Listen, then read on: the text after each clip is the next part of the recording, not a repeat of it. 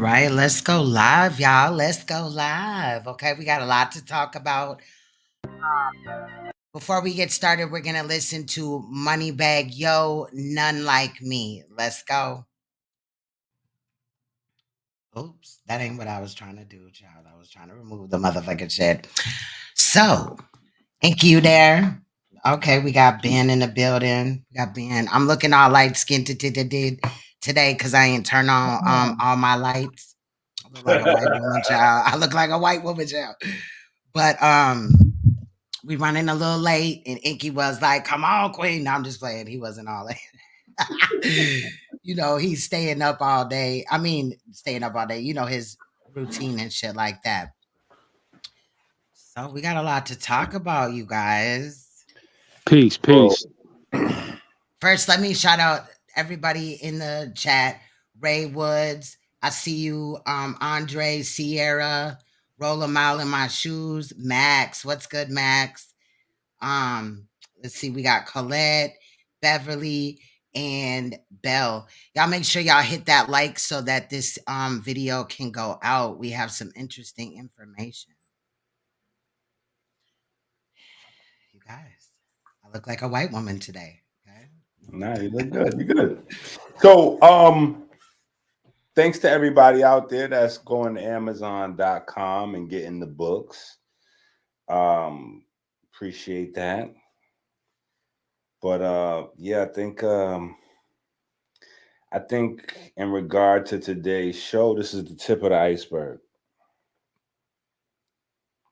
I think so too. And the edit, the reason why I kept pushing it back was because the edit is taking longer than it's supposed to. But we do have enough to work with. You guys, Ben, I just cut you off. Ben, how you doing today? No, I'm doing great. How are you? I'm doing good. Good to hear. Good to hear. Dr. Inky, how are you? I'm alive. That's right. 10 toes down, for real. We alive. So we do have a little portion of Napa and Saneter getting into an argument.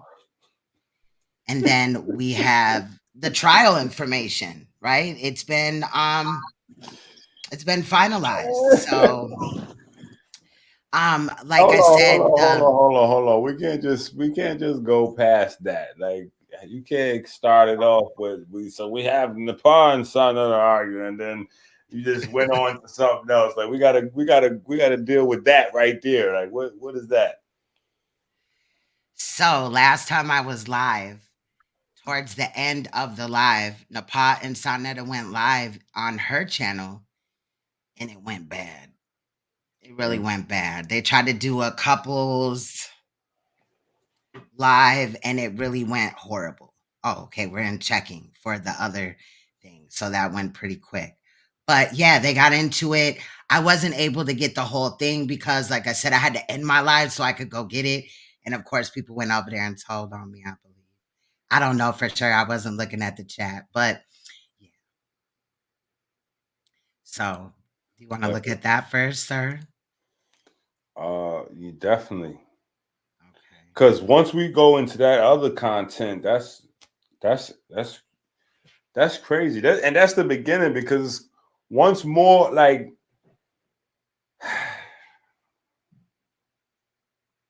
yeah, I just gotta add all this. Bottom line is, Saneter is a fucking liar from the pits of hell, and there isn't an ounce of truth in him.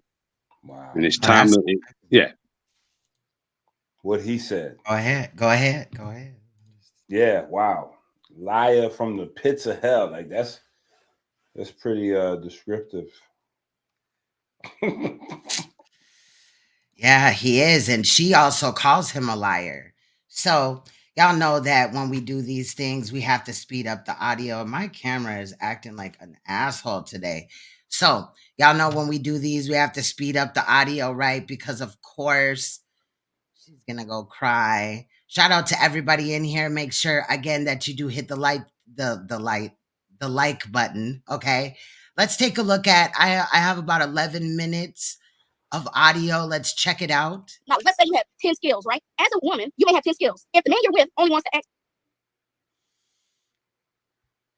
Okay, it doesn't want us to do says portals, this. that's on him. What you can't try and do is say, hey, I have 6 other skills here that you're not tapping into. Listen, it's a choice. If he's not trying to go there, I get that you're trying to be a 10 skill level wife. But if what the man in your life desires is a certain thing, you have to give that man kind of what he needs for where You're right. he's at. Right. I know.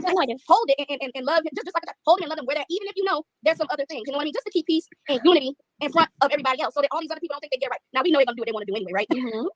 Here's the thing. Here's the thing, y'all.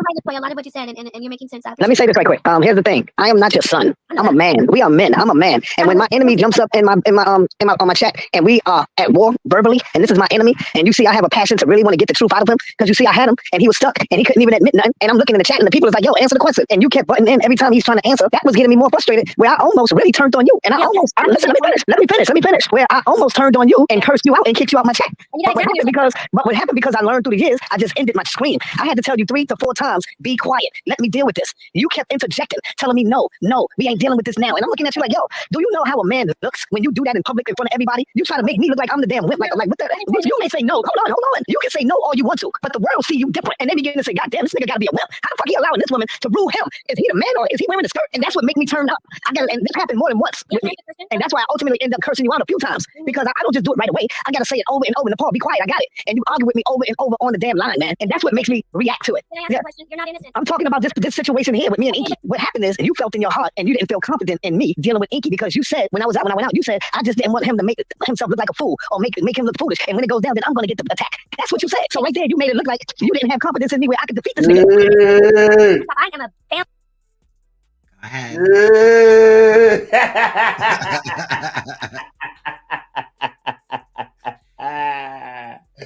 Emotional. Nepal, you got it. You know what, Nepal? Send me your Cash App, Nepal.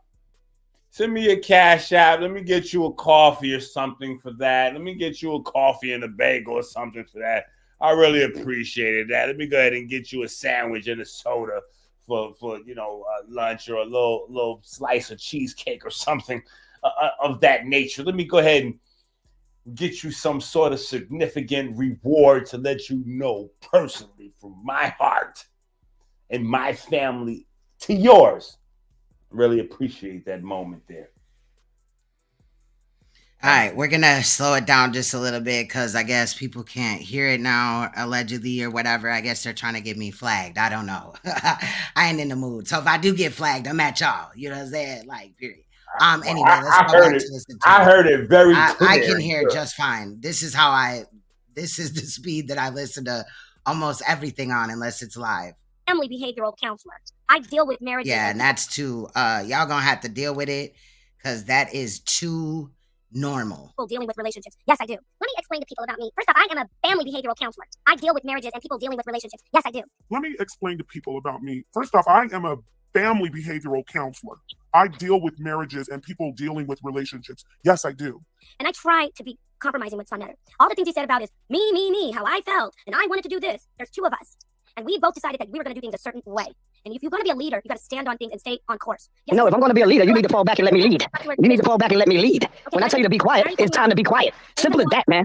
And you still don't get it. You're still cutting me out, though. I thought you were going to let the people hear us both. You already said a lot. See, this is immaturity. See, I'm going to tell you something, Latoya. I do what you say. I'm quiet. But see, there's 2 of us here in this relationship. And let me tell you what's wrong with black men, especially ones that have not had, a chance to really be in a relationship. So first of all, she just claimed that she was a what? Let's go back to that. Andromeda, don't tell me what I'm gonna get flagged, what I will or will not get flagged for. I've already been through it with them. Okay, no, if I'm gonna be a leader, especially her. So let's go back to what she was saying. Compromising with Saneter. All the things he said about is me, how I felt, and I wanted to do this. There's 2 of us. And we both decided that we were going to do things a certain way. And if you're going to be a leader, you got to stand on things and stay on course. Yes. No, if I'm going to be a leader, you need to fall back and let me lead. You need to fall back and let me lead. When I tell you to be quiet, it's time to be quiet. Simple as that, man. And you still don't get it. You're still cutting me out, though. I thought you were going to let the people hear us both. You already said a lot. See, this is immaturity. See, I'm going to tell you something, Latoya. I do what you say. I'm quiet. But see, there's 2 of us here in this relationship. And let me tell you what's wrong with black men, especially ones that have not had, a chance to really be in a relationship. I got to keep it a buck. Who haven't seen consistent male leadership and a male and a woman, a father and a mother interacting. Right. They have an idea of what submission is and what a man respect is. They don't know what it really is. You have to be able to lead well if you want to be things to go smoothly. And yeah, I get all the you could have been quiet. I am always quiet and it always goes wrong. All this stuff about how he has to curse me out because I broke up, that's a lie. Put up the videos where you've always cursed me out and let people decide. I get cursed. I think I missed it. Matter of fact, let me just go back and play it without, You're right. You can have a wealth of Because knowledge. that was important. That was one of the Say parts. you have 10 skills, right? As a woman, you may have 10 skills. If the man you're with only wants to access 4 of those, that's on him. What you can't try and do is say, hey, I have 6 other skills here that you're not tapping into. Listen, it's a choice. If he's not trying to go there, I get that you're trying to be a 10 skill level wife. But if what the man in your life desires is a certain thing, you have to give that man kind of what he needs for where he's at. Right. I know. Hold it and love him, just like that. Hold him and love him where that, even if you know there's some other things. You know what I mean? Just to keep peace and unity in front of everybody else, so that all these other people don't think they get it right. Now we know they're gonna do what they want to do anyway, right? Here's the thing.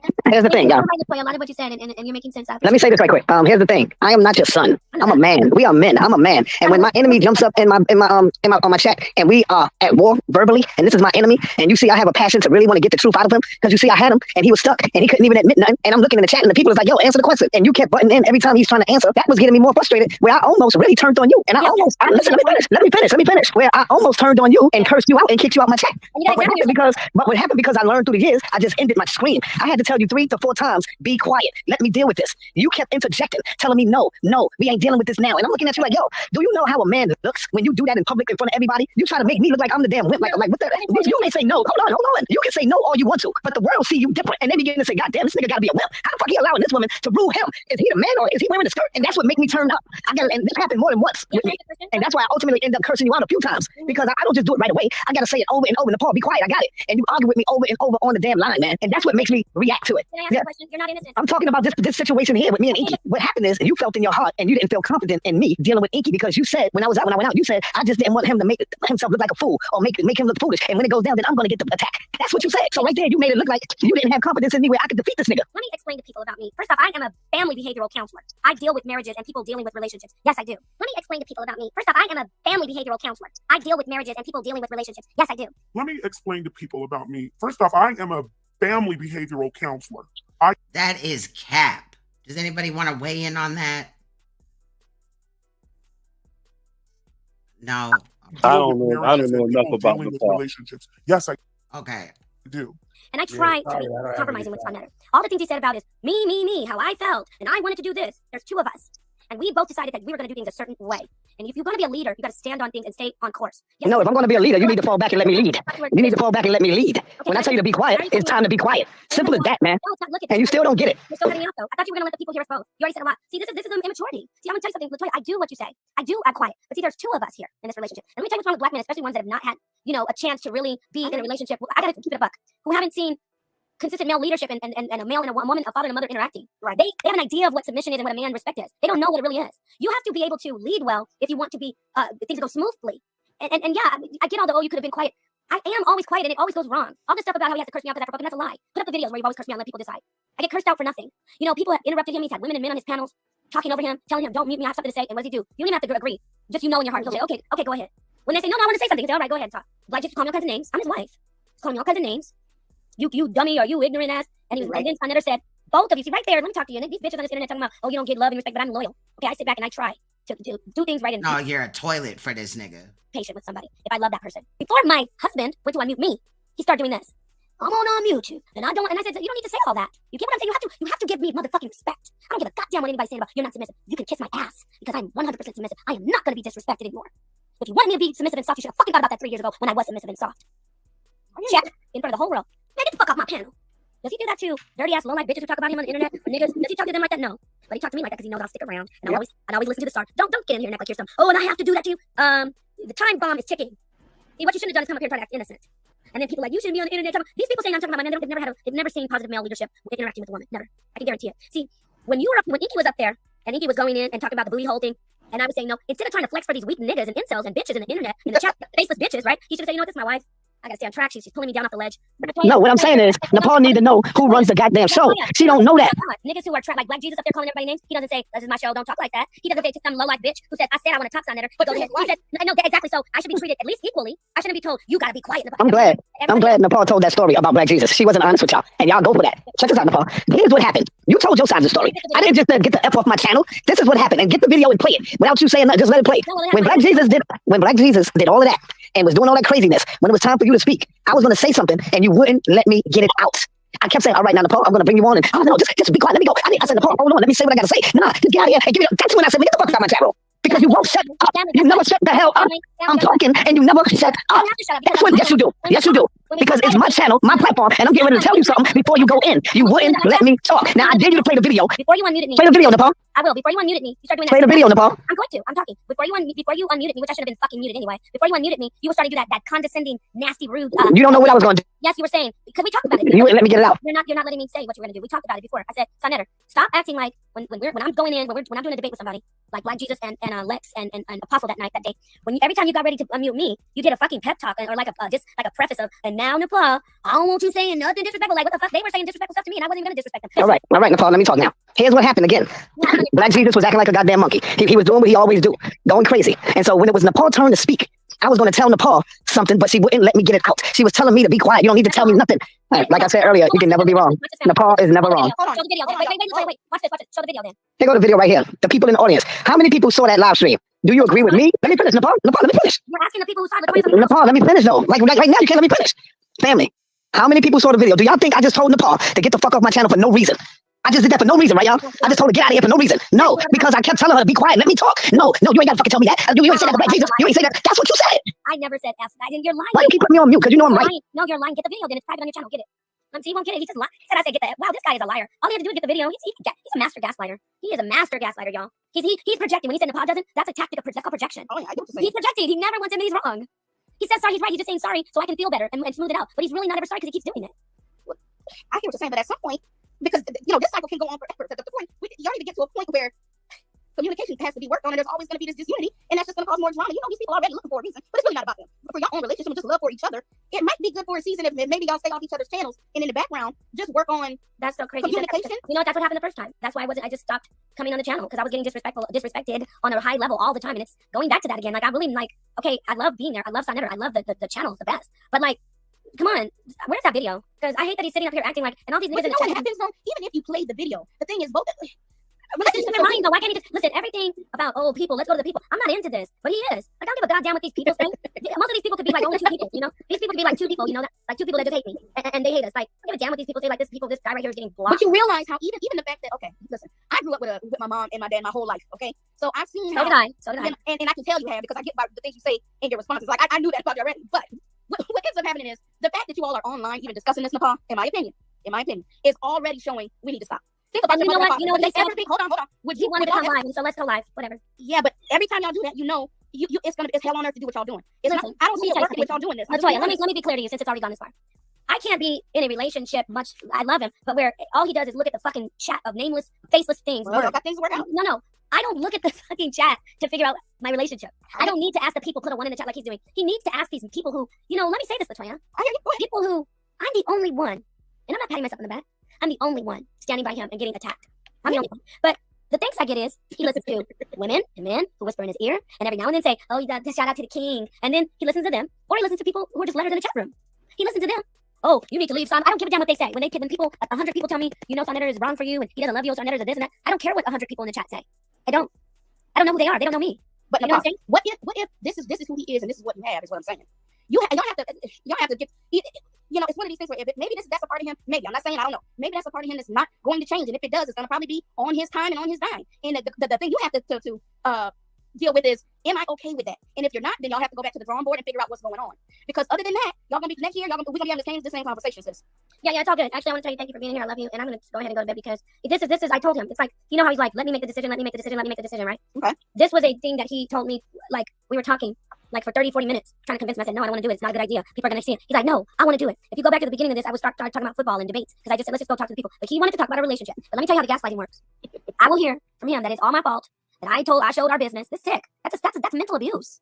You wanted to be the leader, right? I listened to you. I followed you. I did this stupid ass stream. I'm glad you came in, so it's not stupid. And I love the people here. I did what the king wanted, but this wasn't a good idea, right? But the king wanted it, right? Like we got to follow the king. No. Now, if I would have said, you know what, I'm not doing it. He would have said, see, you never do what I tell you to do. I swear to God. You never do. See, when I want you to do something, you don't want to do it. I think he even said something to that effect, like, you go live when you want to, but when I tell you to do it, that's what he said. So I said, okay, let me go ahead and do it. So this is my point. All this stuff about the king and let me do what I said. No, you need to respect the judgment of each other. I'm not supposed to just respect the judgment of him. He's supposed to respect my judgment as well, because I've proven that my judgment is right. I've never been wrong so far.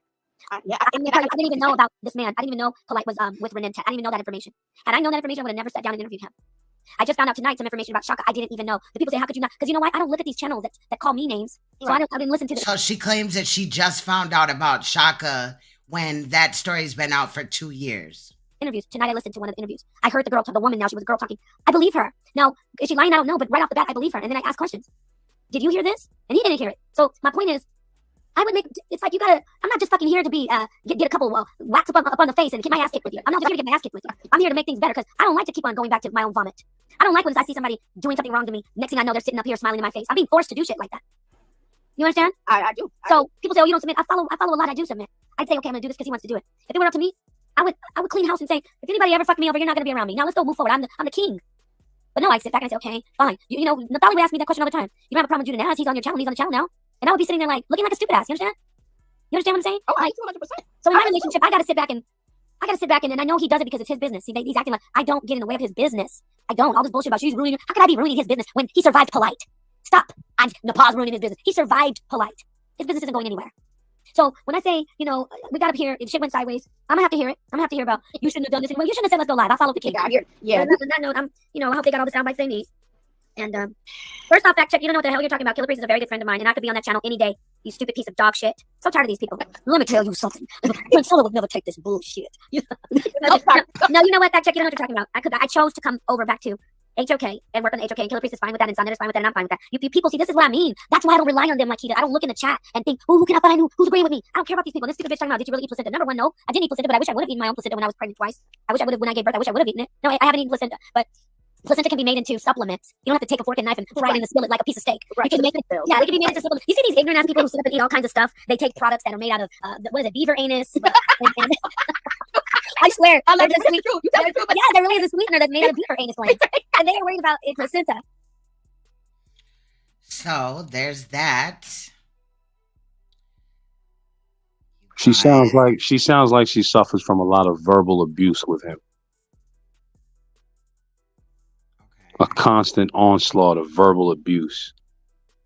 And we know that if you watch that driver for Polite today, he said how, you know, Polite started off nice and then his whole demeanor just changed to something abusive, talking to him like a piece of crap. And, you know, Saneter is a more advanced version of Polite. I agree. You know, he's older. I do though feel like her calling other people bitches and shit like that. You're the only bitch over there. I have no sympathy for this chick because of the games that she has played with Saneter. I think that what she's doing is God's work. I think she's over there doing God's work. I think sometimes we allow our own arrogance to make us feel like we're doing something and woo woo woo, but overall you might not even know what it is that you're instrumental in doing. And maybe she thinks she's helping Sa, but overall she's going to be a key instrumental piece in the collapse of the house of couchesness. Fact. The collapse. I agree. I just don't look at her as a victim. No, You know? she's definitely not a victim at all.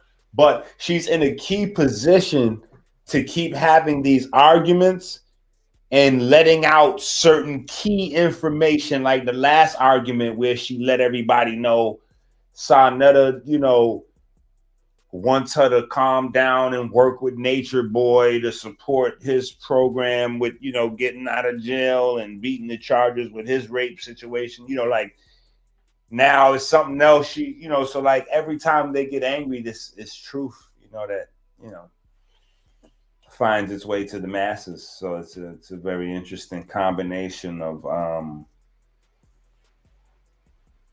toxic everything in entity. Toxic totality.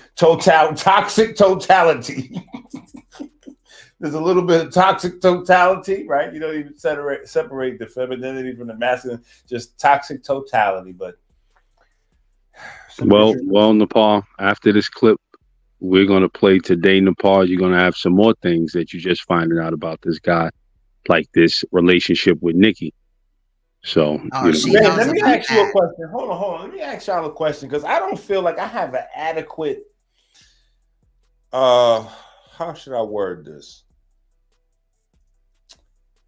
when you at the end of a relationship and you don't know what it is that closure, bam. I don't feel like I have adequate closure on the understanding of a sugar daddy. Now, I want you to help me from a woman's perspective, and then I want you, Ben, to help me from an OG perspective. You know what I'm saying? Because I'm probably missing out on something that's confusing me. Because I did a video on my platform called Sugar-Free Sugar Daddies. So I just want to try to throw this at y'all. And disclaimer in advance. You know, disclaimer. Go ahead, Queen Stone. Hit the disclaimer. Tell them something. So the words of the guest is not the verbs of the right. You get it. Right. Yeah, because I might say some hot shit, then they be on. They'll be stalking me. Like Iggy said he support. Like, hold on, that wasn't. So here's what I'm saying. From back in the days, what I understood to be a sugar daddy was an older gentleman. You know, he got some money. You know, he did well throughout his life. However he got his money is not important, but he got a few dollars, right? And because he has money, you know, he's been taking care of himself. He's, you know, he's happy. He's young. He's got energy. He's strong. He's whatever. So, you know, he's not really interested in a lady that's his same age because she's not going to have the same youthful mentality and energy. So he wants a younger girl.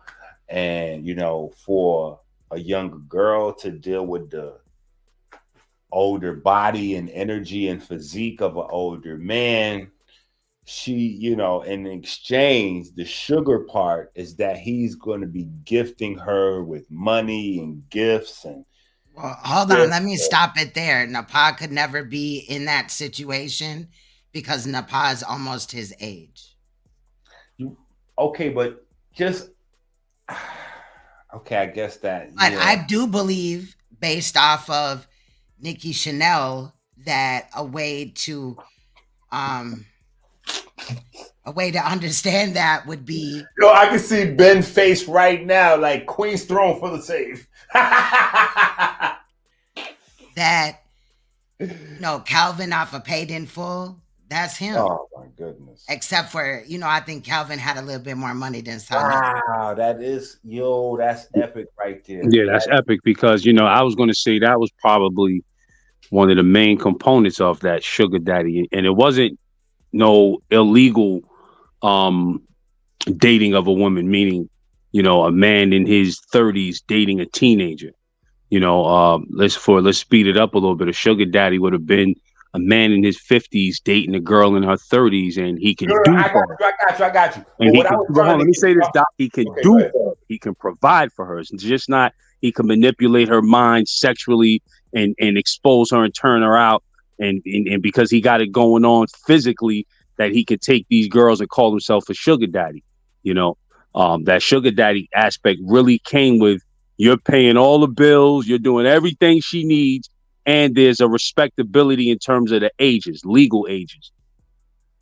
Yeah, yes. And that's what I'm getting ready to say. Like, how can you be a sugar daddy if you don't have any sugar, though? As that's what I was trying to figure out where the sugar-free came in. It's like, well, the sugar could be in his blood. How is? You know, he didn't really understand. Like, yo, how can broke niggas be sugar daddies though? Impossible. It can't happen. Like, those are the perverts. What's happening right now? How can broke niggas be sugar daddies? This is crazy. Because remember, Real G's TV was the one that said I was ruining it for all of the sugar daddies because Ben came on my show and said, you know, he did the Nikki, he blew up the world, dropped the nuclear, the Nikki Chanel nuke. And Real G's, yeah, Iggy, come on with that bullshit over there. You ruining it for all the sugar daddies. Now, you did say that. In my mind, I'm like, wait a minute. Hold on. In some twisted, hood, ignorant way, you niggas don't qualify to call yourselves sugar daddies. You niggas are just nasty old niggas. That's dirty old men. Dirty old men. Yes, and the ladies used to tell the girls back in the days, because I remember my mom used to tell it to my sister. She'd be like, no, them old men got worms. You know, that's that. I don't know if that's real. Like, I don't think that's a real thing, but back in the days, that's what ladies just used to say to Do little remember? girls to scare them off. I Like, do yeah, he got remember. worms. Yeah. Man got worms. Don't. Wow. Now, I you heard know, the one that boys got cooties, but never. old men got worms. Yeah. So if you guys, so think about that as a man. You might wonder that maybe you can use that for inspiration, fellas. If you have a few dollars, you know, you're a potential sugar daddy. You know, Yeah, but just don't go after no little you're a girls. handsome, Don't be available. going after no little girls with that moniker. If I'm a sugar Wait. Right. You're a handsome, available man if you got a few dollars. If She you got to ain't got be no of money, age. if you ain't got no money, you got worms. So I'm dead. You got ringworms. and then we got to be careful with of age, because you got some of these maniacs out here that will be 30 plus and the girl is 18. Yo, Right. she's 18. Okay. Yo, she's Right. 18. Yo, she's legal. She's old enough to be your daughter, you Right. dirtbag. yeah. You know, so that of age, that doesn't even apply no more, because these sickos, these Saneters, these polite niggas, they'll try to use that to their advantage. Oh, she was 18, though. Yo, yeah, she was legal. Yo, she was 21. I was 55. Well, here's the thing. This is the reason why the grooming, you know, the grooming is such a thing. And I think that when we watch this video here, it's very important to see that this is, you know, on one hand, like, I feel for the brother, you know what I'm saying? But on the other hand, I'm looking at the audience like, yeah, now I want to see how y'all behave yourselves, because homeboy confessed to some wild shit. What a tangle web we weave when one practices two deceit. No. This young guy that we getting ready to watch in the clip, he confessed to some wild shit. You know what I'm saying? And it's you know, it's, I don't know, man. This polite shit is messy. It's very bad. So if you guys don't know, Polite's driver, I don't know really. I guess he was a mentee of Polite, but he also claimed that he was a driver. He did not start off as a driver, but he became a driver because Polite put him in that place. Listen, So I just want to say this. Mhm. I was talking about it the other night on my channel when I was talking about how Polite conned Dr. Sabi. I was driving Polite around a few spots, you know, here and there, but at the time he had another guy driving him around named Atiba. So I'm just saying, like, they had roles set up, you know what I'm saying? Because before this guy, it was Crypto and another guy. Like, this shit is getting spookier and spookier the more it unravels. Yep. So he brought in this guy, I think his name is Hulk or something like that, and stated that, you know, Hulk claims to be a personal trainer, things like that, and he said that's what he was bringing to New Covenant because he was trying to get on I was going to say Saneter's team, Polite's team, and Polite, you know, engaged him. He does speak about meeting the victim and the victim's mother and states some pretty fucked up shit. Okay. You got anything to add? Ben, you saw it too, correct? Yeah, I saw it. Yeah. I mean, I believed them because geographically, if you've been around this country and you've seen some of these small towns, and for these guys to come out of that small town and come into a big city, it's a whole new world for him. So, you know, I mean, I could be wrong, but just based on what he was saying, it seemed genuine. You know, it really seemed genuine.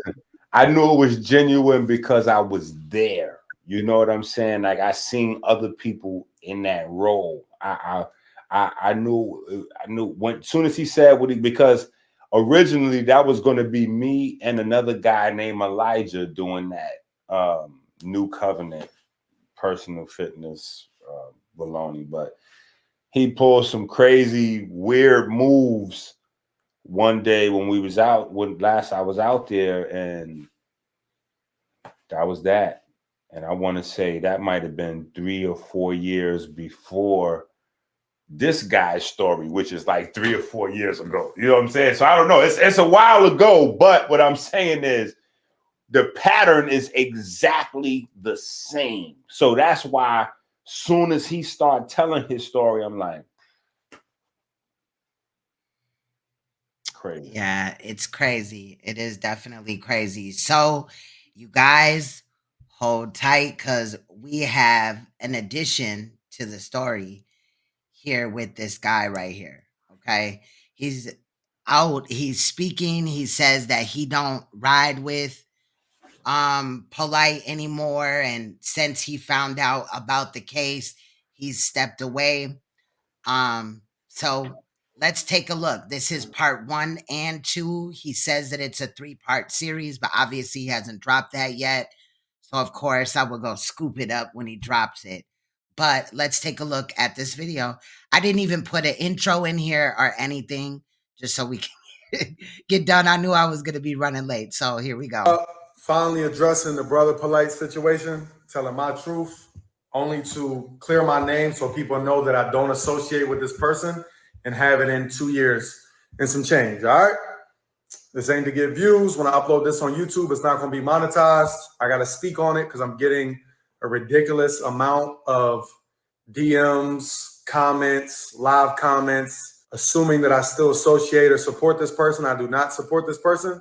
So I'm going to tell you how I met this person, how I ended up essentially living with this person, spending about 6 months straight with this person. I didn't want to do this, but I'm doing it to clear my name so people know that I do not support anybody convicted of the things he's convicted of. And I have not supported him for around 2 years or so, right? Y'all can comment y'all's commentary. I'll answer questions.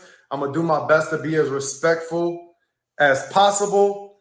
If you don't know me, I do joke a lot. I'm gonna do my best to be serious because this is a serious, non-joking topic, but sometimes I joke when I shouldn't, right?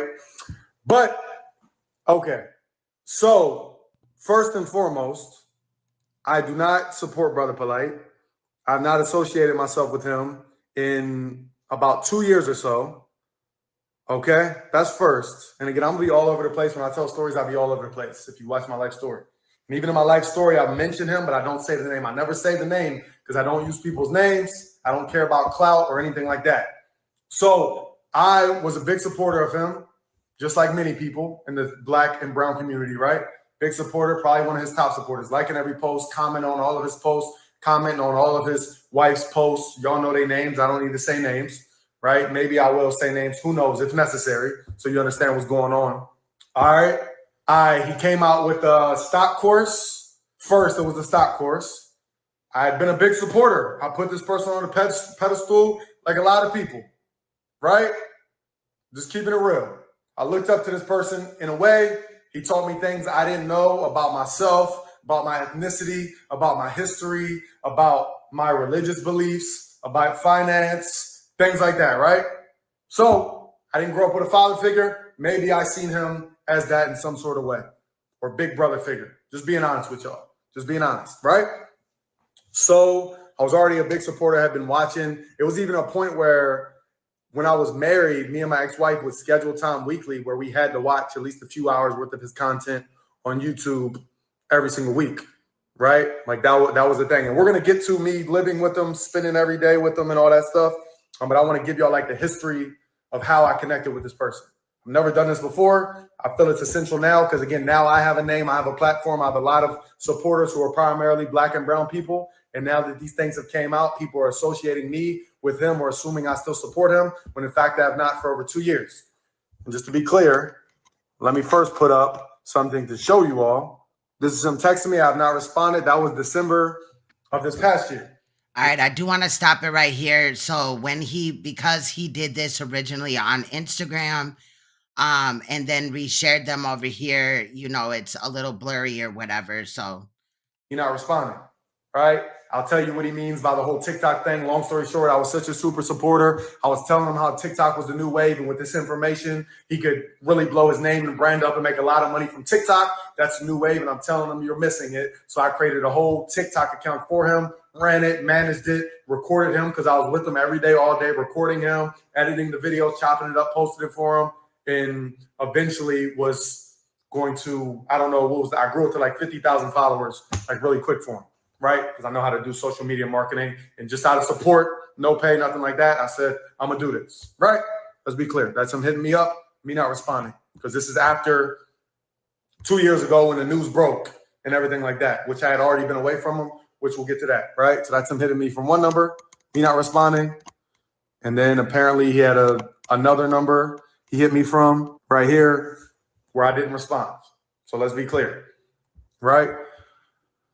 You was the bodyguard. Love what you talk. Fuck that. Yeah. Again, the whole bodyguard thing, I'm going to tell you how that happened too. Stuff like that. But my goal is not to really bash someone when really there's no reason for me to hold back after the things he's convicted of, but just me being a respectful person and not needing to poke at people or cause drama or anything. By the way, if anything happens to me after this video, it was him and his 90s Crips, right? There's a joke for you right there. But listen, that's proof to show you I haven't responded to this person, firstly.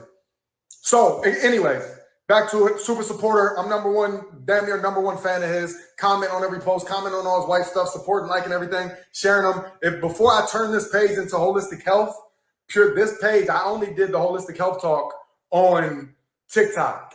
All right? I tell you, there's going to be some jokes in here, but I only did holistic health on TikTok. My Instagram was just random day in the life stuff. So my Instagram, I would post this guy on my page probably, how many of y'all been following me? 4 to 10 times a week on my story, on my actual timeline would post his videos because I thought it was that impactful that the world needed to hear it, right? Just keeping it 100% honest with y'all. I would never lie to you. Big supporter. So he came out with the stock class. I had got into that. I found value in the stock class. Me personally, I didn't know anything about stocks, trading, day trading, swing trading, anything like that. All I know is I support this person at a high level at the time.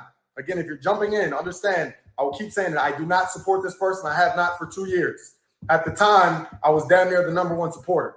So y'all know me. I take everything serious. I'm really big on obtaining knowledge. I felt that this person had knowledge that I needed to obtain. So therefore, I invested into his stock class. Okay, I believe this was before the crypto course. So all y'all that know what I'm talking about, this is before there was any crypto course. It was just stocks in the beginning. It was gold. I think it was called Gold in the Crisis or something. Hold on, Queen. I got to ask you something for the record. Ben, you there? Live and direct. All right, good. So it's 3 of us. So, we can always have a thing where, sometimes I go a little too far. So maybe I'm stretching or reaching. But at this point right now, when he says that he hasn't been around Polite for the last 2 years, does that mean he was with Polite as his driver and bodyguard when the incident happened, like right around that time period? Yes. Well, if you watch the whole video, if we're going to get through this whole thing, he's going to explain that. I did kind of skip through the 2 hours when I watched this, so I didn't. He explained that. He definitely explained what took place that night and how the incident unfolded, how it initiated. He said there was a little tension. If I could just fast forward a little bit, Queen.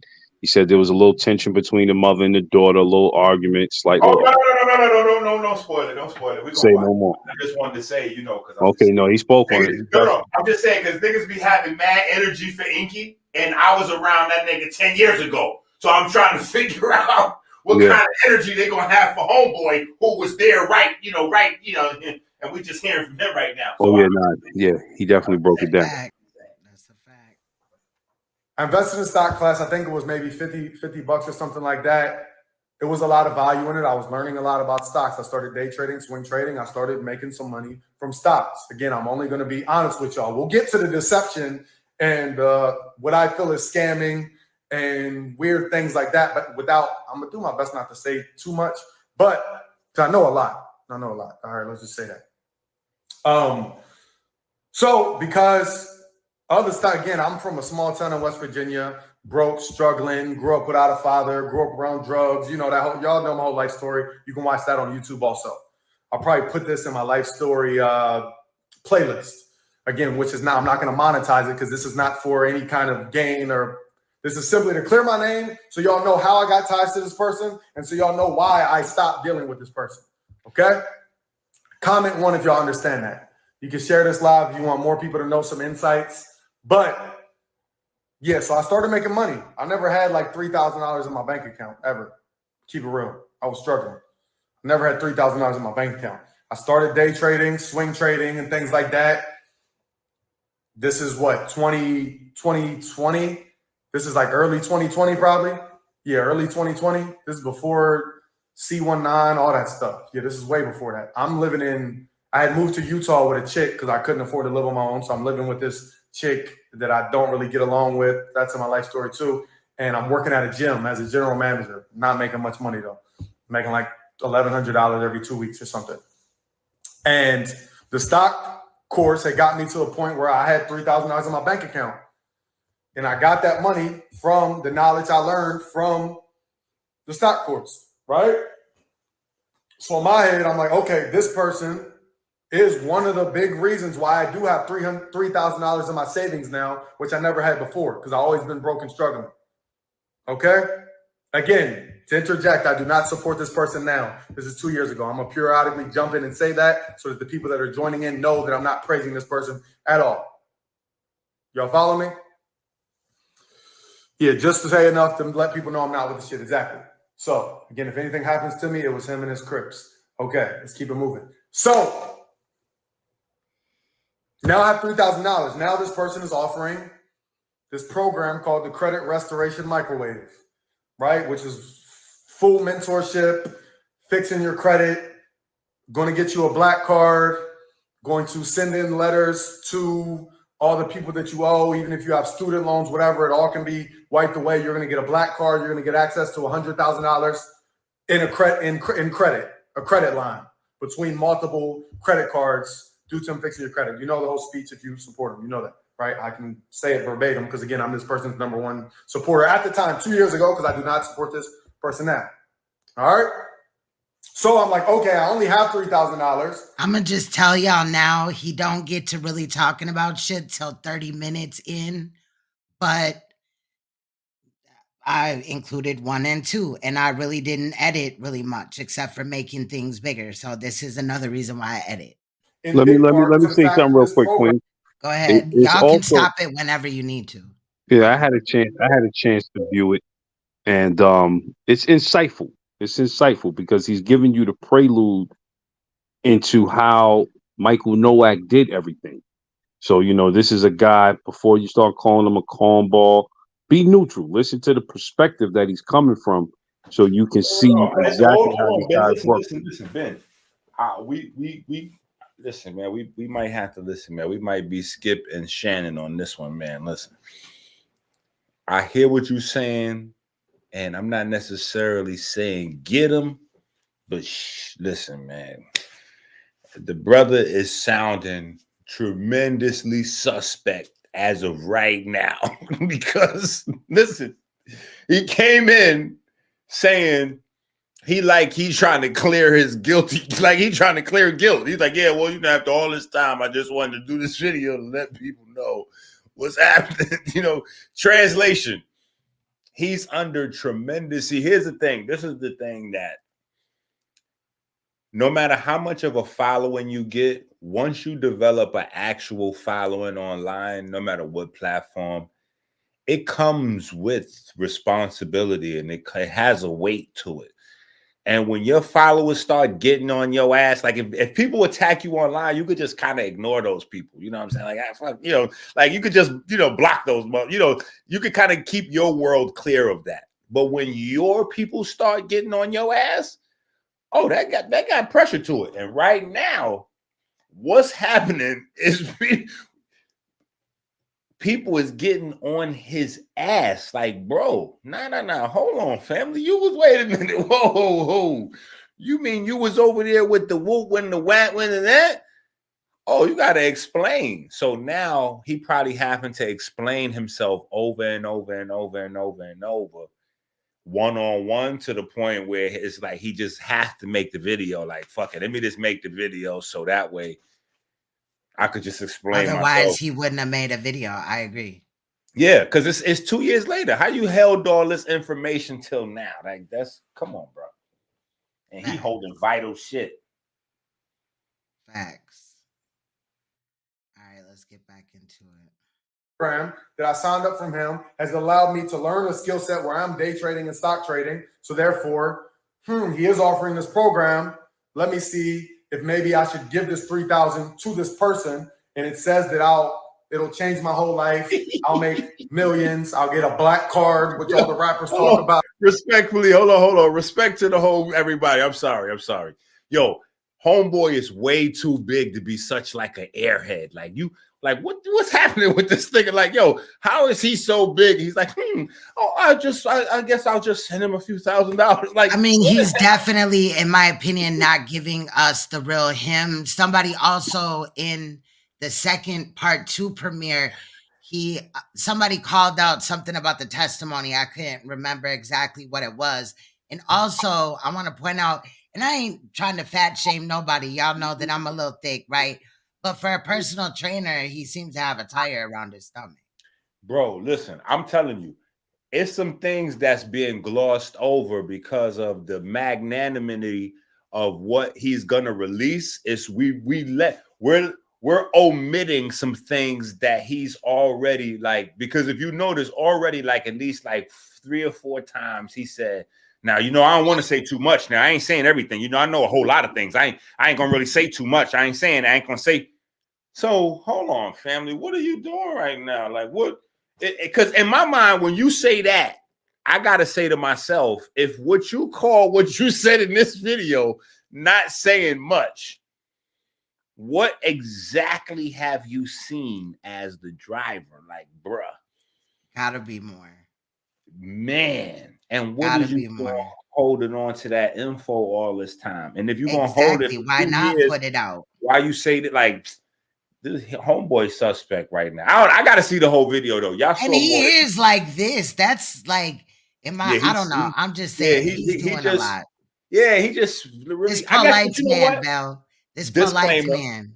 You know what? Disclaimer to him. He did say he was from the Midwest somewhere. So I don't know what type of neighborhood. No. Seriously. I mean, after that outside the cube said he has a whole inner tube. I'm just saying, for a personal trainer, like, he leaned back and I was like, oh, okay. And then when he was moving his arms was jiggling. I'm just saying, like. Well, listen, Polite, like I said, I did a whole 2 days on Polite being a fake holistic teacher. He conned Dr. Sebi. That was a whole fake. We went through the book. I showed how he lied about the story about him getting diabetes. That was a fake foot. That wasn't really his foot. Like, the whole shit. You know what I'm saying? Like, so his students, like, if you are fake, like, how can your students? What can your students know? Like, nigga, you faking. Like, so, like, respect to him. But see, here's the thing: the student doesn't know that they faking. You don't know that you getting certified by a nigga with a fake gangrene foot. Like, I mean, respectfully, he does bullshit to about the 30-35 minute mark. And again, I did waver on cutting it out and get into the greasy shit, like the juicy shit, not the greasy shit. No. It's all good. It's all good because we need to see it all. Because Polite also has a type of person that he uses for these situations. You know what I'm saying? So it's interesting also. It's just, I thought, like, I just thought that I exposed, like, Lex did his video and Lex was out there saying some shit. Nobody can take that from Lex. But I exposed the fraud with that paperwork shit and all that before Saneter and Polite was even tight like that. They wasn't even rocking tight like that because Natural Tahuti wasn't in jail. When Natural Tahuti was out, Natural Tahuti was Saneter's #1 guy. And Right. Polite was doing his own thing, and Ali Muhammad was doing his own thing, and everybody had their own shit going on. You know what I'm saying? Like, it wasn't Polite and Saneter yet. And at that time, I was still telling niggas at that time that shit, I was like, the shit Ali Muhammad and the shit Brother Polite is selling y'all with that paperwork is a fraud. And you're going to wind up in court trying to testify to that old jurisdiction bullshit by yourself, and you're going to be fucked up. You know what I'm saying? And, you know, I'm just saying, like, it's 2023. He's saying in 2021, he saw this and was just like, you know, I don't know. I guess to me, it's similar to the same thing as like, how do we still make new crackheads when everybody already knows the downside to smoking crack? Like, how do you still do it? You know, so to me, it's just that simple. But I guess people from other places, he's from a different city. Maybe he hadn't saw all of the different YouTubes from all of the different people. If you ever been to West Virginia, you'll understand this guy. Oh, really? Well, I mean, Okay. you know, it was a lot of stuff out there, you know. Let's listen to more of what he has to say. If we can. Like, hello, YouTube, what are we doing? The most. Right. I'm gonna have $100,000s of dollars in credit limits and be able to establish my own business, and he's gonna mentor me. I'm gonna get to talk to him on the phone and all these things, right? So this is what I'm thinking. Around this same time, this is before I made the payment. Who we talking about? Again, I usually don't say the name. This time I am saying the name. Brother Polite. Again, I'm getting too many messages, comments of people asking me about this person. And let me also mention, this person recently posted an old testimonial of me from 2 years ago, before all this news and stuff came about, recently, right before they got locked up. So I also have to address it again, and I'm tired of it. It's actually bothering me. We could bump up the speed, though, a little bit. That's right. Frustrating me. So this is my first time doing like it's not even a tell-all, because I got a lot I could say. I'm going to say some stuff y'all may not know. Y'all may know. Many of you don't know. But I'm not going to cut super deep and go super low. Anyways. So, again, I'm his number one supporter. Every time he's posting, at this point, I believe on Instagram, when someone posted a story, you could see like how long ago they posted it. Does that make sense? I'm pretty sure. I know you could do it on a post, but I think at the time when someone posted a story, you could see how long ago they posted a story. So it was either a post, but I'm pretty sure it was a story. So I'm always like the first person to view a story as soon as he posts. Again, number one supporter. Back then, 2 years ago, I do not support him now. So I'm like, all right, if he just posted that, I had on notifications, so gave me notification, like posted on the story. I'm like, oh, if he just posted that, he's probably on his phone. Let me reply to his story like I always do. Maybe he'll finally read my DM because he never read my messages, right? I'll be honest, I'm on some super supporter shit, person not responding, but I'm replying to their stories and all that stuff, engaging, super fan, you can call it whatever you want, weird, whatever. I felt this person I needed to get in contact with to get success at the time. So by any means possible, y'all know my phrases, I'm going to figure out a way to manifest it, right? So anyways, he posted a story, like, if you don't know, he has a community that he claims to have called the New Covenant Community. Meaning you've been following for a while, you know how long he's been promoting the New Covenant Community, see the people with the t-shirts and all those things, right? This is just, and again, even some of the people I may have been around during those times might be in this live and you might not like what I'm saying, but I'm giving my truth and also making sure my supports, because at the time, understand, I was a nobody. I wasn't T-Walk the Hawk. I didn't have hundreds of thousands of followers. I barely had thousands of followers. Nobody knew who I was. People didn't really know that I wasn't really pushing the holistic health stuff. I was just talking general fitness and stuff, right? No celebrities knew me, no athletes, like all the people who listen to me support me now. Like it wasn't this big of a deal. I was still working the job, all these things. So understand where I'm at this time. All right, understand. I ain't seen nothing at this point. I ain't seen no cars. I ain't never been to California. I ain't been farther than West Virginia, other than the fact of moving to Utah with the chick because my ex-wife had just divorced me and I needed a place to live. Are y'all understanding what we're talking about? Comment one if you're feeling like, if you're picking up on where I'm at this time and I'm making sense. Again, I'm maybe not the best storyteller, but I want to make sure I'm hitting key points that I feel are important. Comment one if I'm doing decent. So anyways, he made a post. Hey, me and my New Covenant community is looking for new people that can bring value to the New Covenant community, right? If you have a skill set, message me, or it was something like that. If you have a skill set, message me and tell me what you can do, right? Again, I've been studying this person for a long time. I know all this stuff about holistic health, but I ain't really kicking it like that yet because I'm actually not confident in myself at this time. Again, I'm broke, struggling. Who the hell wants to listen to me, right? At the time, I was shit. I don't even know. But so anyways, I reply. I'm like, hey, what's up? Been a supporter for a long time. What's up? Been a supporter for a long time. I seen that you posted you're looking for people in your community. I'm a personal trainer. I ran all the top gyms, giving them my whole resume in the DM, right? I know a lot about holistic health thanks to studying you and Dr. Sebi and all that. Watched your whole lecture with Dr. Sebi on stage. Big props, all that stuff. Again, if you're just joining to interject, I do not support this person anymore. I'm telling you where I was at over 2 years ago, okay? So I messaged him, basically sent him my resume. His reply is, shit, I mean, probably got so much message history. I should have thought about that before I did this, but I could literally show you like the whole thing, but this would be shit. Who knows how long ago? Let me actually see. But I don't want to take up too much of your time. But I want you to understand, again, I do not support this person anymore. Actually, I'll show you this actually, right?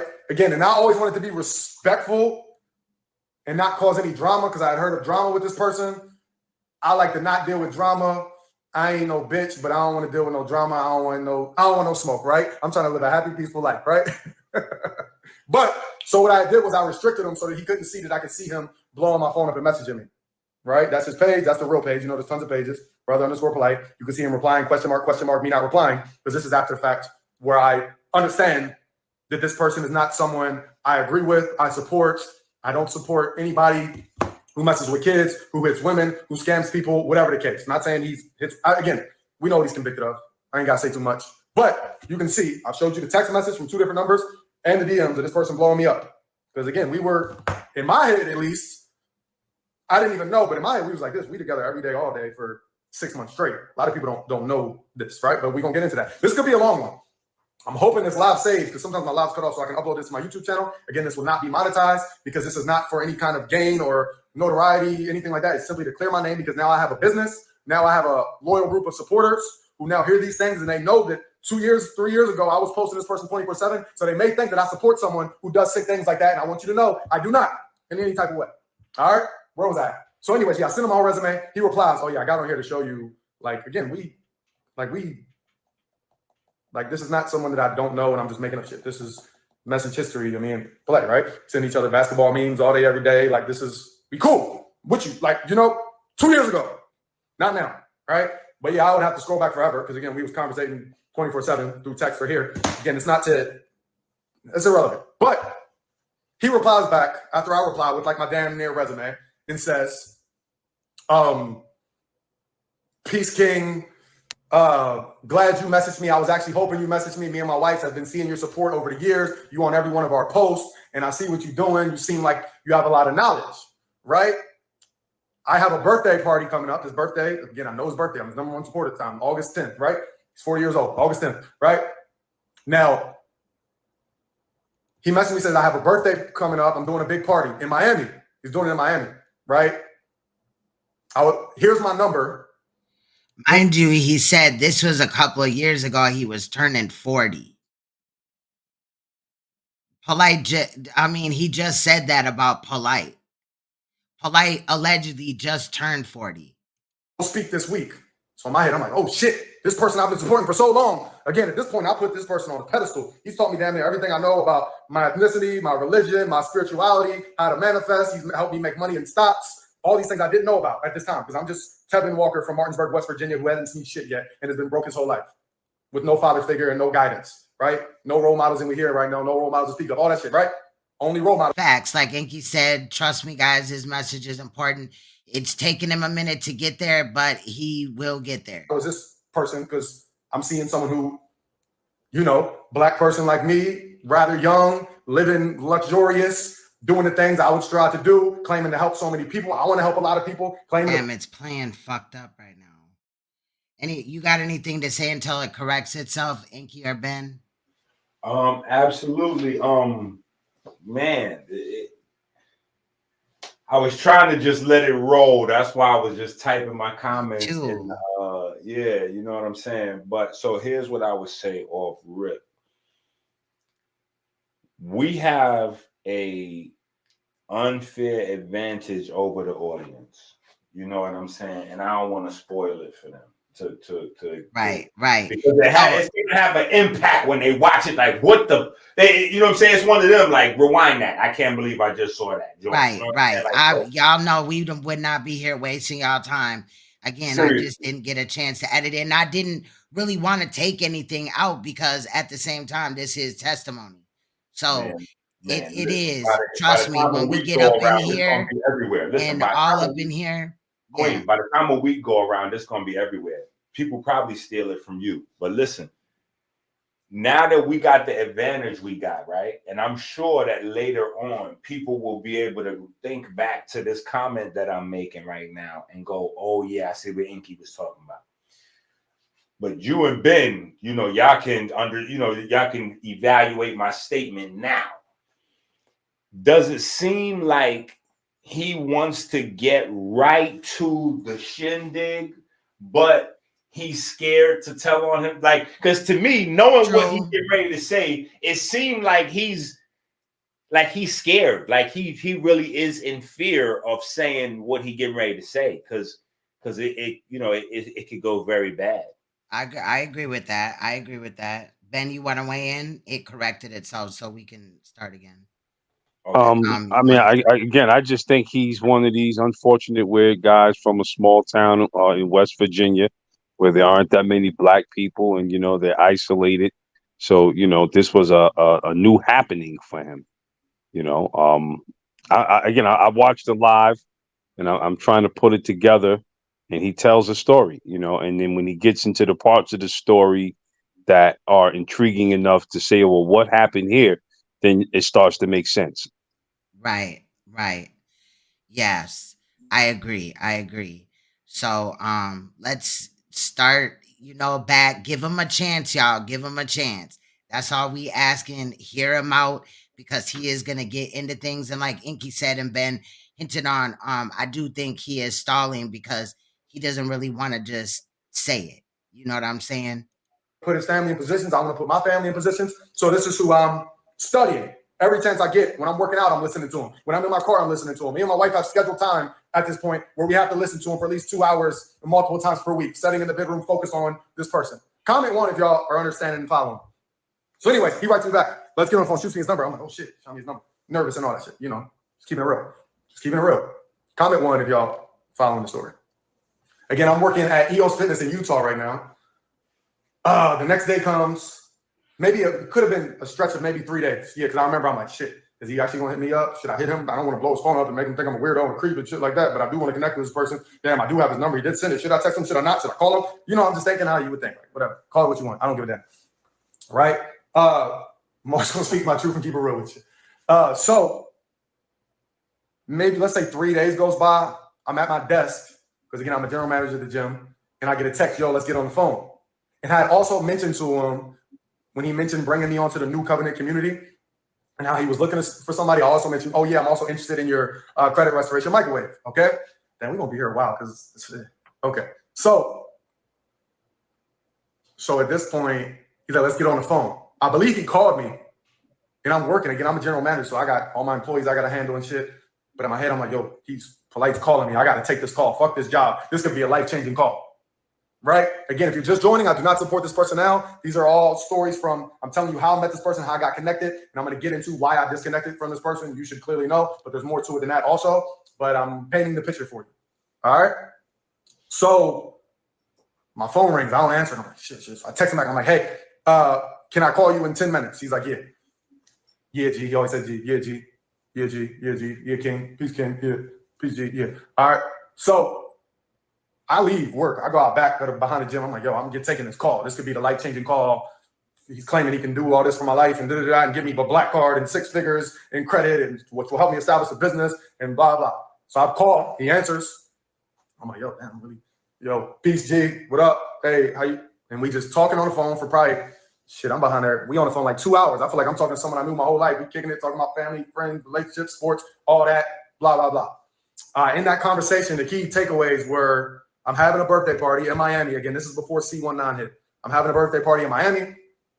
I see you hit me up. I believe you can bring a lot of value to my New Covenant community. So I want to bring you out here to be the personal trainer. He had his website, I think brotherpolite.com or IamBrotherPolite.com, something like that. And he's like, I want to add a personal training portion.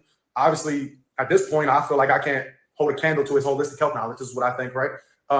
But I know a lot about personal training because this is what I've been doing my whole life up until this point. So he's like, yeah, I want to fly you. No, he originally said he wanted to send his cameraman to me in the beginning of the conversation. But as the conversation went on, I don't know, maybe he seen I was a normal, cool dude. He's like, actually, what I want to do is something crazy. I want to fly you out to Miami. We'll do the videos out here, like crazy views, palm trees, all that stuff at the beach. I'm like, yo, I ain't never been to Miami. I ain't been farther than damn near West Virginia at this time, right? He's like, I'm going to make you the personal trainer for my New Covenant community. I'm going to tell everybody you're the personal trainer for the New Covenant community.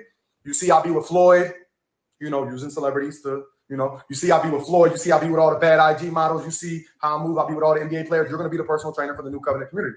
I'm going to put you on. I'm going to change your life. You at the gym right now. Gee, that shit's whack. You ain't never working a job again. Blah, blah, blah. Telling you 100% facts what was said. So I'm like, all right, bet. I'm down. What do I got to do? I'm like, but I am here. He's like, well, if you want to change your life, you got to did that relationship, all that. You get your opportunities only knock every whatever them say. You only get one shot. Do not miss your chance to blow type speech is what he gave me. Right? And I'm like, shit, here, me and this chick don't get along anyway. I ain't got no money. That's the only reason we together. Like I told you that whole story. Is what it is. Comment one if y'all following me.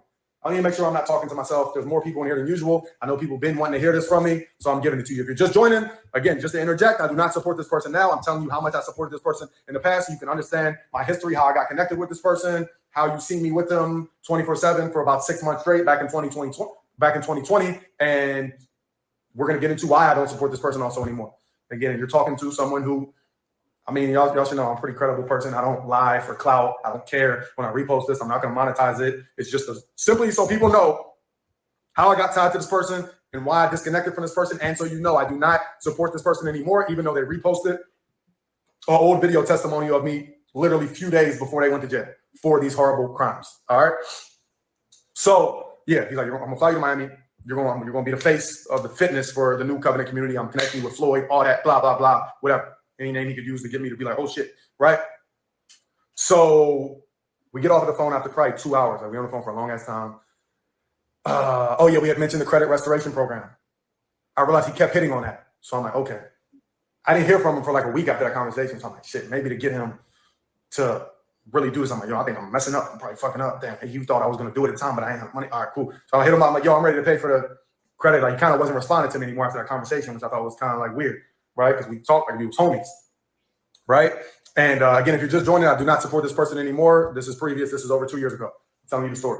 So I hit him up like, hey, I'm looking to do I got the money. I got the $3,000 for the credit restoration microwave. I know everything you said. Again, I'm super confident in this person at the time. I'm like, yeah, I already know everything that comes with it. I'm with it. You ain't got to sell me. Like, let's do it. Let's do it. He's like, yeah, all right, cool. Let's get on the phone. Again, I step out of my job. We get on the phone. But the phone is some other woman who, to this day, I still never met that woman or heard of anybody that name, right? I believe her name, I'll say it was Alexis, I believe. I don't know who that is of all my times of being with this person, being with him and everything like that. So I'm talking to her. She was very rude to me, by the way. Whoever you are, you were very rude. I'm like trying to send the money, but because I don't have that much money and I never transfer that much money, when I'm doing it from PayPal, they're like denying it. And my bank is like denying it. And like, no, actually it wasn't PayPal. It was, I want to make sure I'm being 100% correct. I want to say it was a bank wire or yeah, it was either wire the money or cash out the money. Let me be clear. It was wire the money or cash out the money. Now me thinking back to 2 ways to where you can't get your money back. Right. But so I'm doing it and I'm like, it's not going through. I don't know why. Hey, this is a popular and this is just for any other people out there that have experienced the web of Polite. He's been like, his name is known throughout all of the money systems as a scammer and a fraud. So anytime you try to send him some money, your name is going to be jammed. So I'm just saying, at this part in the video, anybody else that has dealt with Polite identifies exactly with what this young man is going through. So that's how I know, even though I feel like he got some other shit that he's hiding, and he's definitely a hot nigga with some, I don't know, I'm not really fucking with you, bro, but I do believe that he is genuinely who he says he is. I think there's a lot more, but I think he's definitely not lying or making anything I up. agree. I think he's holding back too. Yeah, this is definitely the Polite experience, though. That trying to send him money and the money's not going through, that's because all of the electric systems you're using to send him money is sending your shit back. Like, no. I Yeah, because I mean, and you know, it's crazy because he could have looked at that, you know, in hindsight, like it was trying to warn him, but Man, that just make you want to send the money even more, bro. I'm telling you, I know, because I know all about it, unfortunately. And anybody that watches this video, watch, you're gonna get people in the comments or the chat. Like if they had the unfortunate experience of dealing with Polite, they're gonna be like, yeah, that happened to me. I was trying to hit him a MoneyGram, and you'll see. right. Ben, you got anything to say right here? You know, I keep my mic mute. I keep my mic mute for respect, but you know, let it rip. Let it rip. Okay. Getting an attitude with me. Then he hops on the phone on the three-way, and it turned into like a whole pressure situation. And I'm like nervous. I'm like, shit, damn, like he was just about to change my life, and I'm fucking up. Dang, why is this 3,000 not going through it? And I'm on the shift, so I'm like, yo, I'm about to get fired from my job. So I'm losing my job. My regional manager's in today. He thinks I'm in the bathroom. I'm out back for 30 minutes trying to figure out how to transfer this damn $3,000, and it's not going through. Polite's getting mad at me. Alexis getting mad at me, his assistant. Fuck. And then finally, I sent like half through. And I was like, I promise you I'll send the rest through later, right? I sent it through Cash App, not to his Cash App, to some other random person again. Facts. So it goes through, and once it goes through, now he's super nice to me again. Everything's super cool again. Yeah.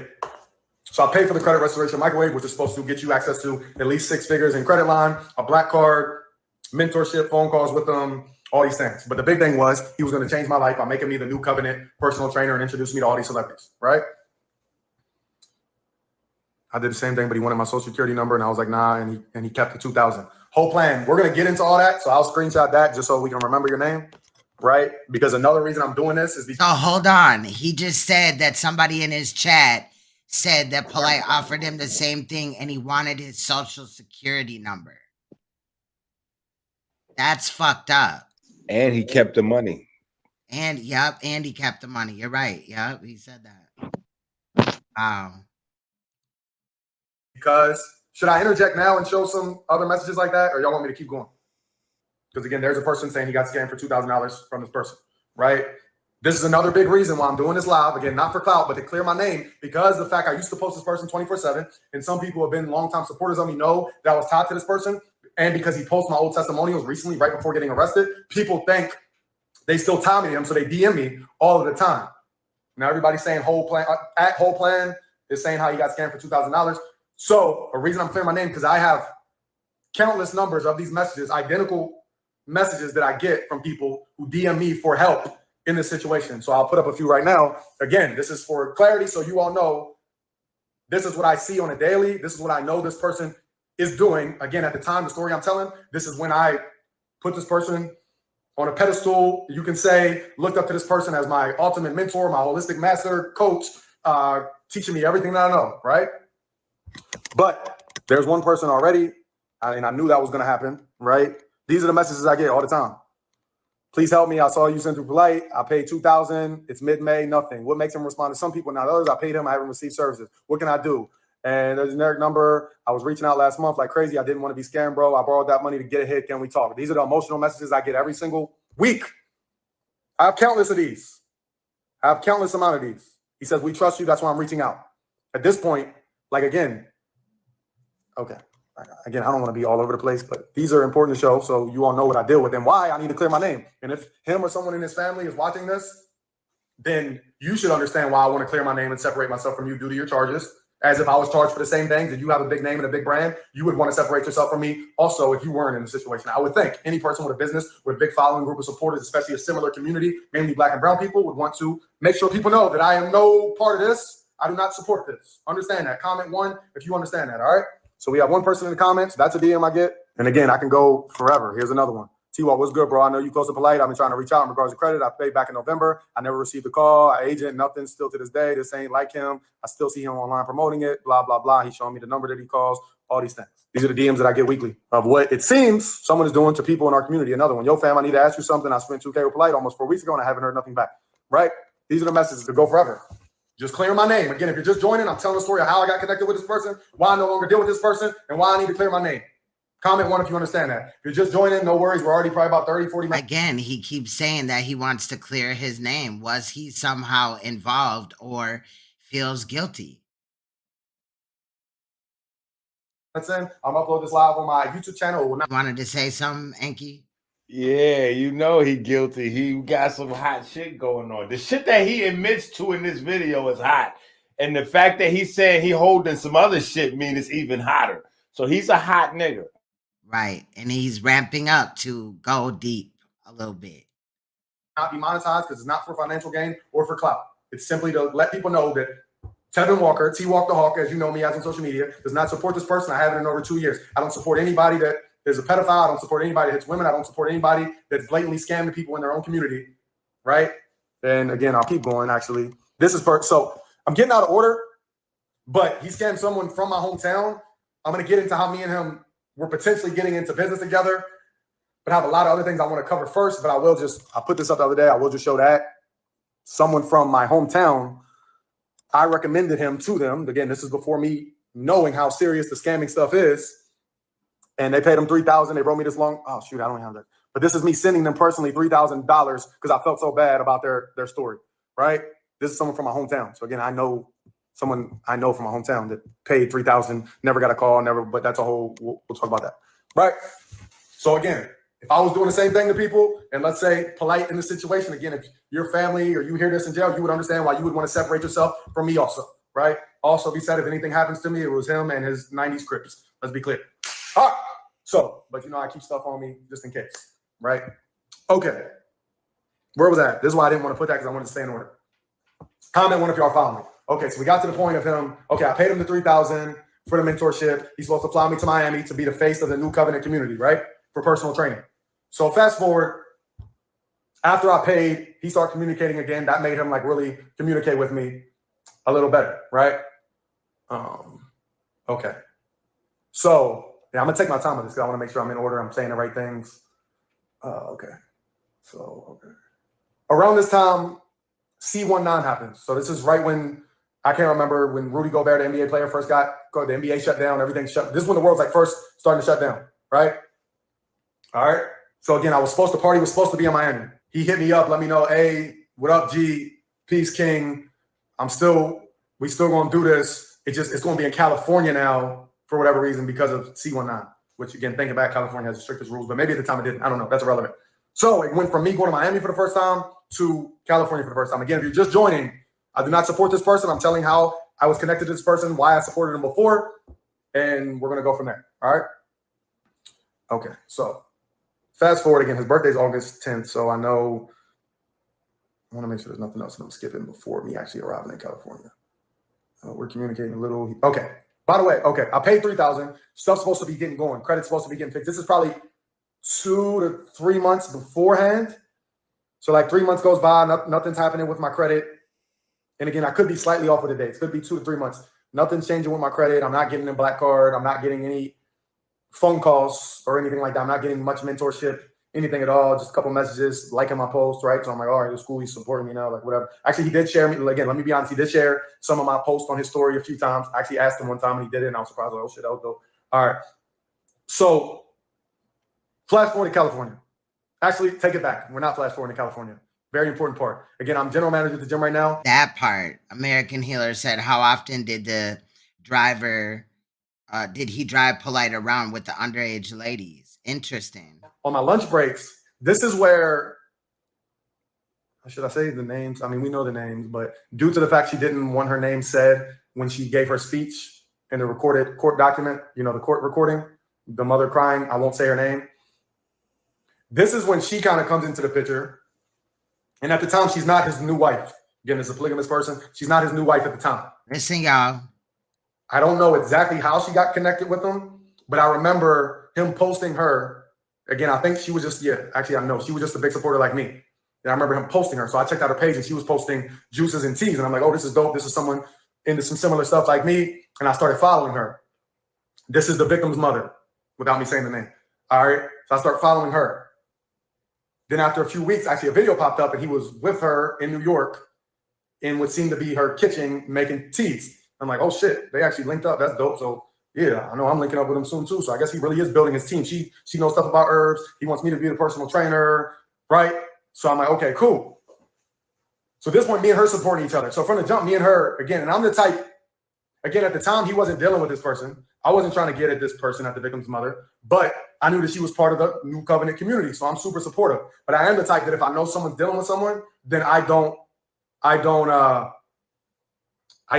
sorry, notification popped up, threw me off. Let me grab my charger real quick too. All right. If I know someone's dealing with someone, like someone I rock with, I don't care how good they look, I don't even look at them like that. Like, it could be the baddest chick, but if it's your girl and I fuck with you, then there's no even funny business happening. Does that make sense? Do you understand what I'm saying? Comment one. Just plugging my charger. All right. One second. I don't believe that statement right there because he just did too much to explain that. It's a lot. Let me make sure this is not the conversation we want the phone to die on. All right.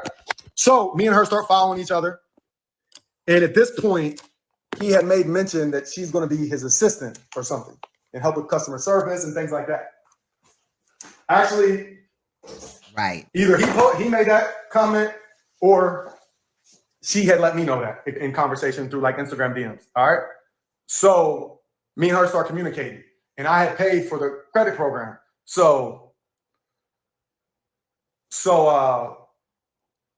Yeah, it got to the point where she had called me for something about the thing, and I don't even remember exactly how it happened, to be honest with you. If I could remember, I would tell you exactly what happened. But long story short, I remember very detailed. We would probably, I want to say like 3 conversations, I want to say. We spoke on the phone, and we were just on the phone for probably an hour on my lunch. I think I had an hour lunch break at this time.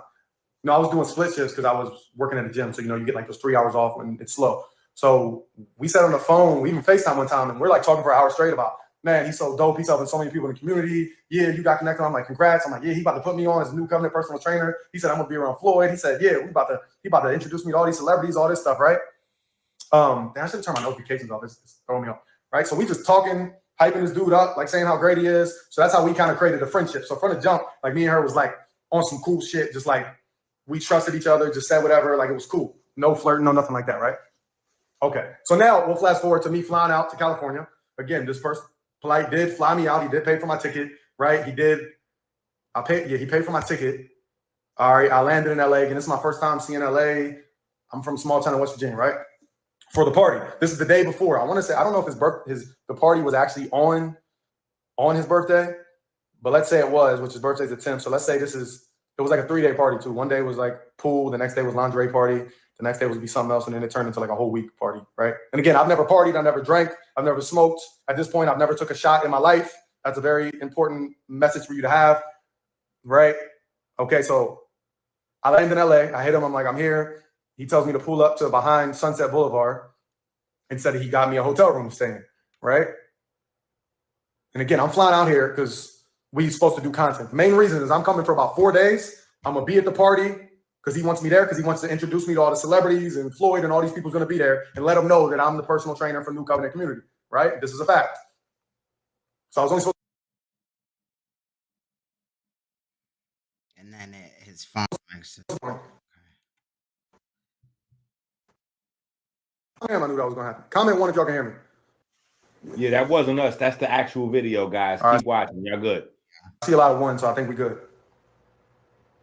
Yeah, his quality is low. I'm going to keep talking. If y'all can't hear me, if y'all can't hear me, let me know. Comment 1 more time if y'all can hear me. All right, right. Keep going. I'm pretty sure y'all can hear me now. Yeah, he guilty. He hot. Okay. No, I don't got nobody on my favorite list. All right, cool. So, all right, he tells me that nah. Crypto was innocent. This nigga guilty. This nigga is guilty. Right. Crypto didn't do nothing. Crypto was a nice guy. This nigga right here, I'm not so sure. This nigga's hot. I agree. A hotel. They got me a hotel room. And this is when I started to realize, well, I didn't realize it at the time, but thinking back, I'll be thinking back at so much shit like, yo, from using celebrities, from using like different things to like it was all about like shock factor in a way. Especially knowing, because I had told him about me, I'm an open person, even with y'all. So with him, I'm like spilling my heart out, telling him my truth, my upbringing, and all this. Like, again, I'm from West Virginia. I ain't seen nothing, blah, blah. So it was like really, I look back, like it was really to shock and wow me. So I sat behind this hotel for like an hour and a half, 2 hours or so. He kept saying he's coming. And I'm like, yo, is this person, am I getting played? Did I fly all the way to California? Like, what's going on, right?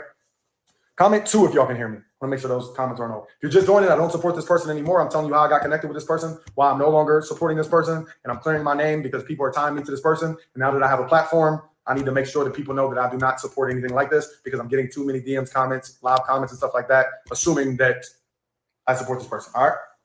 So eventually he pulls up in the black Escalade. The videographer, I won't say your name. I think you still follow me, right? Shout out to you. I see you doing your thing now. I don't know if you still support him. I believe you do. I don't know. But I don't support anybody that supports him. So actually, I take that back and not shout out to you. I apologize because I don't support him. You'll see that also. Actually, I can show you that also. I'll wait. Right? Stay in order. I'm trying not to, again, I want to be respectful in a sense, but also tell my truth and clear my name and give you the pertinent information that you need. Okay? So he pulls up, the videographer's driving, he leans out the window. Yo, what up? I'm like, oh shit, okay, it's actually him. Damn, I'm really meeting him in person. I was in a blue car. I remember and I had a blue hat on, and I remember he was like, Nipsey Blue. He yelled out the window. He was like, hey, he was like, what we gonna do is he's leaning out. He's like, hey, you ain't staying here. I'm gonna have you stay up at the mansion. You staying at the mansion. I'm like, oh shit, what? I thought I was just staying at this hotel. I'm staying at the mansion. He's like, we heading up to the Hollywood Hills. Follow us. So I'm like, oh shit, right? I'm just keeping it real with you. Right? I ain't seen nothing at this point, right? Even the Escalade to me at the time was like, damn, there ain't no Escalades in fucking West Virginia, right? So I follow him up. If you've been to Hollywood Hills before, thin roads, winding roads, we get to the top. And I realize what we're doing, so I get out the car, I meet him, take his hand, yo, peace king, what up, G? Hey, fuck with you, blah, blah. We're looking at the house that I guess was the rental. It was like a mansion, you can call it, a rental for the party, right? And yes, we get out to meet him. It's the videographer. This is where it's about to get a little more deeper. I'm gonna have to say something that I'm gonna have to say. It's something I have to say because I've seen it, right? But at the time, we'll get to it. You can say what you say about it, right? Okay, so we get to the house. It's a lady there in a suit, and she's like touring the place. I think she was like the manager for the security team he was hiring too. She's like, your security's gonna be at this door, blah, blah, blah. So we're kind of mapping out the place. The videographer was recording, whatever. And I don't remember what happened between then and there, but that's my first time meeting him. He was cool, whatever. And then, at this point, this is when he lets me know that he needs me to be his driver. Mind you, I came out here to be for 3-4 days because we're supposed to record a lot of content, and he's putting me on as the personal training face of fitness for the New Covenant community. And he's going to blow me up and introduce me to celebrities, right? Understand that. This is when he's like, oh, no, hold on. Forgot. One of my other people who still follows me, right? The videographer's brother was flying in. He's like, yeah, would you mind, this one he says, would you mind picking somebody up for me? In my head, I'm like, yo, this is my first time meeting you. I got to show this person that I'm loyal, that I can be trusted because he's about to put me on and change my life. I got to show this person that I'm not just an online supporter. I'm a real legitimate dude. I'm an honest dude. You can trust me if you need something. I got you because I know you're about to put me on. So I respect you. You respect me. Boom. It's about to go up, right? Facts. He is definitely stalling. And mind you, I need y'all to also know this time I'm not, even this whole how I talk now, I'm very soft-spoken. I'm like, yeah, like one word answers, I'm quiet, right? Even flash forward, before I stopped dealing with him, he's like, yo, you're a whole new person, right? So I developed the skill set of speaking and things like that. Maybe in part to him. Again, I don't know, right? But this is somebody I looked up to at the time and learned a lot from at the time, because someone can have a lot of value, but that does not mean that they're not doing sick, disgusting, horrible things behind the scenes. And the moment I found that out, I can no longer support them despite how much value that they brought to my life in one chapter of my life. Does that make sense? Versus some people be like, well, I don't care. Even though he did that, I still support him. No, I can take the positive and leave the negative. I appreciate all the positive that he brought to my life and the value and the knowledge that he helped me unlock inside of myself and the skill sets that I learned from him. However, after knowing what I know now and the facts, I now don't support that person, but at least I can take the positive things that came from being around that person. Does that make sense? Comment too if that makes sense. Okay, so at this point, he's like, can you pick somebody up for me? And I knew I flew in from LAX, and I knew we about maybe 40 minutes with traffic at the time. So I'm like, he's like, yeah, they right at the airport. I'm like, cool. So, and I got a rental car. And he's like, yeah, it's the cameraman's brother. So I'm like, cool, I'm gonna get in the car. He's like, yeah, go ahead, head out, because he landed, you're gonna be late, right? Like, kind of like, oh, get out of here, type of shit. Like, it got to a point where I'm just on some flea shit, like basically getting like told what to do. I'm on some slave shit is how I personally felt moving forward. Not in the beginning though, but I get in the car, I start driving, and again, I don't know LA like that. He gives me the address, and I'd always heard about LA traffic. And I put the address into the GPS, and that shit said like 3 hours. And in my head, I'm like, yo, I know LAX is only like 35, 45 minutes away, but I do hear about LA traffic. I'm never, mind you, imagine first time landing in LA from West Virginia, basically. Never been anywhere but West Virginia. Then you got to drive 2.5 hours, right? So I'm like, shit, 2.5 hours. I'm like, well, I got to do it because I don't want to let this person down. He's about to change my life. So I dropped 2.5 hours, and I'm texting. He's like, yo, the cameraman texting me like, what's taking so longer? It was something like that. And I'm like, this address y'all gave me, LAX, apparently, I don't know if it's traffic, it's 3 hours away. Right? So I dropped 3 hours there, 3 hours back. Me and the person had a good conversation, right? And he's like, yo, that's crazy you drove this far to get me. I don't understand why they did that. So that was like my first inclination to like, damn, like I'm kind of on some, that was kind of weird, right? It's kind of dirty. Just landed. You just sent me on a whole mission, right? And telling me to drive, and I just was coming to be the personal trainer for the community, right? So I do that. I thought that was important. Okay. So by the time this is important. And I have to say this. By the time I get back, I think it's dark. Yeah, it's dark out. Or it's just the sun's going down. He tells me to meet him back at the mansion we was at in the Hollywood Hills, right? Because he also had a place that I hadn't been to yet. There was apparently a mansion in Beverly Hills, right? So yeah, please misspell your cuss words. It makes it easier for the mods. I go back to the mansion in the Hollywood Hills, and this is when I meet the victim's mother in person for the first time. Again, we had conversations and things like that, but this is the first time I meet her in person, okay? And she's with her daughter, the victim, okay? Again, I won't say the names. So I'm like, oh, nice to meet you in person, side hug, all that stuff, cool, nice to meet your daughter, shake hands, cool, right? So we're in the living room. Again, this is the night before the party, so the house is empty. It's me, him, the videographer, this other dude that was like the videographer's assistant. I know all their names. I'm just not saying the names, right? The victim's mother and the victim. So it's about 6 of us. I have this picture in my phone because the videographer's assistant took a picture of this moment, right? And mind you, this is my first time, the first day I've met Polite. This is my first time meeting the victim's mother, and just being in LA, period. What I think of this person that I've been looking up to is he's taught me a lot of what I know at the time. I've definitely developed to a point where I feel I've personally surpassed his knowledge and things like that and made much more of an impact holistically on the planet and stuff like that. But that's, but this is who I'm envisioning art. This is a spiritual leader. This is someone who speaks power into the Black and brown community. This is someone who's super healthy, holistic health. He got videos, teaching on stage with Dr. Sabi, things like that. This is how I'm envisioning this person, okay?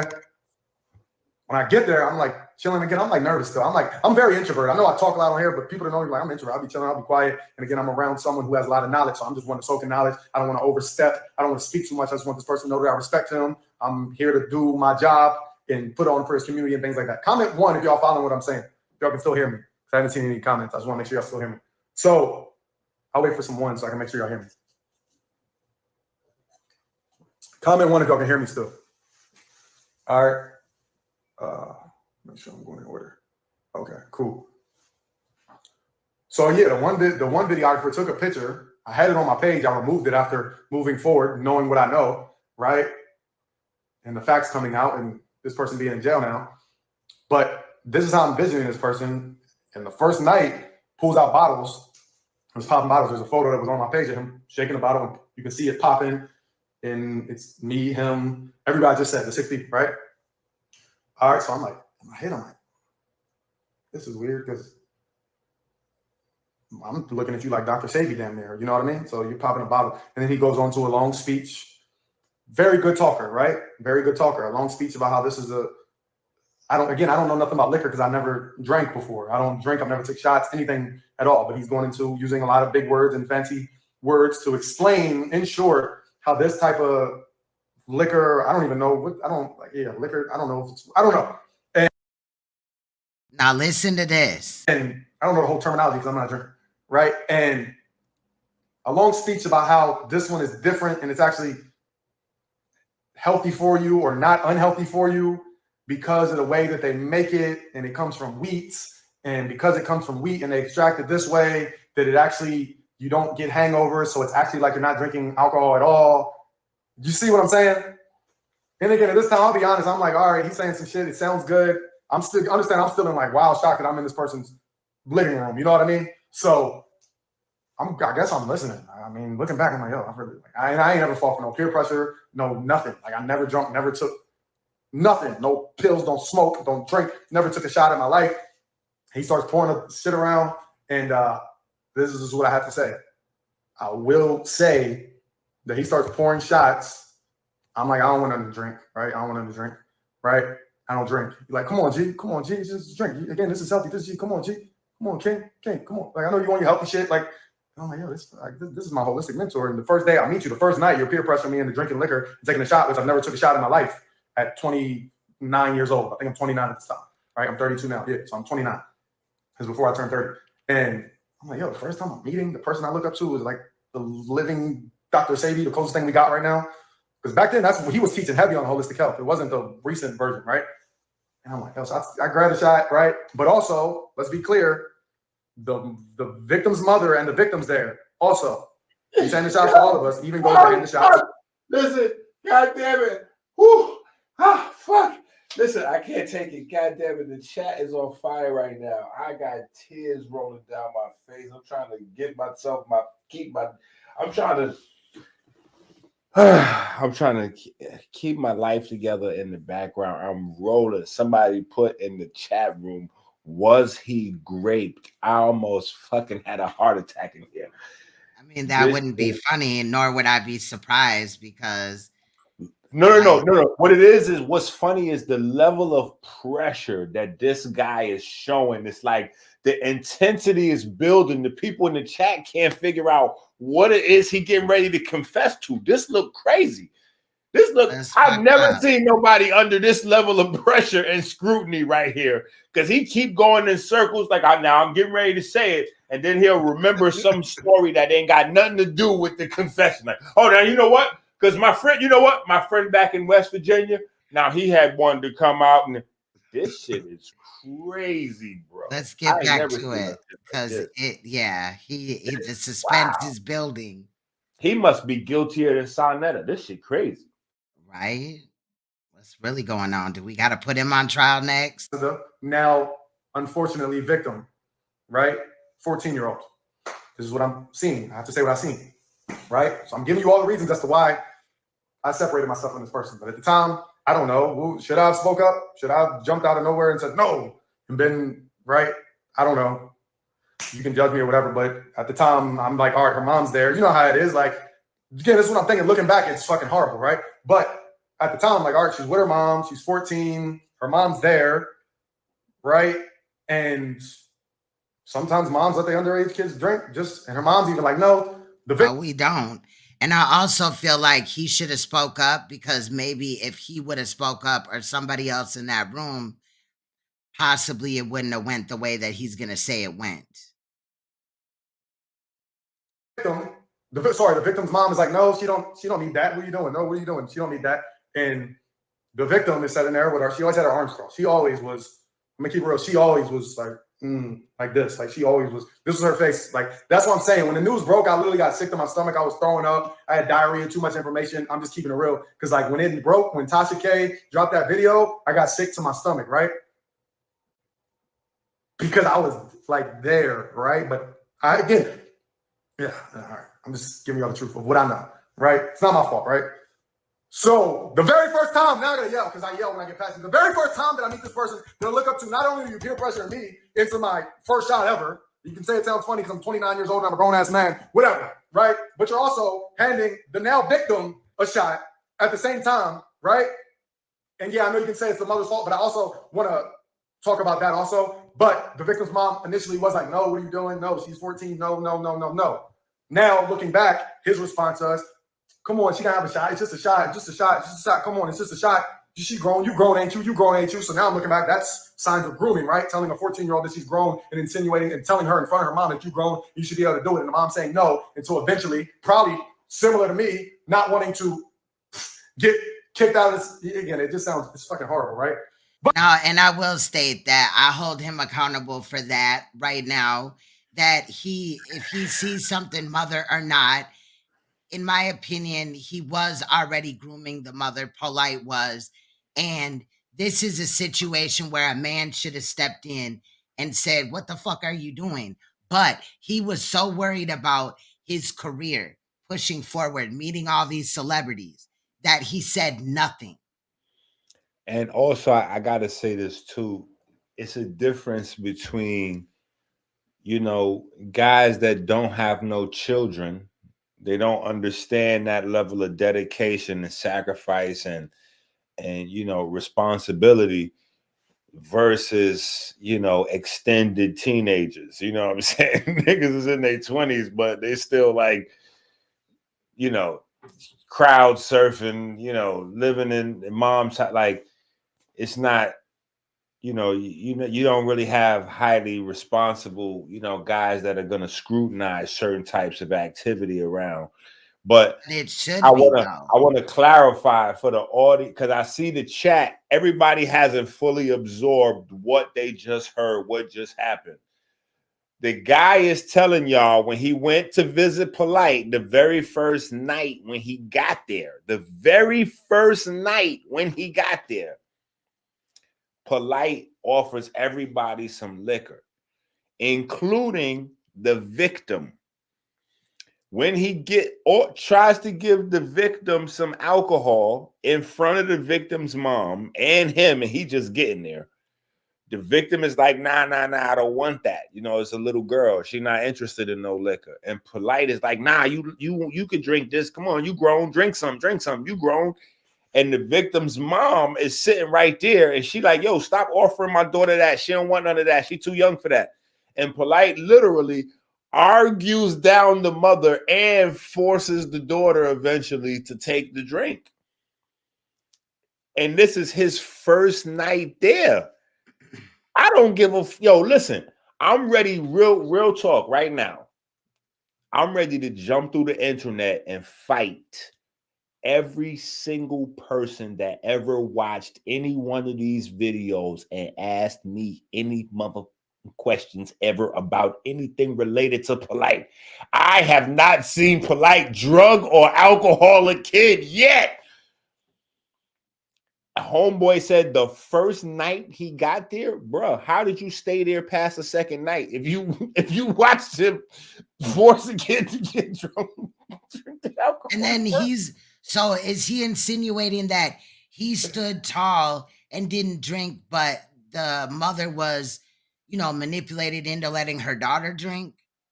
Bro. But he didn't drink. I mean, I didn't even hear in it if he drank. I was still on the victim being offered liquor.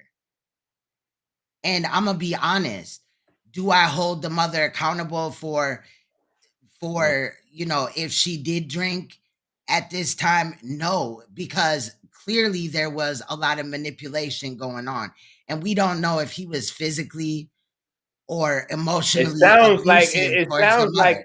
It sounds like it was, though. Rewind it back about 30 seconds. It sounds like it's aggressive behavior there. And because he pussyfooting around, remember, he's saying he ain't saying everything. Right. The very first time that I meet this person, they'll look up to, not only do you peer pressure me into my first shot ever, you can say it sounds funny because I'm 29 years old and I'm a grown-ass man, whatever, right? But you're also handing the now victim a shot at the same time, right? And yeah, I know you can say it's the mother's fault, but I also want to talk about that also. But the victim's mom initially was like, no, what are you doing? No, she's... So what was it that he wanted to talk about also? Was it the manipulation that Polite had given? And also remember that just about a couple of minutes ago, he was saying something about grooming as far as the mother. That's grooming, right? So he had already initially understood that at some point that Polite was grooming this child or grooming the mother if there is so that he could get to the child. I'm sorry, I didn't mean to blurt that out. I'm just saying, I feel like eventually there's going to be a love story popping up between one of these men and Polite. I just feel he was with the same gender loving. I feel like that's coming in California. Let's get back into it though. Yeah, well, hold on. After he had that tranny dancing in front of his car like that, there's no telling what Polite was into out there, man. You know, the dude is really sick in his head. You know, there's really something wrong with that guy. He definitely has a mental disorder for sex offending. And You know, it's leading up to it. If you really listen carefully, see, I'm listening to this with a psychological ear, you know, to really see, because I seen the same thing with Saneter on 125th Street with some of these guys, you know. And I'm just talking about the psychological manipulation. The manipulation, facts. And how you talk to people, and if damn, this person's gonna allow me to talk to them like this, and I'm gonna keep doing it and keep doing it, and then you just eventually usurp that person psychologically, you know. Right. And that's what's happening. But go ahead. I agree with you totally, Ben. Now, let me just say this to the chat family out there. Trust me, y'all know how I get down. You know, Queen's Throne, well, you know, she, you know, Queen's Throne is very responsible and diplomatic and things of that nature. Y'all know that Ben is Ben likes to, come across as an elder statesman and things like that. So, certain things is left for me to deal with. So I just want y'all to know from my heart, trust me, that shirt is hurting my eyes. That shirt is killing me. I promise y'all in the chat. Y'all know how I get down. Listen, I feel like it's like somebody just like trust this. Listen, this I can't even think of an analogy right now to describe how difficult that shirt is to manage. It's just crazy. And then how it goes along with the do-rag, and the do-rag got a little effervescence of shimmeriness on it. And so it's like it's a lot of weird. He's from West Virginia, brother. He's from West Virginia. That is true, though. It is different. Far as you're used to New York, he's from this. It seems like smaller area where I don't know. I'm sure every place got a hood, but maybe it's not hood as hell. No. That's why also I'm not mentioning. That's why I'm really not going heavy on it. But I see people in the chat, they going in on the shirt, and it's like I just wanted to let them know, because sometimes you could feel like you crazy, like you're the only one, and you just sitting here watching this whole damn video. He going in circles, and you just like, he is not gonna cover that shirt up. Damn, ain't nobody gonna throw him a sweater or nothing. He ain't got a little barbershop jacket he could just wrap around real quick. Like, it's just gonna continue to happen. So I'm just letting them know that they're not alone. If they were thinking that shirt is crazy, I'm here with you. That's all. I just wanted to just let them know that they weren't alone. That do-rag and that shirt. And then separately, the do-rag is wild and the shirt is wild. But together, it's like, bruh, that is a complete monstrosity and complete evidence of Polite's lack of ability to properly mentor anybody. Because this is obviously the mentorship quality. This is the outfit planning of Polite's program. This is what happened. Clearly, I'm going to blame this on brother or Polite. I'm not going to blame this on the young. Go ahead. So Grace had said, where's the videographer? I thought in the beginning that it was Sa, but he does bring up Sa. We're in part 2, the beginning of part 2 right now. But were there other people there? He stated that there was other people there, the videographer and his brother, Polite, the victim, and the victim's mother and him. And we're trying to find out if this guy is credible, right? I do believe that he's telling the truth. I do also feel like he's pussyfooting around. He's not just going to get to the shit because he knows that it makes him look bad as well. I think in hindsight, he knows that he dropped the ball. But let's continue to listen because Renentech is going to come up next. No. Now, looking back, his response to us, come on, she can have a shot. It's just a shot. It's just a shot. It's just a shot. Come on, it's just a shot. She grown. You grown, ain't you? You grown, ain't you? So now I'm looking back. That's signs of grooming, right? Telling a 14-year-old that she's grown and insinuating and telling her in front of her mom that you grown, you should be able to do it. And the mom saying no until eventually, probably similar to me, not wanting to get kicked out of this. Again, it just sounds, it's fucking horrible, right? But eventually says, okay, you can have one shot. Right? I'm only going to tell the truth, right? Again, if something happens to me, it was him and his 90s Crips. Right? I'm just going to tell you the first day. Right? So now looking back, it aged horribly, right? Sounds like cult behavior. Right? So this is the first night. First night I'm with the victim's mother, just us 6, right? I have this photo. I'm not going to show the photo because I don't need to show a photo with again, I didn't take the photo. Somebody else took it, the videographer's assistant. So it's me. It's literally me. I'm leaning up against the couch. It's me, the victim, the 14-year-old, the victim's mother, the videographer, he's in the middle popping a bottle, and then the other dude's taking a photo, right? So this is the first time I meet this person. First day, first night, hasn't even been a full 8 hours, right? All I had did was done that long ass drive dummy mission that I got put on, came back, and that's what I walk into, right? So we all take shots. I take my first shot ever with my holistic mentor. The first time I ever let peer pressure get to me. Okay, so he did take a shot. Because personally, I didn't want him to send me back home because he was going to change my life. So I'm going to take a damn shot, whatever. Judge me if you want. All right. To think I took my first shot ever with the 14-year-old victim of my mentor that I looked up to and put on this pedestal. Literally got sick when I found this out, right? All right, where do I go now? All right, so again, the whole point of this is to tell you how I got connected to this person, why I flew out there, why I no longer deal with that person anymore. Long story short, again, I was out there to be the personal trainer for the New Covenant community, right? So again, the next day is the party. This is when he lets me know that I need to be the driver, right? No, she was 14 then. Now she's got to be close to 17, right? This is when he lets me know he wants me to be the driver. And I'm like, all right. So he had to have been around the victim at the time, around, definitely, clearly around, because she was 14 when all those things went down. Cool. Again, don't want to let you down. He wants me to be the driver and security, right? The driver and security. So I'm like, all right, I guess I don't have any security training. I can't have a gun in California. I know how to drive. I'm a pretty big dude. Cool. He like, nah, it's all cool. He says, it's all good. You a big dude. I know you know how to handle yourself. I seen some whatever. I don't know if you've seen boxing clips, whatever. Right? He did make the joke a lot of times because again, this is my first time going to California. So I cut down, got super lean. It's about to be a pool party. I'm like, all right, I gotta come out here. And I'm doing personal training for the community. So I gotta be super lean ripped. So I got the most ripped I ever got. Because I'm like, yo, I gotta make sure on video I'm on point, right? Because he's introducing me to all these celebrities and making me the face, right?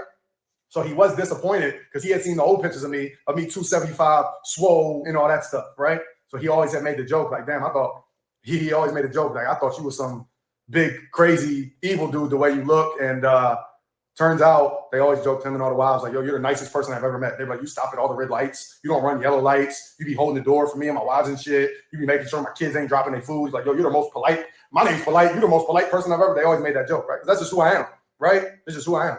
So they always like, that was a whole running joke with the whole family is that I'm just so nice and a good person. And that was funny for some reason that I was such a good person, right? That's a bad thing, apparently. Crazy. So anyways,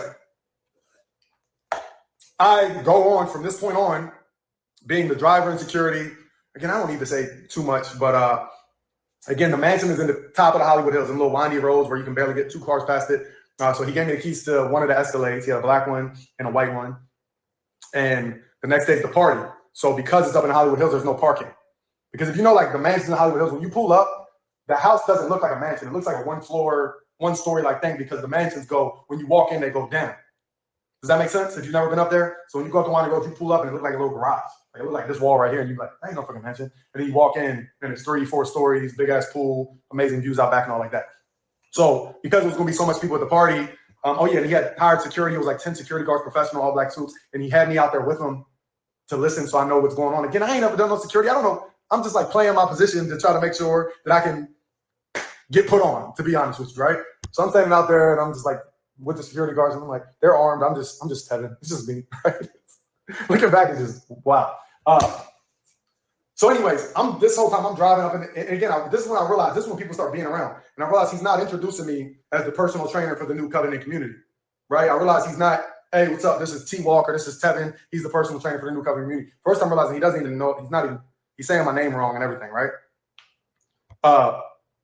So I'm like, they let me know that kind of like someone who acts like they care, but really, I don't know the terminology for it. But so now he became the bodyguard, because I didn't hear the bodyguard part earlier before this, but he came out there to be a personal trainer, became a Uber driver for Polite, a personal Uber driver for Polite, and then also now he's security. Someone who like really acts like they care, but in reality, they're like looking right past you, right? But they pump you up to keep you in good standing with them to make sure you don't want to drift away. Does that make sense? It's form of manipulation. I've seen it all the time, right? But it was being done to me. So he's like, yeah, you're going to be the driver and all that. And he just introduced me as the driver. He's not saying my name. I'm like, yo. Did he just try to make himself a victim? Absolutely. But wait, he is a victim though, in a way, because he didn't really understand. But technically, Polite did some real slick shit. Polite is a wicked nigga. That's some real devilish shit that Polite is. I guess this comment is for you. This is some wicked shit right here. Hold on, I'll go get them and come back with them. But if I can find them, I don't know where Chase. My son now can wear my sizes, so it gets crazy. But the crazy shit is Polite is a wicked nigga because you like incriminate this nigga immediately. You got it, because you got to think he just landed, he just get there, and all of a sudden Polite has you have drinks with him and a 14-year-old that later on he would in turn violate. But I'm saying he got you, you know what I'm saying? You got you implicated. That's like you get in the car with a nigga, he go rob a store, hop out, and you in the passenger seat, you just like this shit is crazy. That's wicked to implicate a nigga that's innocent, like, because he's innocent. He's coming from West Bubble. Well, I think that it's fucked up that he didn't stop the child from being offered drinks. He could have backed the mother. And let me also state this too. Everybody, you know, though, for not everybody, but those that have smoked for the mother, not one time did you guys ask about her father. Not one time did anybody put any of whether he was there or not. Long as he's not deceased. That was my whole thing off. He should be held responsible as well. Because what the fuck is going on? Yeah, that was my whole thing. But everybody always is like, it's the mother's fault or whatever. But go ahead. Yeah. No, that was my thing off rip. Like, yo, where is the father at? Because this is crazy. But this guy right here, though, my man with this silky do-rag. I don't even know if that could pass for a do-rag, yo. That would not pass for an old school do-rag right there. That's some new, like, fancy shower cap right there. But what I'm saying is those are the velvet ones. Those are the ones that Bow Wow or something. This is very suspect behavior that's going on right here, because you sat down and you had drinks with the girl. And now you keep saying in the video that you're not saying stuff. So it's like, if you're whether she turned out to be the victim or not, he still had drinks with a 14-year-old girl. Bruh, you endangering a minor with intent to whatever. I don't know how that shit go, but you something. I mean, you ain't the main level like what Polite. You know what I'm saying? But I know there's no way in hell you supposed to sit there and take that's not supposed to compute. But I get it, because it's the first night there. He's in shock and awe, and he don't know what he's supposed to expect because he's from the countryside. So, but you supposed to know goddamn well, Mr. Walker, that 14-year-olds don't supposed to have no drinks, whether they moms is there or not. You know what I'm saying? Like, you supposed to, you know what I'm saying? Like, and just like he claims it was his first time, well, you just allowed this man to just turn you against something that you clearly believed in. Yeah, because what I'm saying is it's not even for the victim or the victim's mom. What I'm saying is I'm speaking on behalf of the gentleman and for everybody listening, so you don't get taken advantage of like this. Don't let nobody walk you into no crime where you put your freedom at risk and you don't even know what you putting your freedom at risk for. Like he just walked this kid into some wild shit. You know what I'm saying? Like, you just get off a plane to come visit a nigga, and then he like, yeah, pass me that cup, yeah, pass me that bottle. Oh yeah, hey, come here. Hey, drink some of this. You like it, you grown. Whoa, what the fuck? I would have been like, yo, Polite, I'm wildly uncomfortable, bro. You know what I'm saying? Like, I'm gonna have to. Listen, people give me all the smoke in the world for being polite. Oh, Anky, you was polite. I ain't never see Polite force no kid to have no fucking alcohol and all that. Like, that's crazy. Yeah, this is wild. Yeah, be it from West Virginia or not. I mean, you know, you're supposed to have a sense of morality, you know, a sense of ethics. You know, I don't care where you're from as an adult.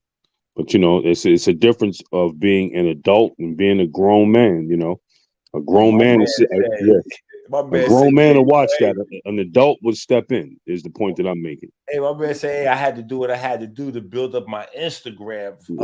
Yeah, crazy. Yo, Nasty. life is cheap. Listen, life is cheap. The value of life in niggas' minds be cheap. So you over there overlooking the fact that you drinking liquor with a minor. Not even a minor, because minor is real flexible. You could be drinking with an 18-year-old, 19-year-old, be drinking with a minor.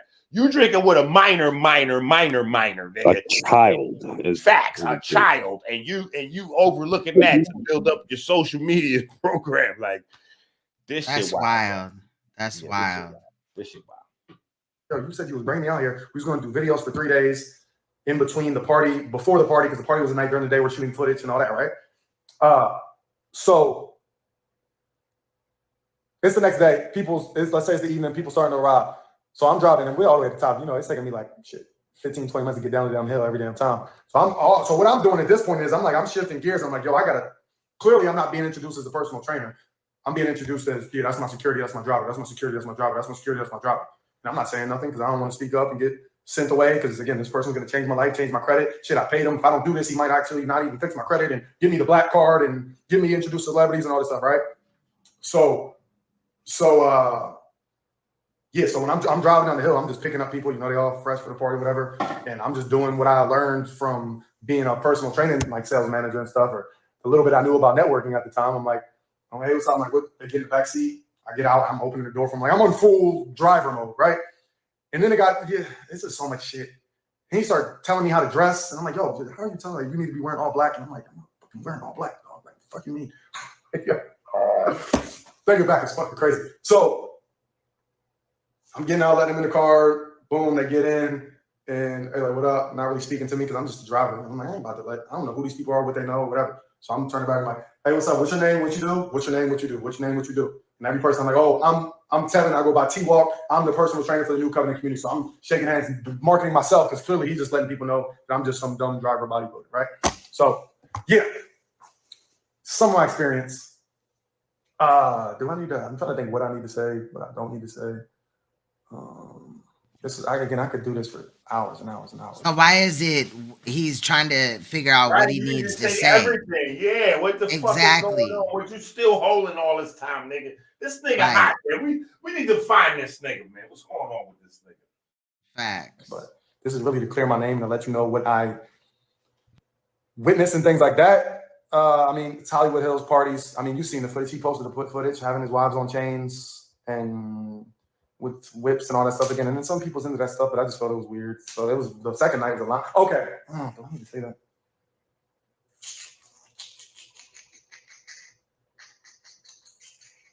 I'm taking my time with this. Okay, for whatever reason, and again, it may be because I'm a pretty trustworthy person, he trusted me with all of his money that he had, right? Because again, I'm the security, but the other security team is like a hired security team just for the party, so he don't know them and stuff like that.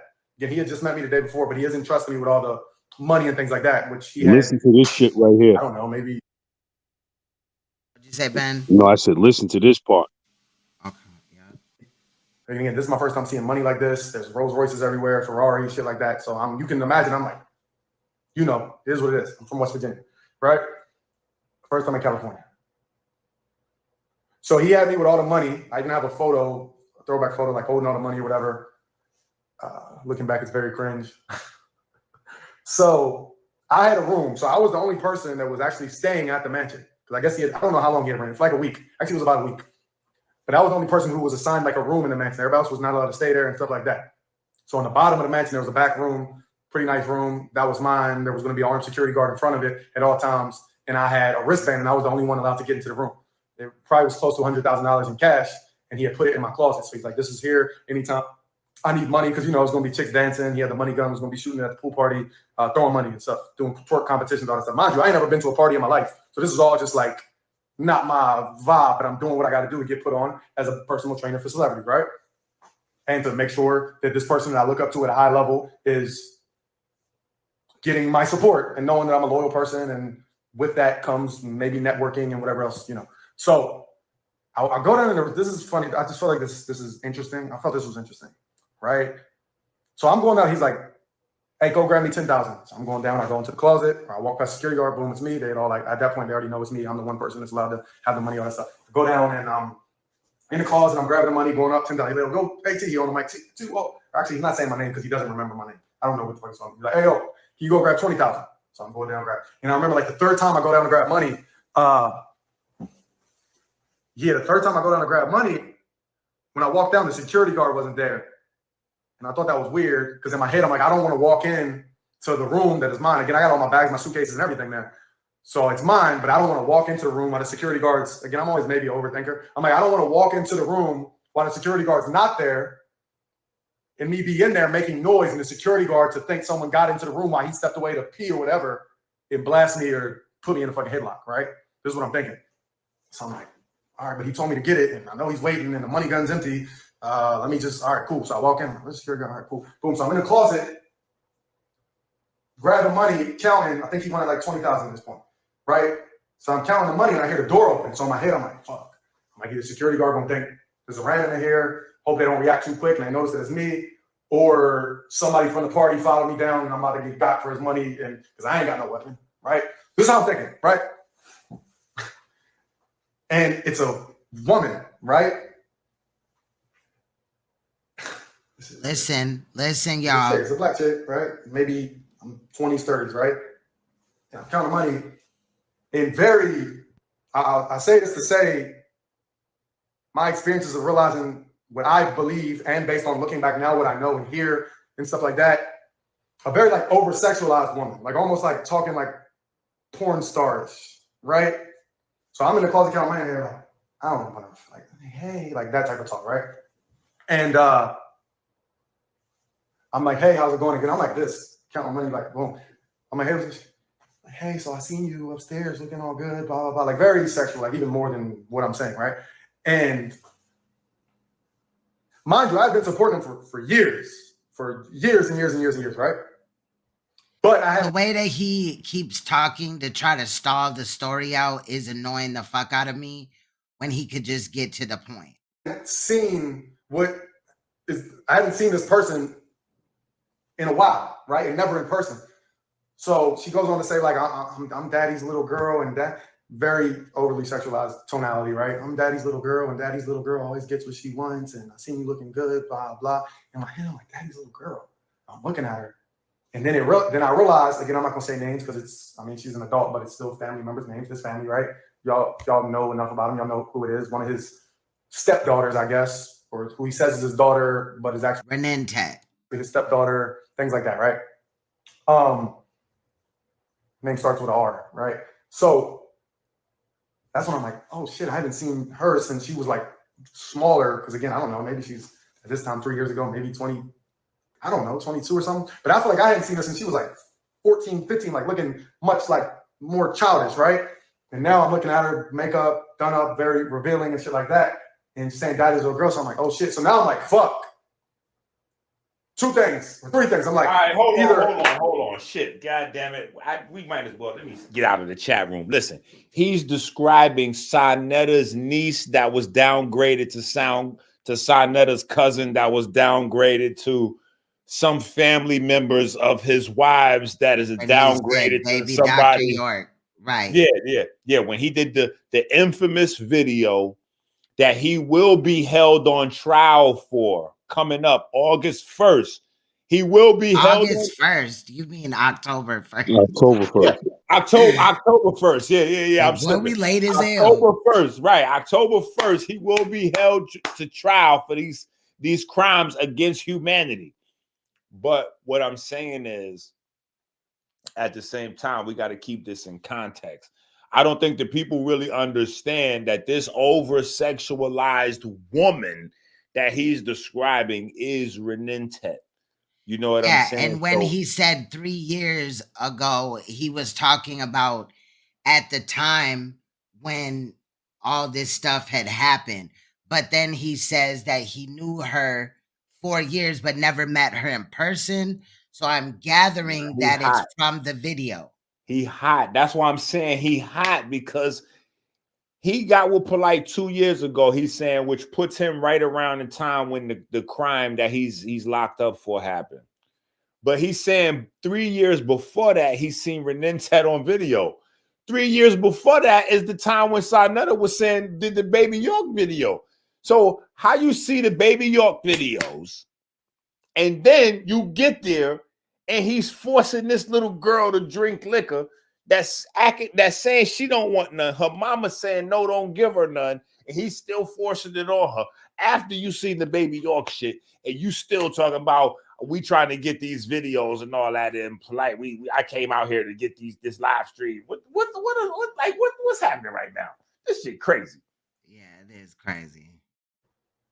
She actually does think I look good and is trying to get at me. And then now I don't want him to think disloyalty and that I'm trying to get at his daughter or sneak his daughter down into a bedroom on the damn second day I've ever met him. So I'm like, fuck, this is like, why is she down here? Like, she about to make it look like I'm trying to get at her or something, right? And then I'm like, yeah, I don't want her to walk. I don't know what I'm thinking, but I'm thinking like, all right. Then I'm like, all right, maybe he sent this as a test to test my loyalty to see if I'm going to get at his daughter, right? So, but in my head, I was like, yo, why is this chick so sexual? Why is she so over sexualized, right? And now with the new things that have came out, it makes me wonder if that makes sense without saying too much, right? Yeah. So I'm like, yo, okay, either he gonna walk down here and think I'm trying to get at his daughter, or she gonna say some shit, or this is a test, and then she's asking for money. She's like, oh, he said to give me, I'm daddy's little girl, and me looking, we should do this and do that. But also he said to give me $5,000. And I hit him, he told me to come down and get 20,000. Do I give you 5,000? I mean, you look like that. I don't know if you heard or not, right? So then the door opened. I'm like, all right, the door opened. Shit, who's it gonna be? And I guess luckily it's his main wife. So again, I'm not gonna say no names. Y'all know the names if you follow him close enough, right? The main one he's been with 25 years. She's like, what's going on down here? I'm Annette. And again, I'm just in the closet acting like nothing. She's like, oh, nothing. Dad said to give me this money. And she's like, no, he didn't. Get your ass up there. She sent her out. And I turned around. I'm like, hey, I just want to let you know that I don't want you to think I was trying to do anything funny. She said, she shut me up. She's like, no, trust me. That's how she is. We know how she is, blah, blah, blah. So it's just always this funny, weird, over-sexualized shit happening. I don't know. I feel that was important shit, right? Based on the new findings, right? Does that make sense? Are y'all tying it together based on new findings and daughters being very over-sexualized, and then the next day being a lingerie party, and that daughter being at the father's lingerie party? You understand what I'm saying? Would you have your daughter at your lingerie party? At your, even if she's, let's say she's 20, 25, would you have her? Let's go ahead and hit that pause button. Anthony. Let's go ahead and hit that pause. Man, shit. Wait a minute. Can we cam up for a second? Shit. Can we have a moment of a trio of unity? I mean, what the fuck did we? I mean, people at home. Let's just hit a recap. Let's just go ahead and hit a recap real quick. Family at home. He got there, landed, and Polite forcing the other kid to have drinks. Then some hot shit go on with Renentet, who, in case y'all forgot, at this time, Renentet is a sex worker. She's doing sex videos, selling sex products. So she roll up on him. Uncover that. Yeah, she roll up on him, press him in private for a little sexual energy and some money. See if he cracked. Annette pull up like, yo, don't worry about that. That's how she do. Wait a minute, what? What do you mean that's how she do? Like, this is all super crazy. You know what I'm saying? Then,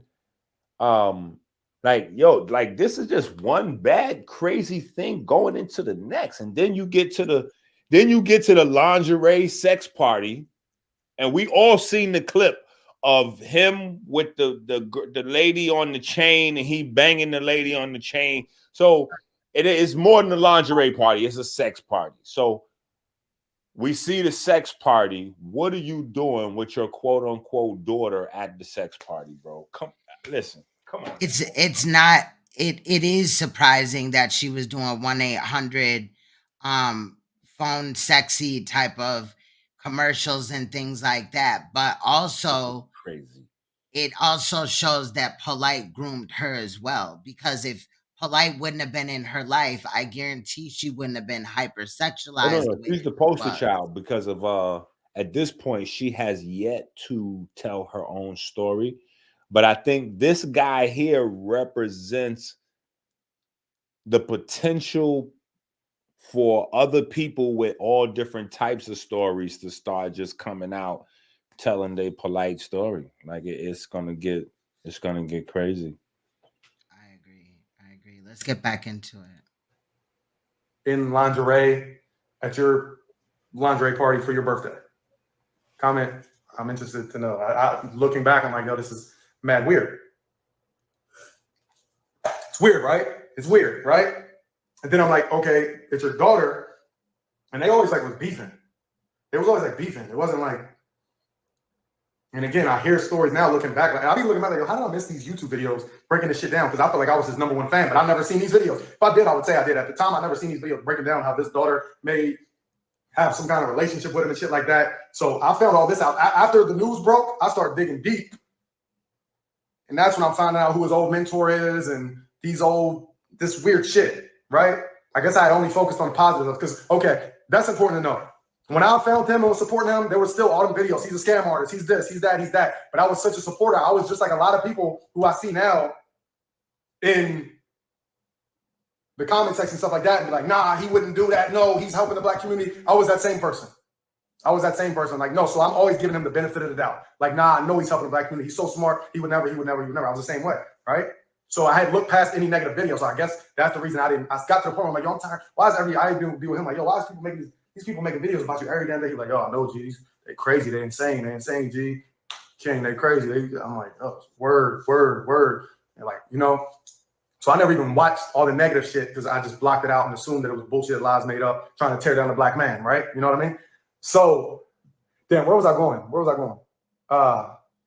Oh yeah, I was explaining why I thought it was weird that the second night of lingerie party that she's there in lingerie and very revealing lingerie, like some of the most revealing lingerie out of all the women there, the daughter, which is I guess the stepdaughter. I thought that was weird, right? But I ain't got no, hey, whatever. I'm just all right. Now, Enki, I want your take on this, right? Clearly, any father would be not happy to see their daughter wearing lingerie. And then this man says that it was the most skimpiest lingerie there.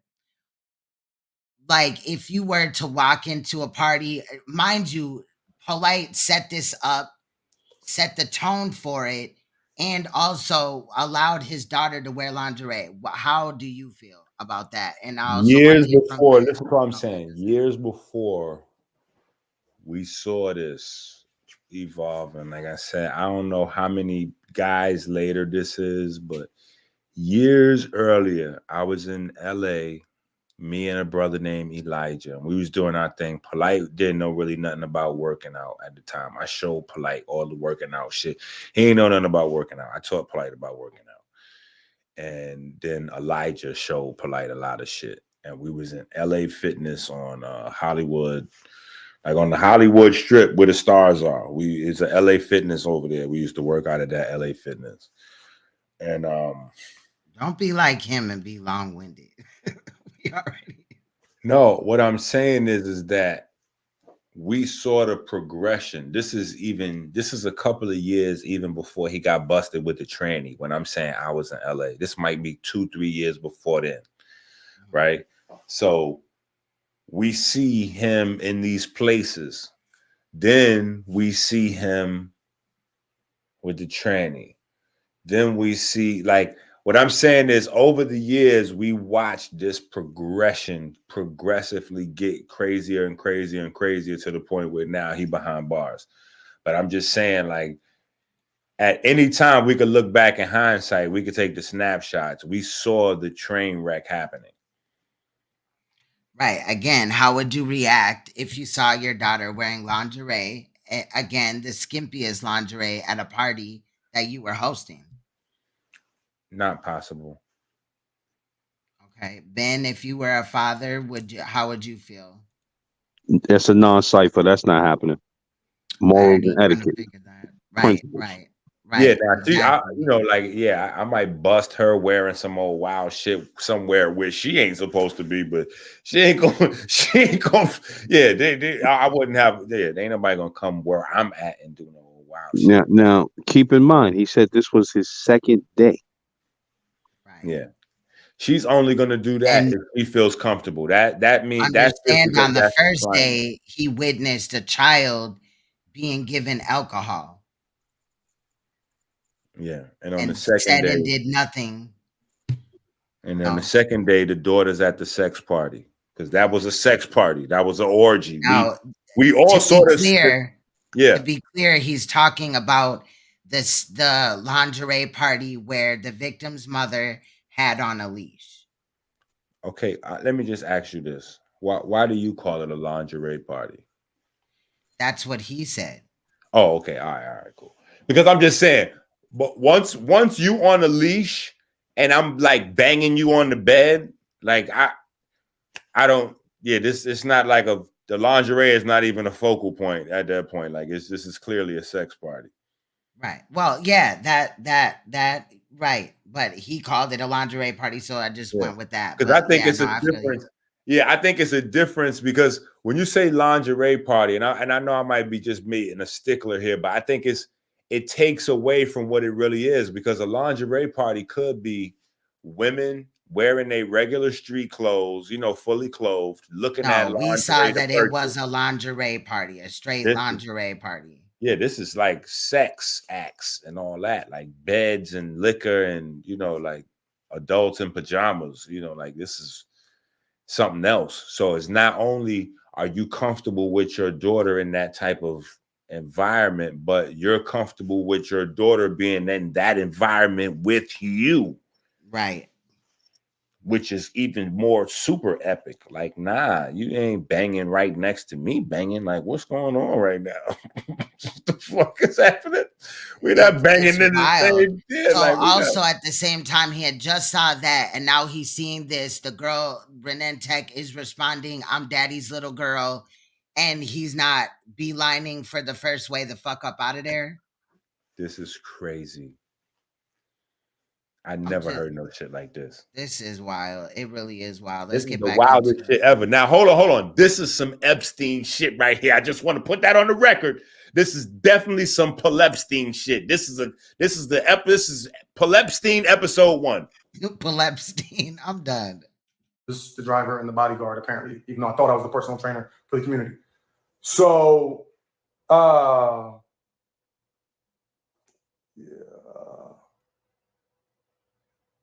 yeah, I just thought that was weird.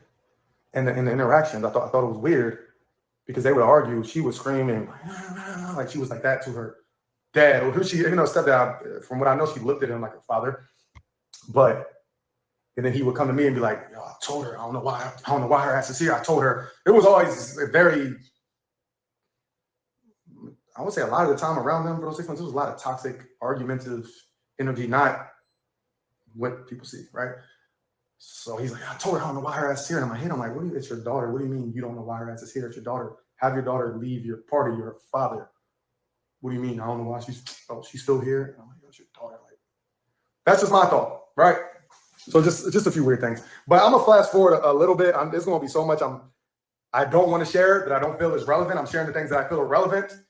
Let me say that this is what I do want to say, which is weird that I need to address this because I've seen the argument of, which the fact that people are arguing this lets you know how sick the world is. I've seen the argument of the victim, even though she was 14, a lot of 14-year-olds be fast and they look grown and they dress provocative, blah, blah, blah.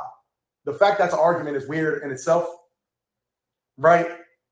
Can we agree that's weird in itself that that's an argument, right? To take up for someone who got convicted or took a plea so that they wouldn't get convicted as a pedophile, but still sex or abuse, right? Y'all know this, right? So the fact that's an argument to say, oh, well, the 14-year-old is fast and dresses grown and looks 19, even though she's 14, to let you know how sick the world is, right? So I want to be clear for the sake of the victim and the victim's mother, who I do have contact with, who I have been, that's what I'll get to, had long, deep conversations with since the fact over the past 2 years. People didn't know that because it's not my place to speak on it. I've been waiting patiently for these things to come out. Well, kind of because, in my opinion, he was eyeing the mother anyway.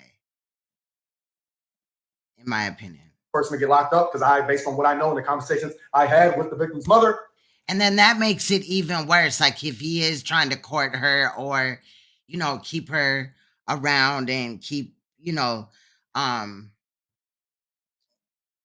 communication lines open with her. It's crazy also that he did not help her when she needed help. She needed him as a man to say, "What are you talking about, Polite?" No, she ain't getting no liquor. And also, there was 2 other men there, the videographer and the videographer's brother. He said that he had to go pick up. So, or whatever. Nobody said nothing. I knew that she was not lying from the jump. Y'all hear the speech she gave now? Those are speeches I've heard on multiple occasions, be on the phone with her for 4 or 6 hours at a time, multiple times over the past 2 years, knowing that this woman is speaking the truth and me knowing her personally. So I want to say, for those of you that don't know, that this victim was not a 14-year-old that looked like she was 19. This victim was not a 14-year-old that acted in a sexual manner, over-sexualized herself. This is a 14-year-old that you would look at and say, she's 14. This is a 14-year-old who was not anything like that. I want to say that for the victim and the victim's mother. All right? She's a child. She looked like a child. She acted like a child. In no way did she act like an adult. Go ahead. I think that's a key point right there, you know, for anybody that was making an assumption of the little girl, you know, trying to hypersexualize her. And here you have the driver clearly telling you she was a little innocent girl, you know, and not to try to justify nothing on the look, but she didn't even have a look of no grown woman. He's telling y'all that she's a little girl that acted like a little girl, did little girl things. That's a fact. That is a fact. This shit is Portray herself as an adult. What'd you say, Inky? I said this shit is creepy as fuck. It really is. Or anything like that. At all times. Again, I'm driving the Rolls Royce. I'm driving the Escalade at all times. Because you got to understand, I'm the driver. So I'm with all the wives. There's 3 of them at this time. I'm basically the therapist. I'm with them damn near all day, every day, even when he's not with them. He just hits my phone. Hey, I need you to pick up A. Call her A. Hey, I need you to pick up R, the other wife. Hey, I need you to pick up L, the victim's mother, right? So all day, every day, I'm just picking them up, driving to Rodeo. I'm sitting in the car while they go in Versace. I'm picking them up, taking them, get their nails done. I'm just on slave shit type shit all day. I'm not sleeping. Many nights, I'm not sleeping at all. Like 24 hours around the clock, I got to drive from here, driving there. Like I'm not even sleeping in the car, getting treated like shit in many ways. But at the same time, he is paying for my hotel rooms. He is giving me a place to sleep. He is paying for my food. So again, I have to give him the credit for the things he did do for me.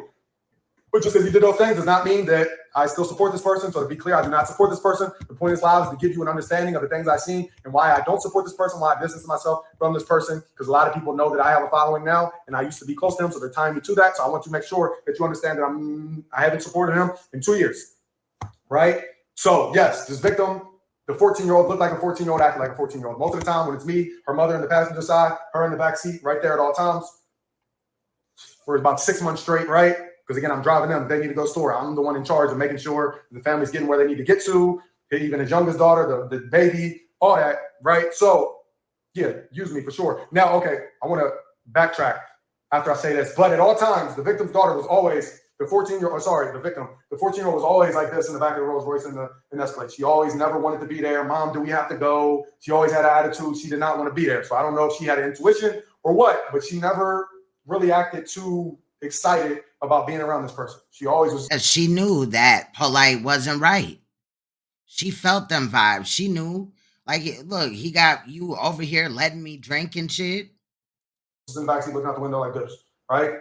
And this caused them to have friction. The mother and the daughter did have a little bit of friction. She's a 14-year-old, you know, she may have a little attitude. Doesn't make her a bad 14-year-old or acting like she's grown or anything like that, right? Which, if you listen to the story, what happened the night of the situation was. Also, I want to point out that this teenager was moved from one side of America to the other to go so that the mother could go be with Polite, right? The mother stated that in the victim impact statement. So already she don't have her friends there. You know how 14-year-old girls are, right? The idea of my daughter going to a different school during this school year, she like busted out in tears.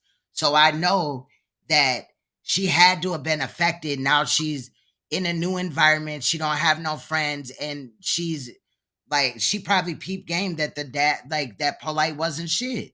Well, that's what the victim's mother said in her statement. Yeah. And that was phase 1 of Bill Gates just said it. Isolate. So you get this little girl out there away from her friends. She's with her mother. You know, I don't know the mother. I'm not going to It's part insinuate of nothing. grooming. Yeah, exactly. He isolated her. And like you said, you know, kids are the most innocent and they pick up on that wickedry. They pick up on that wickedness, you know, the energy. And what he's telling everybody now is her energy was already off because she knew it was some weird shit going on there. I agree. Right. I'm trying to play it, but it's acting funny as hell. For me knowing and being there 24/7, probably the same thing, a little combativeness from the daughter, and he decided to step in and say, I'm going to take her and have a talk and let her know how good of a mother you are, which led to the night of the crime, right? That he's now took a plea for. So, and there's DNA of that document, right? So I want to paint the picture clear that this 14-year-old was not an adult in any way or acted like an adult in any way. I want that to be clear. What I also want to do is, on behalf of the victim's mother, I want you to understand that she was not what the world has painted her as I've seen in the comment section, someone who was money hungry and thirsty or acted like hoish in any way or just carried herself unintelligently and things like that. Yes, she may have been manipulated to do things. I know for a fact, even the leash on her, like that was a whole big thing, right? The night of the party. Somebody in the chat said the victim's real father is in another country. I don't know that for sure, but she's not like what the world has painted her as, like very respectable, very intelligent, which is why he had her as the assistant customer service, because she was knowledgeable. Like she loved herbs, all that stuff. Like she was not just one of these people that you would see and be like, they ought to get some damn money. Like I'm feeling pretty good at reading people. You know what I mean? Like she didn't ignore her child. She was with her all the time. I was with her. She was with her. She was a great mom, treated her daughter great, right? Made sure her daughter was taken care of, made sure her daughter was fed. We'd go pick up food for them. Even if she had to do something with him, like where the daughter shouldn't be, we'd make sure we get food for her, take her to the hotel. I would walk in with them, make sure she went up to the hotel room. Then the victim's mother would come out with me. We'd get into the car, boom, call her if out. Hey, do you need us to stop by? She was a good mom. All right? That's what I want to be clear of. She's a good mom. She's not someone you would look at and be like, they probably out to set somebody up for some money, right? You follow me? So I really wanted to make that clear. So I don't even know where to go.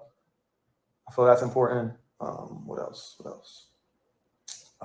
Okay.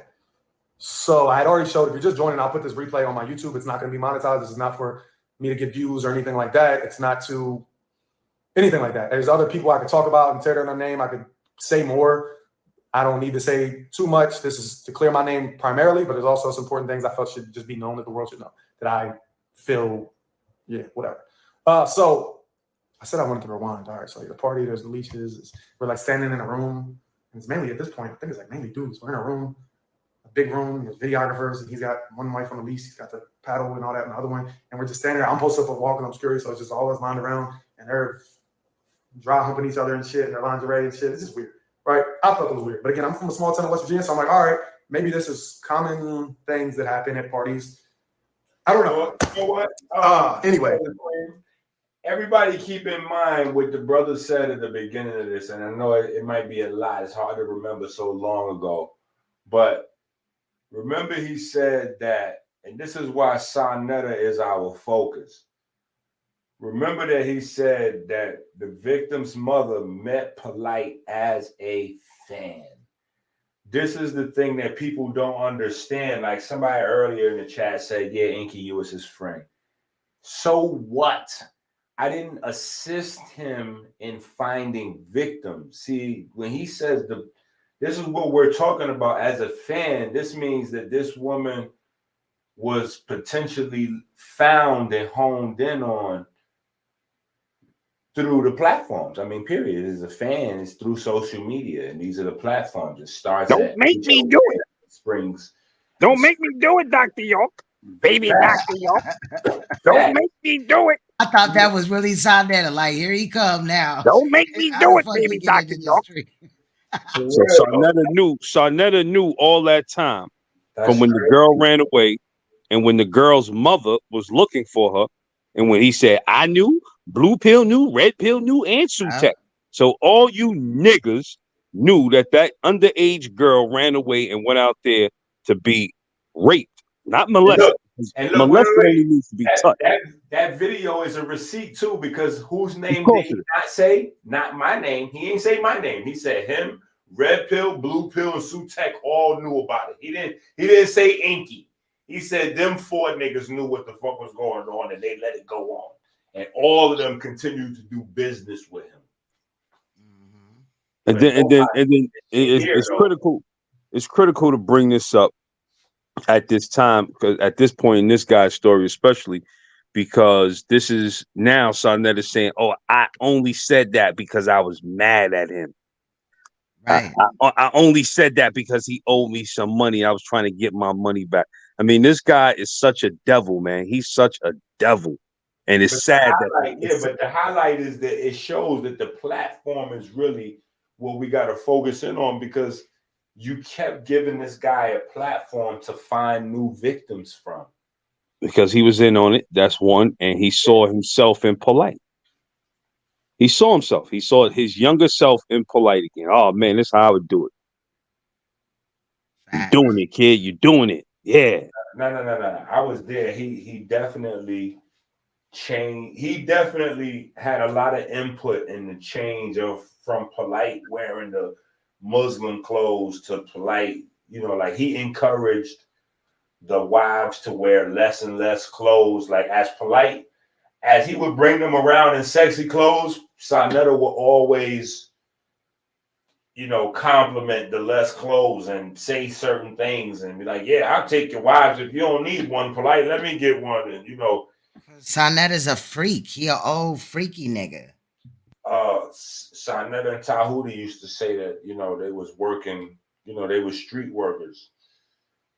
That was the thing always before, you know, Saneter and Polite got together. That's what Natural Tahuti and Saneter used to say about Polite. And that was Polite's theme, is that everybody attacks his family.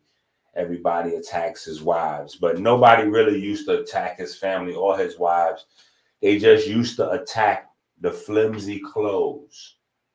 And then when the daughters started to wear the same skimpy clothes out, people really started to talk. You know what I'm saying? So it was always that dichotomy where you have half of the people gossiping because they might have liked the information and presentation.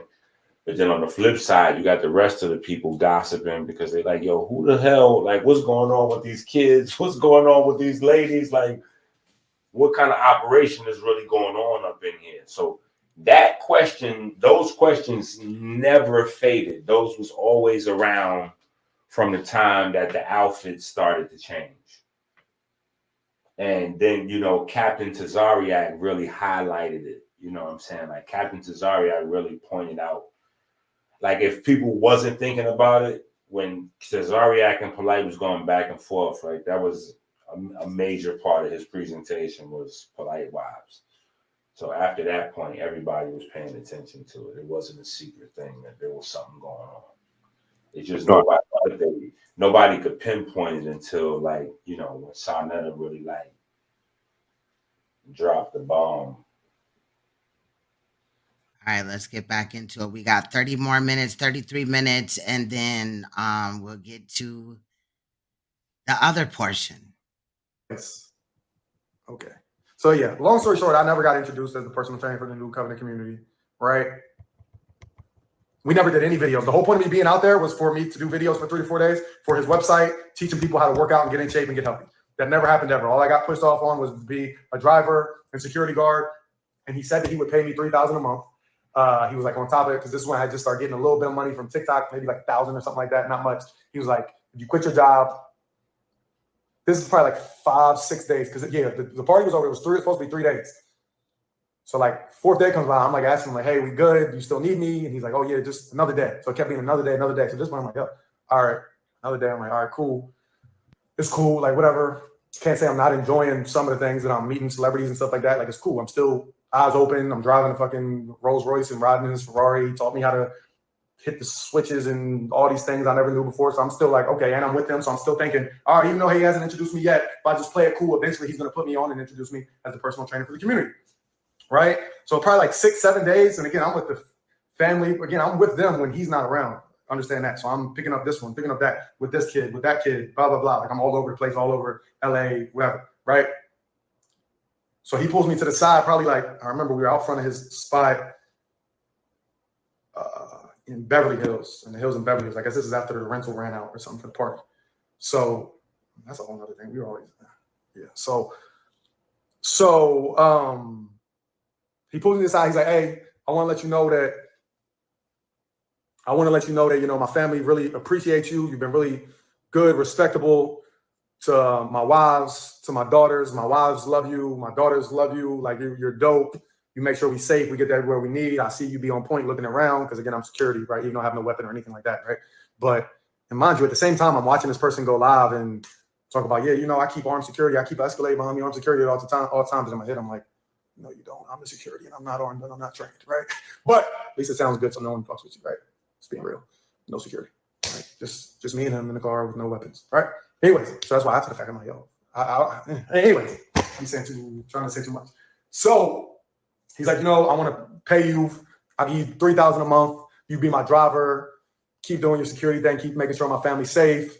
I'm like, okay, we still gonna do the fitness stuff, right? He's like, oh yeah, G, of course. I'm just saying in the meantime, we're gonna do that. We're gonna figure it out. You know, I'm just in party mode right now. I'm gonna get back to it and lock in right now. I'm just in party mode, just having fun. You know, it's my birthday. So I turn it into like a birthday month. You know how I do it. Fly shit, you know, real niggas. Yeah, like, you know how it is, right? And I'm like, all right, cool.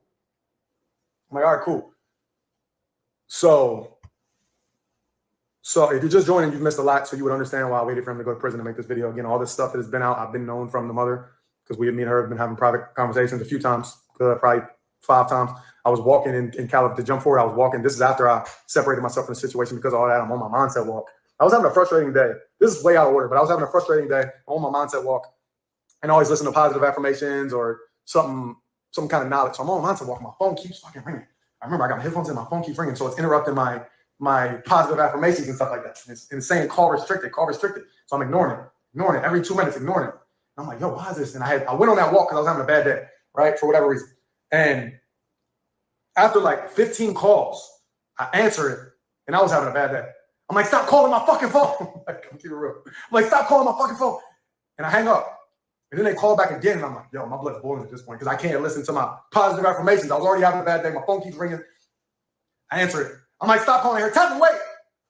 I'm like, huh? I'm like, hello? I'm like, who is this? And she's like, it's victim's mother, right? So this is the first time she had reached out to me from a block number because she let me know that everybody tied to this person, once shit happened, she blocked them, disconnected from them. She didn't want nobody to know where she lived. She didn't want nobody to know her number. She felt like cars were following her. So again, if something happens to me, it was him in the 90 scripts, right? She felt like she wasn't safe. She was scared for her and her daughter because she knew that she was moving forward and not going to just drop it and act like the shit ain't happened to her daughter, right? So anyway, she called me and she's like, I want to get in touch with you. I've sat back and, you know, you're the only person in the whole lot of all the people I met, all the celebrities, all the people we was around, hundreds and hundreds of people. You're the only person that I felt the need to reach out to because you were the only one that seemed legitimate and that actually seems to be who they say they are and I don't know weird shit. And I know you know the stuff I know. We know stuff nobody knows. And she just wanted to confide in me, right? So we got on the phone. That first conversation, we was on the phone like 5 hours straight. She's telling me shit. I'm like, yo, that's fucking crazy. Telling me stuff I never knew or telling me things that I may have been there for but didn't make sense at the time and she made it make sense. I'm like, yo, that's crazy. Like, you know what I mean? All these things. So, yeah. See, that's why I didn't want to flash forward because I wanted to go back. What was I talking about before I jumped to that? If anybody can remember. I'm trying to think what was important. Okay. So driving for him. Okay, yes, I'm driving for him. All this. Yeah, I feel I'm getting mistreated. Even though it's hard for me to say I'm getting mistreated when this person is paying for a lot of my food and I'm sleeping sometimes on his couch, sometimes in the car because he has me out all night. Like I literally take him to a hotel. Like, y'all be right out, G just running in. I end up sitting there for 6 hours, falling asleep in the car, me and the other driver, right? Because he had another driver that drove his other car, right? I'm like, yo, just mad. And he would just come out and not apologize, not address it. Just like, what up? Hey, check me here. Like, no, like, respect. It's disrespect. So this is when I started. I know I'm skipping around, but this goes into why I started distancing myself from him. Because it got to the point, and this time I had gotten into a new relationship too. And it would just be like last minute type shit, right? Like, for example, on one occasion, it's like, and this was all the time, but it's just one I can remember very clearly. I'm chilling with I was out to eat with my girl. And he's like, hits me up. And mind you, I'm staying in like North Hollywood and he's in like Beverly Hills. So it's like, you know, without traffic, maybe 20, 30 minutes. He's like, yo, blow me up. And I'm like, trying not to text back. But if I don't text back, he start getting like mad aggressive. Like, yo, like, what's up? Where you at? Where you calling me? Voicemails, right? Like 20 texts, 20 calls, like that type of shit. If I don't reply within like 5-10 minutes, like no lie, right? And I'm like, hey, I'm out to eat with my girl. What's up? He's like, yo, G, like we gotta go. And again, he would always use a big name to try to get me to be like, okay, I'll drop whatever I'm doing. Hey, we gotta go see Mayweather in Vegas. We gotta hit out in 20 minutes. I'm like, yo, it takes 20 minutes to get to you. He said, yeah, I need you to pack real light because there ain't gonna be much room for your stuff. Because all my wives, like, just ain't gonna be much room for your shit. So just don't break it.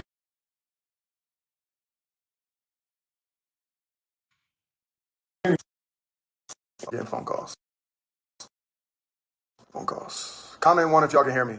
I keep getting phone calls, so it keeps interrupting me. But you're telling me what to wear and shit. So give me like 20 minutes notice that I have to pack and drive to 4 hours to Vegas to link up with Mayweather and shit. So just little shit like that. And it started getting to me like, yo, I don't get no notice. I don't just the way you talking to me is kind of disrespectful now. Like you're getting real comfortable and shit like that. And it just started bothering me. So it got to the point where I snapped one day. Because again, I'm very chill and stuff like that. But I don't know this dude and I'm out there, he got money, whatever. But I'm just a person like, all right, it's only a certain point where I like, are you my mentor and all that? But like now it's just getting real disrespectful. It's getting real disrespectful, right? So when he hit me, this is when I'm moving in. I'm moving in with my girl at the time, right? So I had told him, I'm like, hey, these days, just know I got to get a U-Haul. I'm going to be moving. Boom. Right? Just know I'm going to be moving. So these days, I can't drive for you these days. Right? Just know that. Bang. Y'all can hear me, right? Comment one if y'all can hear me. And literally on that day, I'm in the U-Haul, pulling it up to the house I'm moving from. Hits me like, yo, I need you, emergency. And I'm like, yo, I told you I'm moving today. Like, we only got the U-Haul for so-and-so. He's like, yo, it's going to be quick. It's going to be quick. I need you to pull up, drive 30 minutes to Beverly Hills. Or he lived right next, I don't know if I should be saying where he lives. His family might be there now. I don't know people that mess with his family, I guess. So we'll say in the Hollywood area, not North Hollywood, the other side, right? So, because again, even despite the things, like I still know he has daughters and shit like that. So I still just, yeah. And I know, yeah. Anyways. So he's like, I need you emergency, like real quick, it's gonna be an hour. I know it takes you about 30 minutes to get here. We're gonna be real quick. I need you to run me. I forget, run me somewhere. Because again, I don't think he had a license or anything. None of his wives had license. None of them. Like that's another thing I realized. They're super like without him, they don't really know how to do shit, right? Super dependent, which makes sense because he's been with one 25 years, another 16 years now. From what I know, based on the videos I've seen and the calculations, that the one was 16 when he got with her. So that's a whole nother weird thing, right? So he's like, I need you. I'm like, yo. So I tell my girl, I'm like, look, I gotta run. Placing me up. I gotta go take him. He says it's just gonna be quick. Boom. So I pull up to his house. I rush down there. I'm calling him. Like I'm outside, texting, calling him outside. Boom. Calling him outside. Hey, like, hey, what's up? Not answering my call. Not texting back. He knows today's my day. I gotta move. I got the U-Haul. I only got it for such and such time because again, I ain't got money like that to be keeping it and all that. And mind you, he's supposed to be paying me $3,000. He ain't paying me $3,000. Every now and then, every few weeks, he's like, here you go, hold that, and go like that, and it'll be like $500. Wasn't $3,000 a month like he told me, which is why I ended up staying out there, right? I kind of breezed past that. So yeah, he told, damn, I'm all over the place. Remember I told you he asked me to stay out there. His family loved me and all that. So he's like, boom. So I started sleeping on his couch, or sometimes he would have a room for me. Sometimes I'll be in a hotel. Sometimes I would sleep in a damn car because we'd be out all night, right? So that's how I ended up being out there. I skipped over that and being the driver. But yeah, he was just throwing me random money shit. But anyways, I'm in the car. I'm like, yo, I told you ahead of time I needed these days cleared. And this has happened on multiple occasions. Today's the day I'm moving. I'm starting a new relationship, trying to start on the right foot. My girl's frustrated. She's like, damn, every time we're doing something, you got to go with him, whatever. So he's like, it's going to be quick. I'm in the car like 30 minutes. I'm like, yo, this man ain't texting me back, ain't calling. He called me up and blew me and told me I had to be here. Hour goes by. Mind you, okay, I had his car too, because sometimes he would let me keep the black Escalade. Because he knew I was the one driving 24/7 anyway. So he'd be like, just leave it. Because he didn't want me. I had like a Dodge back then. So he didn't want to be seen in that car. None of his wives could be seen in that car. So I would have to like park down the street and walk up to call him when I was there and walk up to his house. And then the gate people knew who I was. So they would let me through and he'd give me the keys to the Rolls Royce or to the Escalade. So then I could drive that because they couldn't be seen in my Dodge, right? Crazy. So So Right, and let's add that so he knows. But I think he found out. He's saying that he found out about the 16-year-old through the YouTube videos. But I got questions. yeah, like an hour ago, but I'm like, yo, this man knew I'm frustrated this day. Like he knew like today's my day to move. But I'm like, I can't leave because I got his damn car, right? Like I can't leave because I got his car. 2 hours go by, 3 hours go by. I'm sitting outside this man's house for 3 hours. And it's almost like I look back, it's like, yo, it's like a fucking game because I'm blowing you up. I sent a long text. I'm like, yo, I got the text. I'm like, yo, I always treat you with respect. I treat your family with respect. I'm always on time. I make sure everybody's good. Like, you keep disrespecting me and my time and treating me like anything. Like I don't really deal with this type of shit. Like, again, I'm still being respectful. Like I'm not being disrespectful. I'm not cussing anything. I'm just like, yo, honestly, this is really frustrating to me. I would appreciate it if moving forward, you could be more respectful of my time. You know, I'm moving today. Like this is really messed up, but I gotta go. So I just left with his car. So I'm like, yo, I've been out here 3 hours in front of your place. The moment I pull off, phone call. What up, G? I'm like, yo, I hung up, right? I'm like, yo, this man said, what up, G? After me waiting 3 hours, not explaining nothing. Hung up. My phone's blowing up, calling. Probably 40 calls, 40 text messages. I'm like, oh, yo. I'm like, nah, you have me waiting 3 hours. I'm gonna text you. This is how I'm feeling today. I'm like, you have me waiting 3 hours. I'm gonna text you back 3 hours later when I'm finished doing some moving. This is how I'm saying. I'll park, escalate, and get into you all. And we sped it up a little bit because he was talking slow, but it's only on 1.25. Do my thing, right? So that was the day where I'm like, yo, I can't really do this anymore. So that was my first time he actually, like, I guess, poking my chest and not being on some bitch shit, right? And he realized, oh shit, I can't just walk over him. Like I'm maybe due to past people. If you've seen Crypto Root Story, you can have it. You should watch that. When I heard that, I didn't know about that until after all this stuff. Because again, after all this stuff broke 2 years ago, I start looking back at all the old videos of people talking shit. Because I always avoided those videos because I always put this person on a pedestal and just assumed that all these people were throwing dirt on his name for no reason, right? So that's when I came across Crypto Roots. So Crypto Roots was the driver and all that before me. And based on the dates of his last videos, I literally was next in line. Like, yo, it's crazy. Right? And everything he's saying is shit that I know I would only know. That's why I know everything that boy is saying is 100% facts, right? That's how I feel. That's my personal opinion. So yeah, now that's the day where like, so I didn't drive for him for like a week at that time. And then I drove for him a couple times, but the whole energy was different. And so that's when I started drifting away from him, long story short. Like, and I was like, all right, cool. I started making enough money online where I'm like, all right, I don't need your $3,000 that you're barely giving me anyway. Right? Again, I appreciate you for paying for my food, stuff like that, the things you have done, but I need to start distancing myself. So this is way before any of these allegations, anything like that, right? So I started distancing myself. And then shit, for like a year, I mean, close, I don't know, for a while, 6-8 months or so, around the time where his next birthday was coming. I hadn't, like, we still would communicate a little bit, but I wasn't driving for him or nothing like that. Right? And he hit me up. And his next birthday was coming, right? And then that's when he's like, yeah, I'm just doing a little rooftop dinner. If you want to come, I know you're doing your thing now. I see you online. You got some success now. If you want to pop out, cool. And I'm like, all right. I know we had a little falling out. Like, you treat me kind of funny, whatever. I ain't seen nothing too crazy. Oh, okay.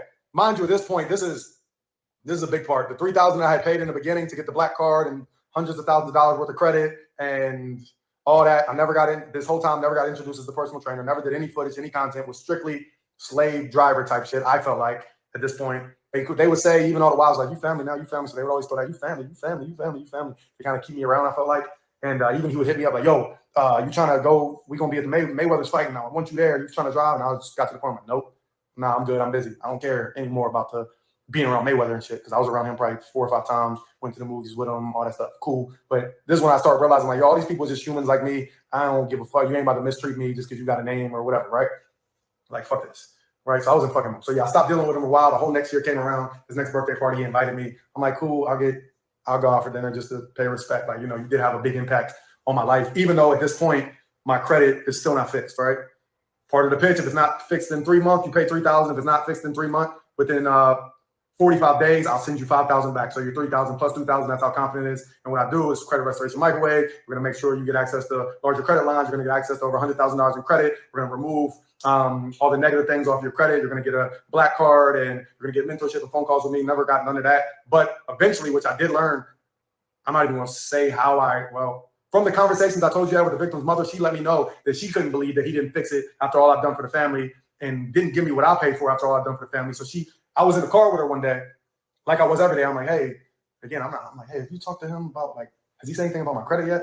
She's like, huh? I'm like, yeah, like, I paid him the $3,000 like 8-9 months ago. Like, yeah. She's like, he still didn't fix your damn credit? I'm like, no. I'm like, yes, I was just wondering if, like, he had mentioned any progress or anything like that.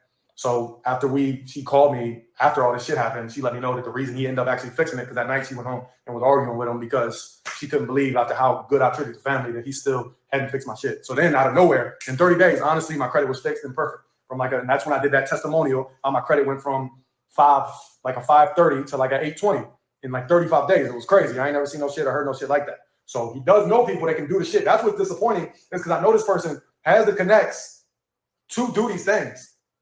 But for whatever reason, people are paying, and I have to wake up to these DMs every single week of people saying they spent their $2,000, $3,000. He lowered their price. It was always $3,000 and are not getting what they paid for, right? So that's what's disappointing, is because I know this person has a skill set. I know this person's very intelligent. I know he has a network of people that can get things done. So why do I have so many people hitting me up and so many videos of people paying you and you're just not doing it? Like, at least fix the damn credit. Like, all right, if you're doing any type of scamming, all right, they ain't getting the phone call. I don't know. But it's like, yo, I know you can do it because I've seen you do it to mine. So at that point, I'm like, all right, despite everything you did for me, or the way you mistreated me in many ways, I feel, despite the funny behavior, damn, you just took my credit from a 540, 530 to an 820 in 35 days. When I seen it, I even didn't think it was real. That's actually when I went and got my Challenger, because my other car was breaking down. So I went to see. I'm like, let me see if this shit is real.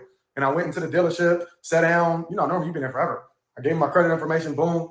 I was in and out the dealership. They was asking if I want coffee and drink. They was treating me different. So I'm like, yo, oh shit, my credit is actually 820 now. Like, it's way different. Like, you actually, damn. Because I thought like they was going to check something and like my actual score was still going to show 6.5 something, and that this was just some kind of trick or something like that, right? But like, man, you have perfect credit. You have amazing credit. You're approved automatically. Do you want to drink? Would you like anything? I'm in and out the dealership in 45 minutes with a brand new car. Like, so again, I will always give him credit for that part, and that's why it's frustrating that I know you know, because I know he ain't doing it. I know you have a connect with someone that can do these things. So why are so many people not getting what they pay for? You know what I mean? If you actually care about the Black community, that's what's frustrating. And again, I know how intelligent this person is, but again, if you're just joining, I do not support this person now. These are all past stories, and I'm telling you how I got associated, things that were done to me correctly and incorrectly, ways I was treated, and things I've seen which made me start to distance myself from him. So y'all know that I didn't distance myself from him because of all this news being broke, because I distanced myself from him before just based off of the ethics that I've seen in the day-to-day of being around this person. Like, I would, and it's like almost was like a split personality type of thing. Like, I'll be with him one day, cool, we all cool, blah, blah, blah. And then the next day I pick him up, he get in the car, I'm like, what's up? Like, cordially greeting, you greet someone when they get in the car with you, right? Like, hey, what's up? Like, first thing in the morning, because he blow me out, he'd be in my house 7 a.m., boom. Hey, what's up? I'm half asleep. He's just like, not even speak. Just looking at his comments. And then like 20 minutes go by, I'm driving in silence or with the radio on. I'm like, everything good? Ignore me again. Hour, 2 hours go by, no speaking, nothing. Then 3 hours later, yo, you see that shit on the news? Yo, you see the Tory Lane shit? Blah, blah. You see, yo. This is like right when that first came out and all that stuff. Like, yo, you see, and then just all chatty patty all out of nowhere, but it's weird, right? So these things I noticed. So I distanced myself before these things. So I was already away before any of these things happened, like probably 3 months or so. Because again, I had reconnected, but I wasn't driving. I just reconnected for lunch. I'm trying to think how to the timeline of this. My timeline could be slightly off. That's just strictly off of memory, but I want to make sure I'm saying it right. Long story short, I was away from him months before any of this shit came out. When Tasha K made the video, I was away from him months before then, strictly off of the things I had seen that I didn't like, right? So, but before the news broke was when he had invited me to the following year's party, because again, his birthday is August 10th. So this is before the Tasha K video came out that says brother molested for child molestation, right? So yeah, I went to the party. It was just a little dinner. So we up there talking. There was a bunch of dudes there. It was a whole new circle of people, all people I'd never seen before other than his wives. And then that same stepdaughter, but we didn't speak that time, right? And she act like she didn't know me, like whatever. So they talking about basketball, and I love basketball, right? And the whole time I had listened to Saneter. I can talk about that. I didn't meet him, but I've had an unpleasant experience with him, I would say. So it was a whole bunch of dudes I'd never seen. They all talking about basketball, and I love playing ball. And I want him to speak about this unpleasant experience with Saneter. We only have about 6 minutes left. LA, so I just shoot by myself. So I didn't know this where like video. the court was at the hoop, right? And again, this is before anything came out, right? About the news. So he's like, yeah, we hoop. I'm like, oh, bet. Okay, cool. Even though I ain't been rocking with you, this is my first time seeing you in half a year or longer, right? Because I stepped away from you because you was treating me weird, I felt like. But cool, I play ball. Like, I love playing ball. I ain't have no homies. I keep to myself. I don't hang with nobody, right? So they gave me the address to the court. So like, yeah, we playing ball tomorrow. So from that point on, probably for like, this is the day of his birthday. And again, it's whole different. The one before is super turned up. The next year is just 10, 15 people at a dinner on the rooftop on Sunset Boulevard. And they talking about playing ball. So the next day we hooped. We play ball in the mornings, like 9 to like 1, right over in West Hollywood, right over by the Grove. And the next day, that's when I open my phone and see the YouTube video. The next day, that's when I open my phone and see the YouTube video. This video. Exclusive Verbal Light Charge, Miami last night for Hard Wax. You see 2 years ago, right? That's when I seen that video. And in my head, again, despite my experiences with him, right? Because he did eventually come back and fix my credit. He did teach me how to make money in stocks and crypto and stuff like that, right? So in my head, I still have this thought in my head where it's like, oh, here go another person talking about he's scamming them for like, because again, I looked up to this person for 5, 8 years beforehand. So I had always blocked out those videos because I just assumed these were people. But this time I'm like, let me click it because now I had experienced some things. So I'm like, let me actually click this. And this is a big allegation. I ain't never really seen this one so straightforward. And this page got 1 million subscribers. So let me click it. And that's when I heard the news. And that's the day I got sick to my stomach, right? Right. That's the day I got sick to my, like, sick. Because again, they're not saying the names. They're saying minor TS. And again, T, I'm like, I knew the exact name because I've been with her every day for 6 months straight, right? The mother and the victim, right? So I'm like, what the fuck? And again, we had just played ball the day before, and I just went to dinner with him the day before that day, right? Just reconnected. So I'm like, in my head, I'm like, yo, I remember I sent it to my brother. I'm like, you see this shit? I'm like, sending it to my close friends, like, which I have very few of, like 2, my homie in Maryland and my homie in my hometown in West Virginia. And I'm just assessing the situation. I'm like, yo, it can't. I'm still like, it can't be. It can't be. And again, I have a friendship with the victim's mother, but I'm not about to text her and be like, is this true? Like, you know, like that's kind of not my business, even though I was with y'all months before it happened, every day, all day, right? So like 2-3 days go by. Okay. All right, let me make sure I got my timeline right. Might have been 2-3 days. This is when that came out. This is what I'm missing. At the party and the week leading up, it's not a party, at the dinner, the week leading up to the dinner, he had mentioned to me that he realized that I know how to kind of talk financial stuff now. I got some finances, you know, obviously he helped me fix my credit. So I got perfect credit now and all that. He's like, yo, you know all my stuff verbatim. You've been following me, damn near #1 fan for 8 years now. Why don't we do this? You got a big following now. You've seen what I can do for your credit. He apologized to me. I apologize. It took so long. I know it's supposed to be done in 3 months. I apologize. It took 9, 10, 11 months, whatever. He's like, I got a new assistant, all that stuff. All them people that was around then, you see as different people. And I seen it was different people. He's like, yeah, so I got the whole back end. It was just the whole technicality, blah, blah. I got a new assistant. So now stuff's getting done quick. He's like, you seen yours as soon as now that I got the new one, it got fixed in 30, 35 days. I'm like, yeah, it did. That's crazy, blah, blah. He said, so what we going to do is we can go into business together. So, you know, I charge $3,000. What we'll do is if you promote it, you will take $1,000 and I'll take $2,000. He's like, so you pitch it, boom, people sign up, I'll fix their credit, we'll get amazing testimonials. Now we got double the followers, double the influence. People trust you. I'm helping a lot of people. You see my testimonials, you see how I fix your credit all crazy. Boom, we about to blow this shit up, change the whole Black community. Everybody gonna have perfect credit, blah, blah, blah. Boom. So I charge $3,000, no worries. I'm gonna give you $1,000 off at the top for every person that you get to sign up for my credit restoration microwave. So in my head, I'm like, all right, that's a win-win. I'm gonna make What? I mean, bro, it's done. We only got like 2 minutes left. Hold on. 1,000. We're helping more people in the community fix their credit, right? I seen you took my credit from 530 to 820 in 35 days. So I know it's possible, right? Right? So I'm like, all right, bet. So at this point, some of y'all may have seen, I started promoting it. Hey, hit me up, DM me if you want to get your credit fixed, right? Boom, this is a business play. I'm gonna make some money, he making money, but we helping people. And for the fee, for me, $3,000 made sense because of how much of an impact it did have on me being able to get higher credit cards and Amex Platinums and Amex Golds. And I didn't get the black card that I was promised or anything like that. I didn't get the access to hundreds of thousands worth of credit. I didn't get a lot of things that I paid for, and it was delivered 11 months late. But He made it make sense. He's a very good talker, right? So I'm like, okay, cool. You got the back end straight. Cool. All right. Boom. Business play. Perfect. So I start promoting it, right? This is the week leading up. This is literally like a week, maybe 2 weeks max of me promoting it, then going to the dinner, then playing ball a few days, and then, or one day, then the news breaking. So I'm like, yo, what the fuck, right? So like 4 or 5 days goes by. And again, at this point, there's not a lot of details. It's just the interview from Tasha K, right? No, I didn't learn the way he fixed my credit. It just was like magically fixed. He never gave any details. He didn't give me the plug, anything, unfortunately, because not I would be helping a lot of people out with that. Because again, he knew somebody that could do some crazy shit with some credit. That's what I can verify, because my shit was fixed, right? For whatever reason, a lot of people paying, not getting it fixed. So again, at this point, there's not much information other than the Tasha K interview. This is someone I had been with every day 6 months. Some things were sketchy, but I had looked up to this person for 5, 8 years. You can, again, this is a flaw. I look back and be like, why did I do that, right? So he hits me up like, yo, didn't address it or anything. I'm like, I don't want to address it, right? I'm assuming it's just some bullshit.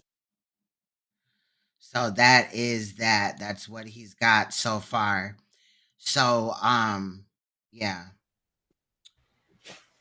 I'm sorry, Inky. I didn't mean to cut you off, but we all had good. 2 minutes left.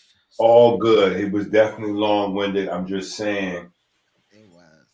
That is the hottest nigga in fucking Nebraska right there. You telling me you went into business after like all this shit go by. You see him get the kid some liquor. You see the next kid at the orgy party and all that. He rob you, don't pay you, years go by, and you decide to go into business with him. I mean, shit, what are we talking about right now? Yeah, that was really, really crazy. Just there was a lot right there, in my opinion. I don't like how he like was beating around the bush and things like that, but I am interested in seeing what's in part 3. So that's not off the table for me. But to me, the fact that he spoke about Renintech, and him seeing her and it was a sexual relationship, that discounts Saneter saying that, oh, I just said that because I was mad at Polite. Clearly that's not the case. You see what I'm saying? And there was other things, you know what I'm saying? Far as the victim's mother, him being around her, the alcohol, that type of situation was wild as hell. He stated that his credit got fixed, but Polite never showed him any of the ropes. And he keeps saying, wait. He's saying something because he keeps saying, Polite knows somebody that fixed my credit. So Polite knows the right people. We know that was allegedly Renintech. Because Saneter, Polite hinted when they did their back and forth that Renintech fixed his credit. Then next thing you know, he was talking about a credit microwave, scam flim flam. Facts. So I don't know, Ben, you want to weigh in? I would like to see part 3, just to see the conclusion of it, but it was everything that I pretty much suspected, the one thing that Polite did right, and this is what I noticed in the conscious community. In New York, we call it sunning a nigga out, you know what I mean? And he sunned them out. Like he made it appear that he was superior in intelligence to these guys with all of this fancy wordplay and, the theatrics, the materialism, and these guys fell for it hook, line, and sinker. And, they were culpable, so to speak, in watching these crimes take place. Yeah, that was wild, bro. He was this. Now this is something totally different, bro. Homeboy made a video and confessed to a few crimes. Like, my nigga, you can't say that you was there with Polite forcing the kid to drink alcohol and all kind of other shit. Like, what's going on right now? I ain't gonna front. I feel uncomfortable knowing that, I feel uncomfortable with him having shared that information with me. I feel that because that's a lot right there. And then, give or take, did he drink before this ever or not? You know what I'm saying? But the fact that he was able to just jump out the window, and that's interesting to me that he was drinking as well. He stated that he ain't never drank before a day in his life and all this and that. So he also did not take up for the mother or help her at all with saying no, but also has a phone relationship with her. I think that that is alarming. And Polite implicated him at various levels. So when he gets the daughter a drink and him a drink at the same time, they was all drinking together. So technically, by law, he also had underage drinks with the girl. You know what I'm saying? Like y'all drinking together. You drink with the, you know what I'm saying? Then later on, he goes into business with it, which means he's also implicated again. And that's another reason probably why those people see listen, the story is really coming out the more he tells. He got a bunch of people following him on one of them platforms, and he been telling all those people to sign up with that dumbass Polite program. Now them people ain't getting they're not getting their credit fixed. They definitely not getting their $2,000, and there's definitely no more customer service as of right now. So them people is putting the pressure on him, like, yo, you the one who connected us with Polite. You was down with him. You was scamming. You split the money, blah, blah, blah, blah. That's what it is. He done shared some of that money with Polite. See, the one thing that allows me to be comfortable when people say, yeah, you was with Polite. Well, I don't have the guilt of ever having split $1 with Polite. Like, I never, ever made $1 with Polite selling that fucking real estate shit, the paperwork, the fucking, like, not near. We never did a debate together. I never did an event. Like, we never did none of those events with Saneter together. Like, none of that money sharing. You know what I'm saying? So I know the money sharing is really feeling like it's weighing him down now, that he look back in hindsight and see all that he was involved in to make whatever money he made. You know what I'm saying? Like, because he's saying, I feel like he came up a few dollars, but you know, he's paying a toll for it. I feel like far as also the Renin Tech being there, how he spoke about the relationship, right? And wearing lingerie, and it was a sex party. I did call it a lingerie party, but it is a sex party. You know, That's I think right. I was just going after what he had said, but that's right. That means she there to have sex while Polite and her and the other wives having sex, who's supposed to be the stepmoms. So that's some kind of something, like, I don't know, ain't that something shit? The stepmoms having sex with the daughter? I mean, what's happening? That's something shit. That's some kind of something. I don't even know what the name for that is. I just know that's not like, okay. They could be Amanette and Riot could be predators too. But nah, hold up. Saneter was out there too. You know, Saneter got a couple of videos being out there, and that evidence that he don't make me show the tape. What tape are you talking about? Yes. What's the tape, Saneter? What's the tape, Saneter? Listen, that's confession right there, bro. You in possession of child pornography, man. You supposed to be going. You supposed to split that bid with. Don't make me show that tape. What tape? Not split the bid. He get the same thing as yeah. Give him a double whammy. Yeah. You gotta get you a 7-piece. A 7-piece with a mystery dip. That's that second part of the bid is the mystery dip. You got a 7-piece with a mystery dip and a 10-piece biscuit. You're funny. Word, Joe. But that's what it is. This is right. That was a lot to unpack right there. A lot to unpack. That still ain't gonna really fully hit people until they fully recognize, like, this guy just told a story of sitting down and watching the beginning of the seduction of this girl. Like, this is the beginning when Polite starts to force the girl to drink alcohol at 14. Unbelievable. And to be honest, hold on, let me slide over so I'm on the camera when I say this. Listen, to be honest, you know that anything that's done in the light is always less than what's done undercover. You see what I'm saying? So if Polite felt emboldened enough to try to get this little girl to drink alcohol in front of her moms when her moms was going to say hell no, and in front of some brand new nigga he just met off the internet, imagine what that little girl was probably already dealing, the pressure that Polite was probably already putting on that girl, you know, like when her moms wasn't around or whatever, to make her be in a position, like the security, what's his name? Let me say this, Doc. Isolate, intoxicate, there you go. That's it. Because he's describing the girl as being very non-responsive to Polite, very standoffish.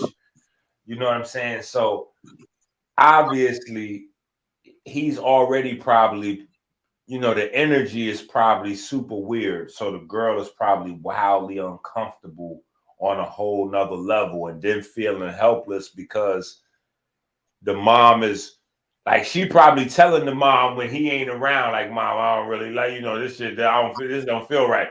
And that's what it sounds like. Yeah, then the mom going along with it, so she feeling super helpless. So she just like off to herself, to the side type of vibe, type shit. Like, that shit is crazy, bro. Find out you let that. Yeah, when part 3 comes out, I will do that. I'm gonna edit that one though, because we gonna get right to the point with him. But yeah. So do you wanna pull the cat out the bag with the next situation? Let's go ahead and get busy with the get busy. All right, let me first explain that I will be watching also from another device because there is some copyrighted material in here, and we might go through a content ID, you know, not a strike, but it does notify them. So in case that happens, I do have a version without the copywritten portion in there. Don't trip. I'll see it on the other device and I'll just stop it. It will bring us back as soon as I stop playing it. So just in case. We shouldn't have any issues, but just in case. Just in case. All right. Huh? No, I was just saying, just in case, don't go nowhere. We ain't going nowhere. Yeah, we ain't going nowhere. Yep, stay right here. So let's try to take a look at this one. I'll drop this one as an edit after the live. Due to the disgusting demise of Michael Nowak, formerly known as Brother Polite, we, the black community, are putting Saneter on trial. We charge Saneter for being the greatest liar in the black community. We charge Saneter for being the greatest agitator in the black community. We charge Saneter for creating great divisiveness in the black community. We charge Saneter for being the biggest hypocrite in the black community. We charge Saneter for being an adulterer. What? I just in the black community. We charge Saneter for being the greatest peace breaker in the black community. We charge Saneter for being the greatest deceiver in the black community. We charge Saneter for being the greatest troublemaker in the black community.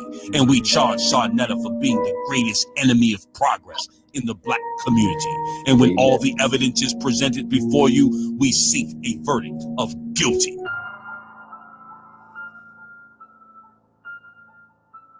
The latest rumors that we heard about you today. Say that again? I said, have you recently addressed the latest rumors we heard?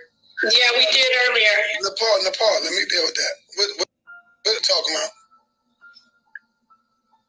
Recently, we heard some crazy things from ANKH'S page. So you agree that they were just rumors, right? And not facts? I'm trying to figure out. No, That's why I'm asking you. No, I'm asking you. Was he dropping facts? We didn't see. Hold on, sister. Let me answer you. So I can't say that it's a fact. Thank you. So I ain't got to address it, sister. Thank you. It's just comical stuff. Huh? It's just comical. Come on, man. Don't ask me no fucking questions about no fucking Nikki. Who is Nikki? You tell me. And if I knew it and then I tell you who she was, you wouldn't fucking know her. So come on, man. Don't ask me no motherfucking stupid questions like that. Tell a nigga to show and prove. Other than that, y'all don't come at me with that stupid shit. You don't know when niggas playing you. Niggas coming up with old shit now, trying to see if they can try to get you. If he give me them names in Harlem, guess what? I will go to the niggas in Harlem and I will ask them myself on tape. See? If he give me them names in Harlem, guess what?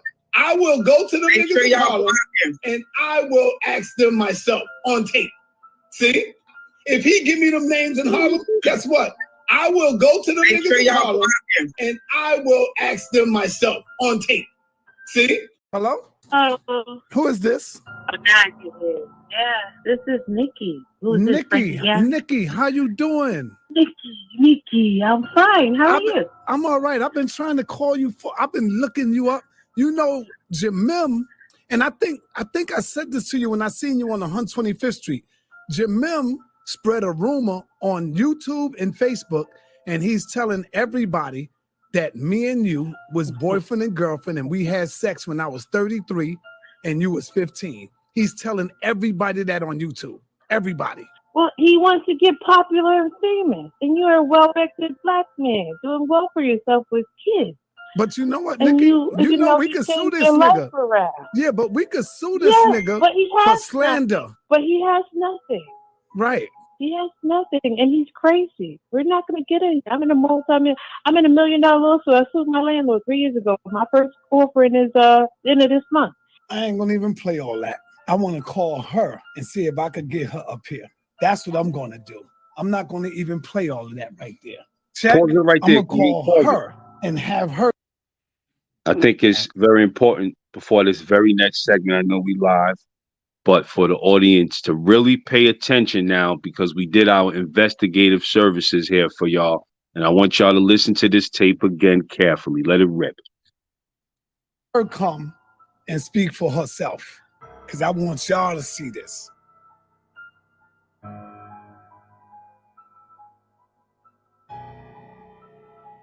Hello? Who is this? Yeah, this is Nikki. Nikki, how you doing?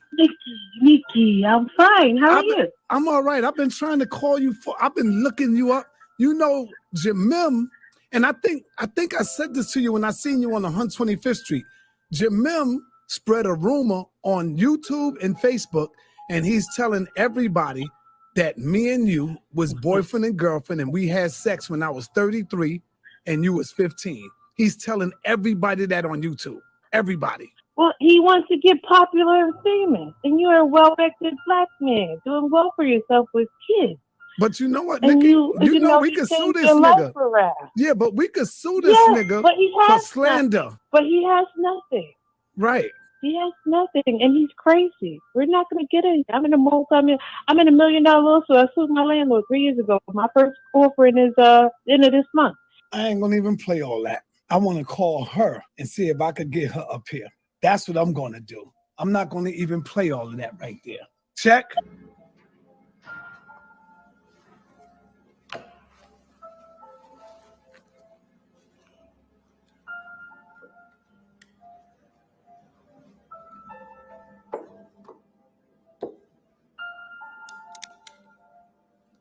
Now listen to me, little bitch.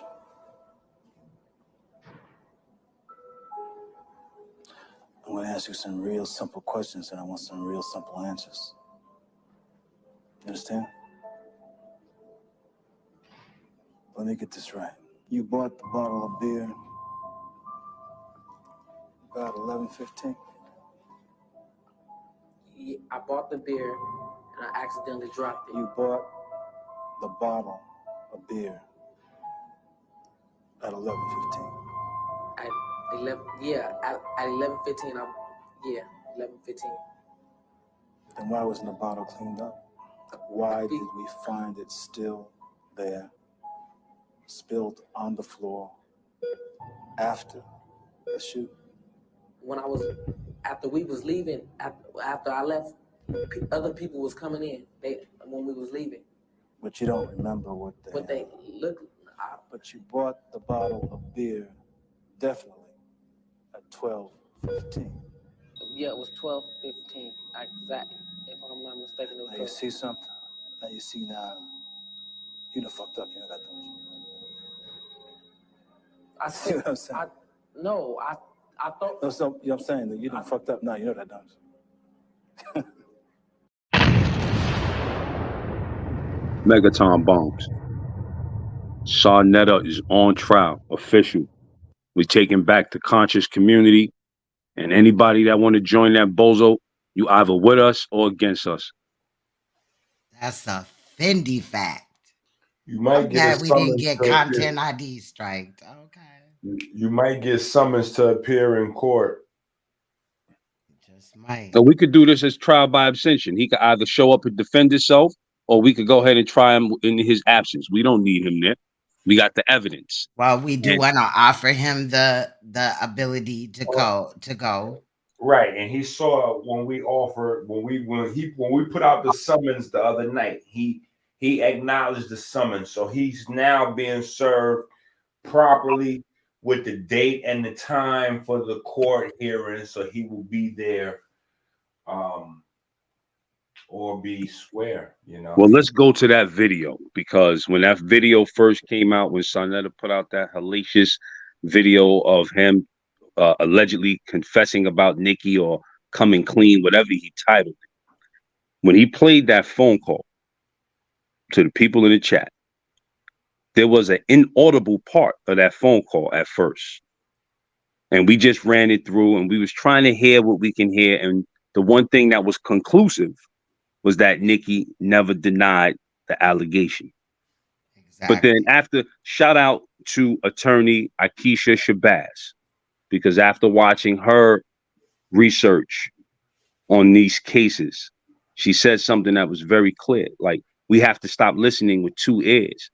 Start listening with 4 ears, 5 ears if you have to. Start seeing with more than 2 eyes from a legal standpoint. So I went back and listened to that audio again. And I put my 3rd and 4th ear on it. And that's when I noticed that conversation, to where she called him Frank Gary. Well, first she called him baby. Right. He said, hello. She said, hi, baby. Now, this is a nigga who's talking about, I don't know Nikki. If I know who she is, I show her. You tell me, motherfucker, I don't know.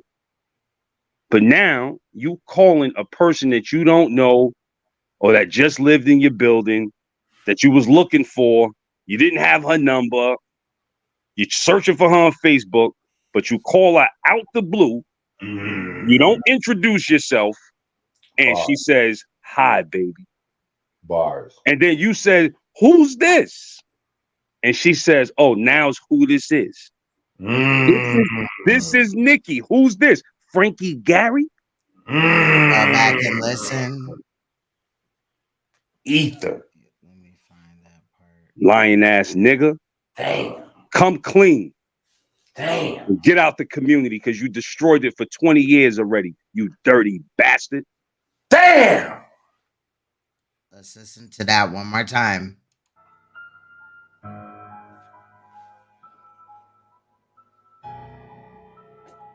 Hello? Who is this? Yeah, this is Nikki. Who is this, Nikki, Frankie? Yeah. Nikki, how you doing? Nikki, I'm fine. How are you? I'm all And right. she's I've being been trying to cynical. call Stop it you right for- there. I've been looking. Let me just tell the audience about Nikki. Nikki's a very cynical young lady from what I remember. It's been over 20 years. And, you know, I was in my late teens rather, chasing this girl around. But she always had a very sarcastic wit. You know, so when he's trying to play stupid with her because she answered, hi, baby, he tried to cut her off. Who's this? You know, now She feels insulted. Yes, there you go. This is why we need the women of the conscious community to get Nikki on the stand. Hold on. Break it down. We don't need nothing, man. That's a confession right there. That's a wrap up right there. That means it's that they already have 99%. they already have a very comfortable relationship, Yes. And he interjected with the professional filter immediately, like he on Nextel speakerphone next to his wife or something. Yes. And he had the time to groom her. It's been 2 years since the allegations came out. Damn. Yeah. Plenty of time. And shout out to Sister Neo X, because in her video, she broke that down to where even if the girl comes out now and says nothing, Saneter, you groomed her. You guilty. You're guilty. And the reason why you like Polite so much is because you saw your younger self in him. Damn. Oh yeah, I could be just like him if I hang around him long enough. Lusting after them little girls. Lusting after them little girls. Him and G's TV. Lusting after the little girls. Let me say this because the nigga's on trial. And on his live today, he tried to get up there. I'm a catch Stinky Inky in his lies because all he does is lie. Look, this is the first thing he says. We could throw the Nikki thing out the window because we know that's a lie. Let's just get rid of that right now. Let's throw Nikki out the window. No, nigga. This tape right here proves that you've been lying to the people all the while. You said you didn't know Nikki. You said you had no idea who Nikki was. Why she called you baby? Why you tried to cut her off? Nikki. Yo, Saneter, you a creep.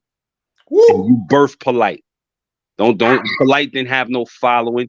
The House of Consciousness makes people. Remember that? He was nothing till he came to the House of Consciousness. And you brought him to the forefront to abuse the community by scamming him. And you knew that in his heart of hearts, he was a child pedophile. Damn. Period. Damn. That's a fact. And you cultivated him. You nurtured him. You still defend this nigga. God damn. You still defending him. Saw creepy ass nigga. You still defend. I ain't gonna say nothing about Polite. That thing is over. I'm trying to put that past me. Nigga, you should be the first one on his neck every time you hit the live button, you bitch ass nigga. Damn. Facts. Now, what about the drug history and the drug use of Saneter, Ben? You was around for a while. There seems to be a drug. Before he became Salik Karan, before he became Saneter, he was regular old dusty ass Frankie, sleeping in his mother's apartment, grooming little girls from that block. He was nothing to be impressed with. He was nothing mesmerizing. I'm going back to Frankie. We going back to the 90s when the nigga was smoking a pack of cigarettes every day, sitting on the stoop doing absolutely nothing. He was smoking cigarettes. He was smoking cigarettes every day. Newport 100s or I can't. I wouldn't be able to tell you which one. Listen, his name is Freaky Frankie with the Frankfurter. Freaky Frankie with the Frankfurter. Yeah, we can throw the Nikki out the window. Trying to make it look like I'm lying about Nikki. You know what we saw. Me and you, Frankie, leaving your mother's house that day. Yeah, we when you did that video and you thought you was putting my information out, which was all lies, you just took the gloves off. So let's talk about it. Let's unpack this shit, because I know that's what Sister Nandy wanted that day. And for the record, I was 19 years old, 18 going on 19. I was still a child myself, leaving your mother's house because I was dating your niece. And when you was trying to usher that girl out the house on a sneak tip, you didn't see us turning that corner. You looked left first, and then you looked right to the door and you told her, come on, let's go. And when I passed by you, I looked at you in your eyes as a young man to an older creep nigga, and that's a look that you and I will never forget. So we ain't playing no more games with it, nigga. You guilty. You have a house of pedophiles that you're grooming, and you're trying to put this off to the people, and you already done it for 20 years. It's been 20 years of your bullshit of just taking the black conscious community backwards. And you can't run to Professor Smalls. You can't run to none of the seniors and the elders of the community, because once this trial starts and we sit them down and find out what we supposed to be doing as a community, this ain't it. And that tape right there, hi, baby. I don't know no Nikki. Hi, baby. Oh, now you don't know who I am, huh? Who's this? Frankie Gary? For a person that you barely know and you had no relationship with, y'all was very comfortable. Right. Very comfortable. Facts. Oh, you know Jamim. Now, how she know Jamim? How she know? I didn't see Nikki in 20 plus years. I mean, listen, if I didn't know you like that, deal with you, how you remember my name? I never was intimate with Nikki. Facts. You was never intimate with Nikki. So what we talking about? And then he said it was old shit. That my goodness. Oh, that's the nail in the coffin. Niggas always trying to bring up old shit. What old shit, Saneter? What old shit are we talking about? You dating Nikki when she was 16, 17? When you was 34? And now you're 60? So do you think that makes it old? It's new to the people because you're trying to run around here like you some innocent person that's been trying to uplift the community. Nigga, you are a devil. And all you did in the conscious community was pit us against each other year after year. Here we are 2 decades in, and we haven't accomplished jack shit because people are running around thinking the House of Consciousness is some platform they need to be on. Did you ever notice that when he was using coke or heroin that he went into like a rehab? Did he ever go into a rehab? Or was he just using was he just a drug addict and then then he went into consciousness and then I met him when he first came home from jail, which was probably about 95, 96 is when I met him. He was sitting around for a few years doing absolutely nothing. As Ray Hagan said in one of his speeches, where he was sensing gangsterism entering the conscious community in the form of revolutionaries, right? Saneter's that gangsterism bullshit that he's talking about was just taking that drug dealer mentality, that drug dealing mentality. No. What I'm bringing saying it is, into the conscious community. No, let me say this, Doc. When the drugs and stuff started dying down in the community, 98, 99, it was really fading to black. Nobody was really hustling like that. That had sense. He saw fit to say, let me join the new Black Panther Party. And that was 1999. And that's when he was running around Harlem with the bullhorn, trying to tell black people to wake up and all of this, all that. But when Saneter was selling drugs and smoking drugs and doing all that other foul shit, I was on the corner of 125th Street selling Malcolm X Respect Yourself t-shirts. So we on 2 totally different sides of the spectrum. I didn't know him in the early 90s, but in the later 90s when he came home, that's when I met that creep. No, what I'm saying is because, he said that you never seen when he tell the story about how he got AIDS or diagnosed how he got diagnosed with AIDS. It's not really clear on whether he has make me AIDS pull or up the video. Yeah, I don't know. I don't know if that was from drug use, from sex. I don't know. Right. See, that's what I was saying, because remember now, maybe hold on. Now, a lot of people don't know. This is no cap. Real quick, really briefly, I have a book on Amazon where I talk about a lot of the science, just going in depth in terms of what Dr. Sebi talked about and what Dr. Sebi taught.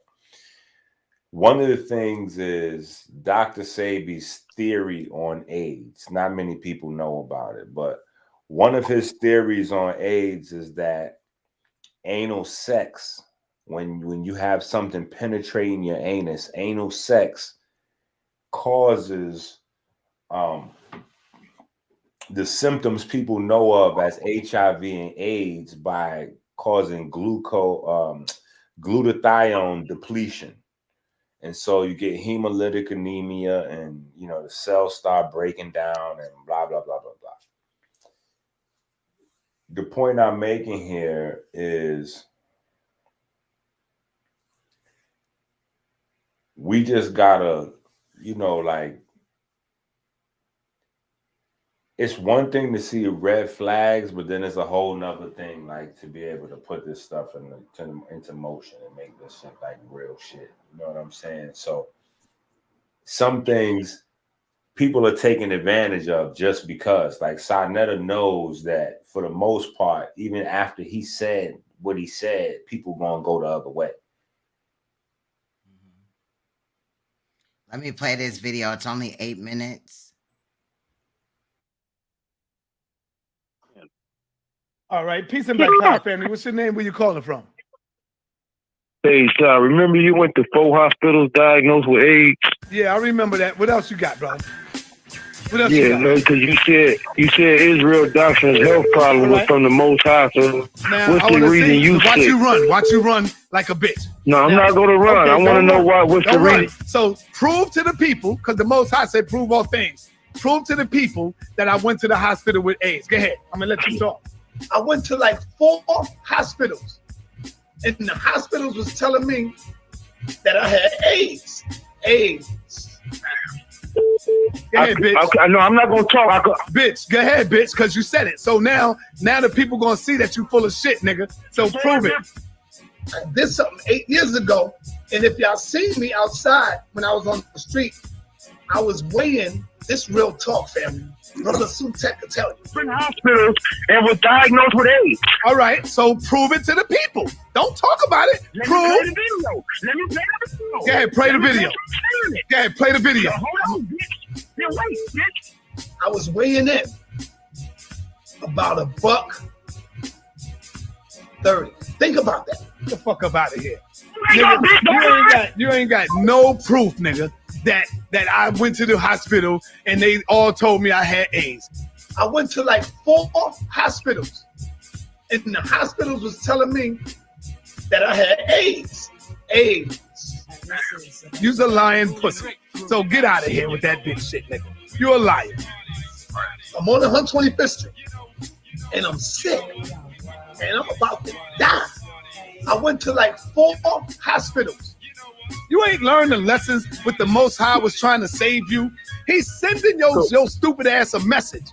I'm weighing in at 130 pounds, walking the street like a crackhead. Show them that I said I've had AIDS. And the hospitals was telling me that I had AIDS. AIDS. Show it to them, nigga.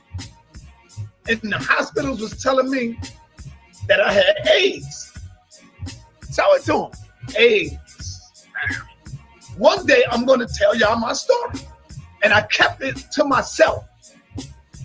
Coming in here lying and calling in. I went to like 4 hospitals. You told me. And the hospitals was telling me that I had AIDS. AIDS. Nigga, if you got facts, if you got proof, bring it to the people. Sutek is the only brother that walked up to me and said, "Son, you don't look good, brother. AIDS. You're not looking good." This is 8 years ago. I'm on 125th Street, weighing that all my clothes was too big for me. They was falling off me. I had to tie it, make another knot to pull it. And the hospitals was telling me that I had AIDS. AIDS. Didn't the Most High send you a message, nigga?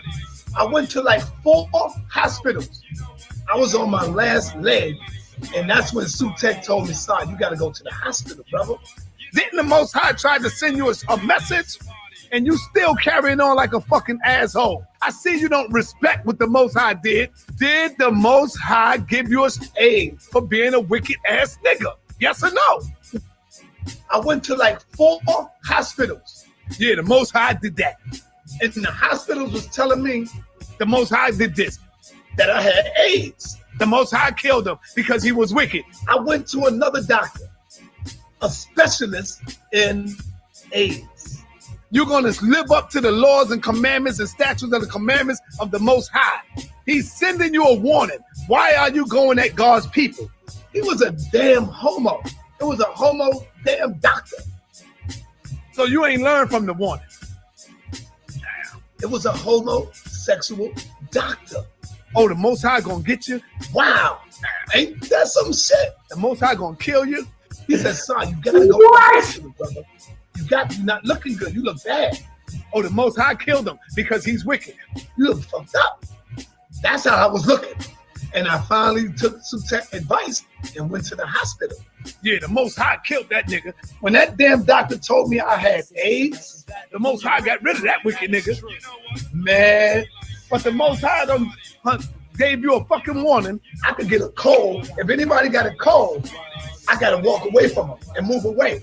and you still up here acting like a goddamn asshole, running around disrespecting people, and I'm sick, and I'm about to die.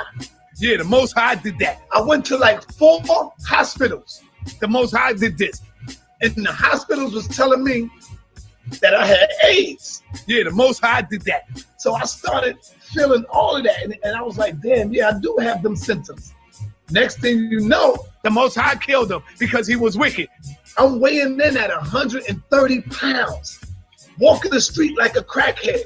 Hey, Shy, remember you went to 4 hospitals diagnosed with AIDS? Yeah, I remember that. What else you got, bro? I went to like 4 hospitals. Prove to the people that I went to the hospital with AIDS. Go ahead. And the hospitals was telling me that I had AIDS. Yeah, the Most High did that. He knew he was the best that ever did it. This doctor was the best.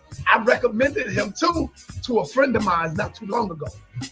He was an expert in AIDS. You ain't got no proof, nigga, that I went to the hospital and they all told me I had AIDS. When that damn doctor told me I had AIDS, the Most High did this. AIDS. I must have seen this shit at least 1,000 times and then catch that little part right in there where he like, yo, yeah, I recommended my friend too. What the fuck is going on? So hold on. So not only is your status of AIDS in question, but clearly you got somebody else that you recommended because they, you know what I'm saying? So like, yeah. So he took care of mine. Now, here's another thing, and I have to say this is a thing that's peculiar about people in general. You know, just not just Saab, but just people in general. How is it that we allow, like, how do we weigh? So he goes to 5 doctors, right? The first 4 doctors say you have AIDS. He says, I don't believe you each time. The 5th doctor says you got something else. He goes, oh, okay, yeah, it must be that. Sound about right. Like, how the fuck do you do that? Like, how do you decide? You get the 5 what doctors. You got, right. Yeah, like, I'm just like, how is it that people is, this is a crazy. This nigga is such a liar, man. And that's the sad part, that you try to tell these people, you know, and as his trial commences, you know, I do plan on giving some testimony about his transgressions on 125th Street, you know, and he lies about everything. He's such a liar, and you try to warn people about him, and they start calling you a hater, and he really has nothing. Now, not to go on a tangent, let me take a step back to that phone call with Nikki. You hear him tell Nikki, we could sue him. And Nikki says, yeah, but he has nothing. Now, that could be taken one of 2 ways. One, she could be saying he has nothing as far as assets. Cool. But then 2, when you look at it a step deeper, let's get on some gangster shit. This is a crime we're talking about. And we all from the streets. And we know what he has nothing. There's nothing there. Yo, I got away. Did you leave? I didn't leave nothing. There's nothing there. They have nothing. He has nothing means he doesn't have no tape. I'm not going to say nothing, baby. Your secret is safe with me. And that's why he didn't play the rest of that phone call. So Saneter, Frank Gary, the people want the interview. So now, hold on. I'm gonna tell you what you just did. Because I know how this nigga Saneter behave. If what you say is accurate, and it sounds about right to me, I'm gonna just keep it a buck with you. It sounds about right. Sounds about one of them Jerry's Spring. You know, it don't be 100%, but that should be like 99.999. So if you're right, you sound about right to me. What Sal gonna have to do is call up Nikki and start offering her all kind of money to do a new phone call, because obviously he can't play the rest of that phone call. So he's gonna have to try to offer her some money to have a scripted. You know, that's the only thing that I like. What else can he do? But Sister Neo X, she already broke it down in one of her videos, and she put up a grooming alert. And her analysis is so spot on to where she says, Saneter, you are protecting a pedophile who you said you was blessed that she went in your backside. You was blessed that it was a woman and not a man, is what you said, and you're protecting her. I ain't gonna say her name because she's still out there. That's what you said, Frank Gary. So now, why shouldn't we believe that you have groomed Nikki and with a superb job? Because like Neo X said, if she was willing to protect you back then, knowing that you was committing a crime, then why wouldn't she protect you now all these years later? And according to Dr. Science, that woman, that bus driver that went in Saneter's anus could very well have been the reason that he is testing positive for HIV and AIDS. And he may know that it was that woman penetrating him over and over again. And also, did the bus driver play a part in him abusing Nikki Chanel? And how Well, many I'm gonna say yes. I'm gonna tell you why she played the part in it, because he said it lasted with him from, I think he said 13 to 15, somewhere in that area. So those are grooming years. So he's graduated with an associate's degree in grooming, so to speak. You know, he had those 2 years of knowing what it was to be groomed. And clearly she was hitting him probably really hard. So his anus was bleeding probably. And he was, so because his booty was dripping. I'm just saying, this is probably what was happening to him. Like, no, I'm just saying. I don't think that's what he meant. Do we have to go watch the video? No. I'm just saying, I feel like Saneter was highly abused. So that his I don't think she penetrated his booty. No. Listen, Queen, just relax. There's nothing you could do right now. This is what it is now. This already happened. He already said he's blessed that it was not a man that went into his backside, but a woman. There's no way that can go anywhere else. Clearly, when you make that statement, I think he was capping. No, ain't no capping with. That's just like capping when he said Baby York. Ain't no capping with some of these statements. You don't make a statement as a man that somebody was in. Like, when he makes that statement, it's clear that someone. Stop with the booty shit, please. Listen, this is just what it is. Somebody. Then I think about, his backside. Did she put me on her and stuff? Hey, listen, the way that somebody was penetrating into Sa, and Sa, that's how he got it. And let me make this clear. If he was molested, that is not funny. But it's the way that he says these things. Remember, he's, Filthy Frank, 5th grade Frankie, or what did you come up with? 5th grade Freaky Frankie with the Frankfurter. Wow. Okay. 5th grade Filthy Frankie, Freaky Frankfurter, fuckhead. But what's important for the people to really take, man, is this guy's just been lying to you from day one. He saw once the drug dealing game stopped, he started pimping the consciousness, and all he did was take the same tactics. I'm giving y'all the game right now. He took the same tactics from the drug dealing environment and brought it into the conscious community. Same exact tactic. This is my corner. This is my block. And if you set up on 125th Street, he's trying to tell you what he owns on the street and where you can set up at, and the same type of drug dealing mentality. It's like in that conversation, and we're going to go deep into it as the trial commences. But it's like you asked him that one time, Doc, when he's talking about, nobody wanted to kill him. What are you talking about? We're talking about economics here. How does murder, death, kill turn into black economics? Because that's where this black devil heart is at. Damn. And Reggie probably his girlfriend. He probably doing something with Reggie on the down low. Reggie is a code D, and as this trial commences, I got a story on Reggie too. I got plenty of true stories on Reggie. I think Saneter and Reggie might be sexually active sometimes. I'm just saying. I think they could be a couple. I got no comment. All right, well, let me ask you this: have you ever seen Reggie with a woman? I've known Reggie, known of him, I should say, since '96. Now hold on, Let me say this. Ben, Let me say because you're this. starting to sound like homeboy that we just watched in the video. Nah, I got you right now. Straightforward question. I said, have you seen Reggie with a woman? And then all of a sudden you started like, now listen, now hold up. I'm just making this video because it's not a monetized video, and I just want to. I'm gonna give you the live and direct. I met Reggie back in '96 when I met, God bless his soul, Grandmaster Marvin Gatlin. Now you asked me a question. I've never seen Reggie with a woman since 1996. Wow. How about that?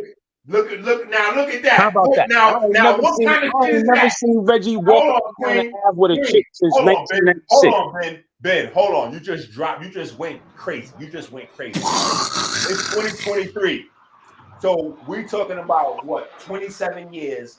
You ain't seen Reggie with a woman. I've never seen Reggie with a girlfriend. I've been on the Ave. I'm speaking from a 125th Street perspective. I'm not around him 24/7, of course, but from the times that he's been out there, he used to work out there. I've never seen Reggie with no woman. I'm telling you, this is what's going on. Reggie and Saneter is in a secret relationship.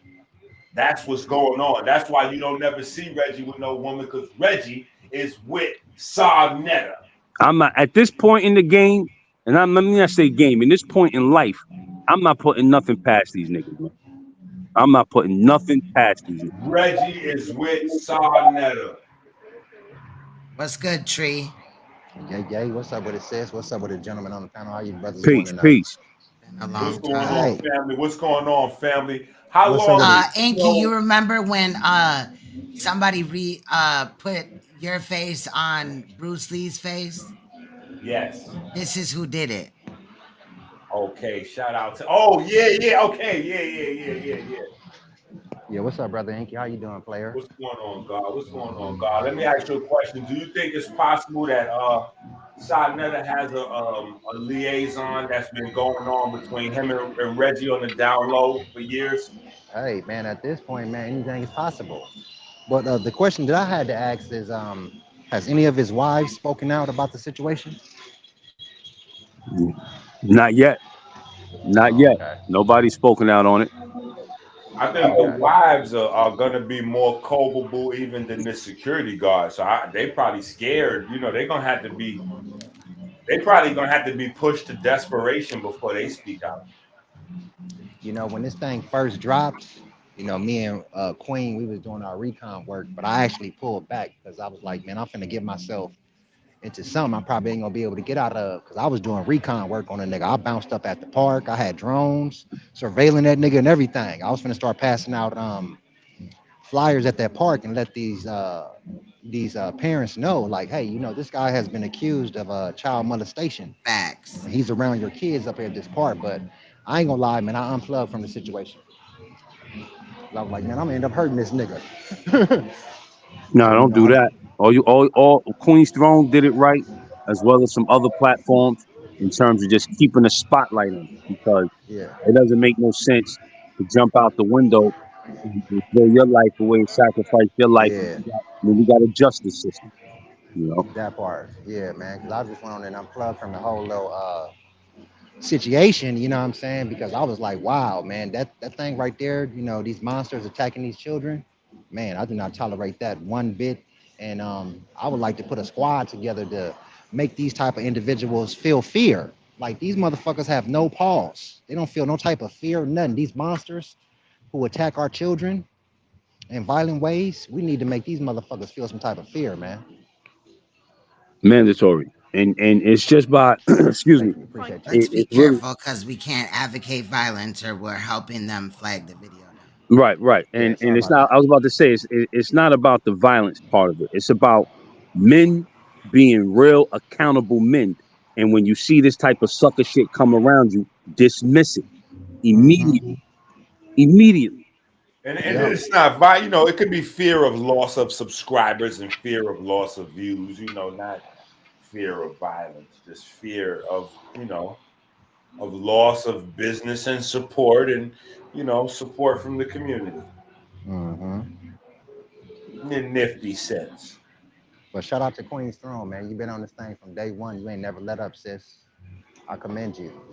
And you know I got your back 1,000,000%. Perfect. Okay, so Thank you. Thank you. I appreciate you, Tree. Yes, peace. Shout out to Tree. That's For real real. as hell. Shout out to Tree, man. For real though. That shit is real. Yeah. But that's what's going on though, man. Low key, you're gonna find out Saneter was involved with Shaka, ANKH'S, and Reggie. Right. Napaz stated that she just found out about Kelsey's story. Since it was me and you, Inky, that talked to Kelsey. And for those that don't know, Shaka Amos had allegations out here. And she came to Inky, and her name was Kelsey, and we heard her story out for 4 hours and 20 minutes. I will never forget that video. Yep. And I also we had I'm other sorry, Queen. videos. I'm sorry, hold on really quick. Yeah, go. I also had other videos on the situation or whatever, but without any further action from the mother or the victim in the situation. I placed those are there, but you really can't see them. But 9 times out of 10, normally there's an accusation and then information comes out later, so it will always be there. Go ahead, Ben. No, I was going to say, we know some people lie, but when you have these type of stories coming out and people are coming out shamelessly just telling their truth, and then you don't get no real defense from the person being accused, that's more red flags. Shaka, where you at? You on camera talking about everything else. You on camera running your mouth, ready to fight, ready to show that you this big tough guy about everything else, and then here this allegation is put on you and you're quiet. Mums is the word. With real people. This is not okay. We're not making up no made up names or anything here. This is real people coming out alleging you did something and you didn't have a single word to say. Saneter, where is Nikki? Where is Nikki, Saneter? Bring her on the platform live. Because despite your grooming her, I'm sure there's a circle of sisters that can get the truth out of her. Bro. Let a woman edit her. Let a woman interview her, speak with her about it. How is he gonna ask, you know what I'm saying, his alleged victim right, about the situation? Shaka ANKH'S looked like a fame dancer from day one. We knew something was going down. Like, it's just a wrap. So ain't nothing to talk about. Neo, you want to weigh in, sis? I think she's there. You got audio, Neo? Maybe she stepped away for a minute. Yeah, can you hear me? Yeah, I hear you. Yeah, it's just I'm driving, so my signal ain't that strong. But I just wanted to click the link real quick just to clarify, actually what I said about Saneter and his allegations of him being molested. I wasn't trying to expose him for being molested or whatever the woman did to him. The point of that video was to show that he was protecting her. You get what I'm saying? Because you remember when he went on his rant about me, that was the main reason when he kept getting me and Queen Throne story mixed up. He kept saying he don't believe me because I won't publicly say the name of the man who raped me when I was a child. And I told him that my family know, like, I didn't protect him. Like, they know. The only reason why he's not in jail because the statute of limitations is up. That's it. So that was the point of me. I just want to make sure that was clear that I'm not making fun of him for being molested. No. And I definitely wasn't one of the ones that took it that he said he was anally raped. I think he just, the way he said it, because he's so fucking retarded, you can take it that way. But I don't know if that's what he actually said. I took it that he was saying that if a man molests a child, they anally rape them. You know what I'm saying? Like, he's stupid. Yeah. So that's why it came out that way. and that's not true. A man doesn't have to anally rape you to molest you. Like that's retarded. Right. Or So vaginally. right, Or that he's retarded. vaginally. Yeah, he's stupid as hell. But and then secondly, when y'all doing this trial shit, because y'all know I got receipts on top of receipts. We're doing that That's an excellent question. 1st. And So I'm gonna need you to be a paralegal. I'm gonna have to recruit you to be a paralegal. Text me. Yeah, I seen y'all know I got all types of clips of Saneter saying some dumb shit. Like I got him saying that he know when Polite was a scammer. He told us when he found out.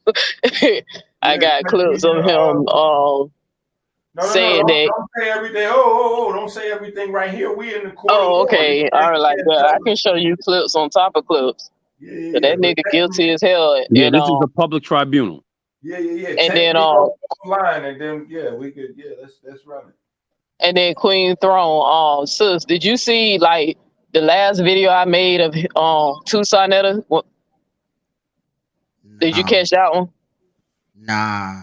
All right, so I did my last video. Like I called Saneter out for being a sexual sadist. Because this nigga keeps asking me, and Queen Throne, when I say I'm not exaggerating, I'm not exaggerating. This nigga don't ask me 6 times to come on his platform to give his audience detail of what happened to me when I was 4 years. I played a new one. I played a new one the other day in the last edit. Oh, you did play it? And He don't believe me or your story, and then he went in like, "Oh, Neo, why don't you just come up here?" Because he calls her Neo Love. Yeah, this time he said Neo S. He started calling me that Neo Love bullshit. But this the crazy thing is that I notice I say he don't never ask Queen Throne for her details, but you keep specifically asking me for. He asked me to come on his platform. He was begging me, and I went up there and we talked about molestation. Yeah, but the point that I'm trying to make, he keeps asking about the part that we exposed him on my show last night, that he's obsessed with that. Like ever since I told him, like, bro, it was rape. Like, you know what the definition of rape is, right? And he wants me to go, like, I told him, like, bro, I'm not finna come on your channel and give in to them people's sexual gratification. Like, you know you a perv, them niggas are pervs. I'm not finna relive that shit. Right. Yeah, like, come on, like, you think I'm stupid? I know what you're asking me to do. You're sadistic, bro. You want to get off on my pain. I was 4 years old. And then all he's going to do is throw it in your face. Right. He's going to throw it in your face. Exactly. Period. So that's why I was sitting there listening. Statutes of limitations. Well, I'm not.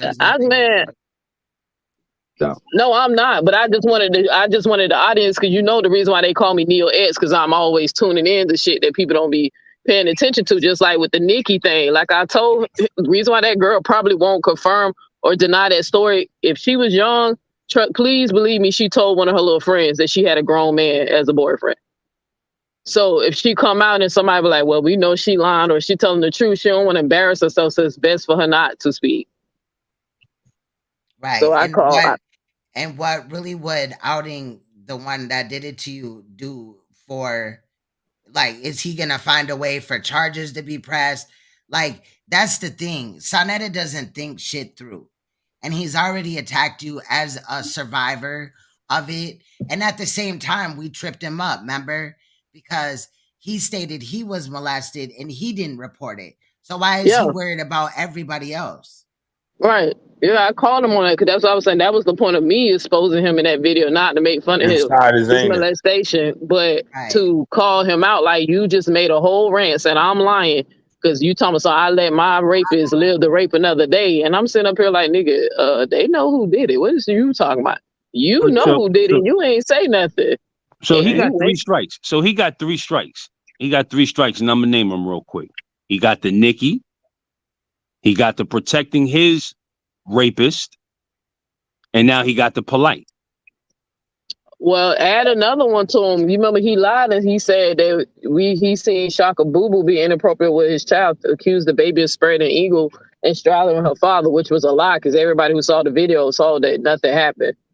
You feel what I'm saying? So like, I think you should add that to the docket too. Him trying to, you know, Yeah, that's on the sexualize a little. docket. Lion Yeah. is definitely on the docket, Well, fam. him sexualizing a baby, like he can't keep a baby in an innocent place. He has to, like, that was sick.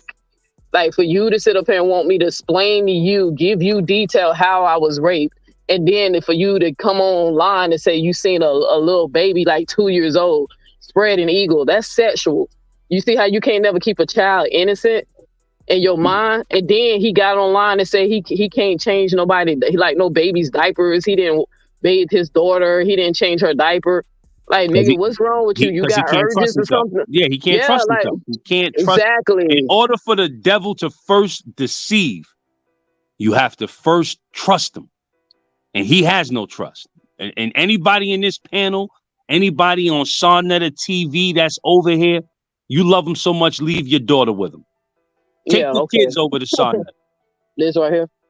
Let's see what happens with your kids when they come back from Saneter's house after 6 months.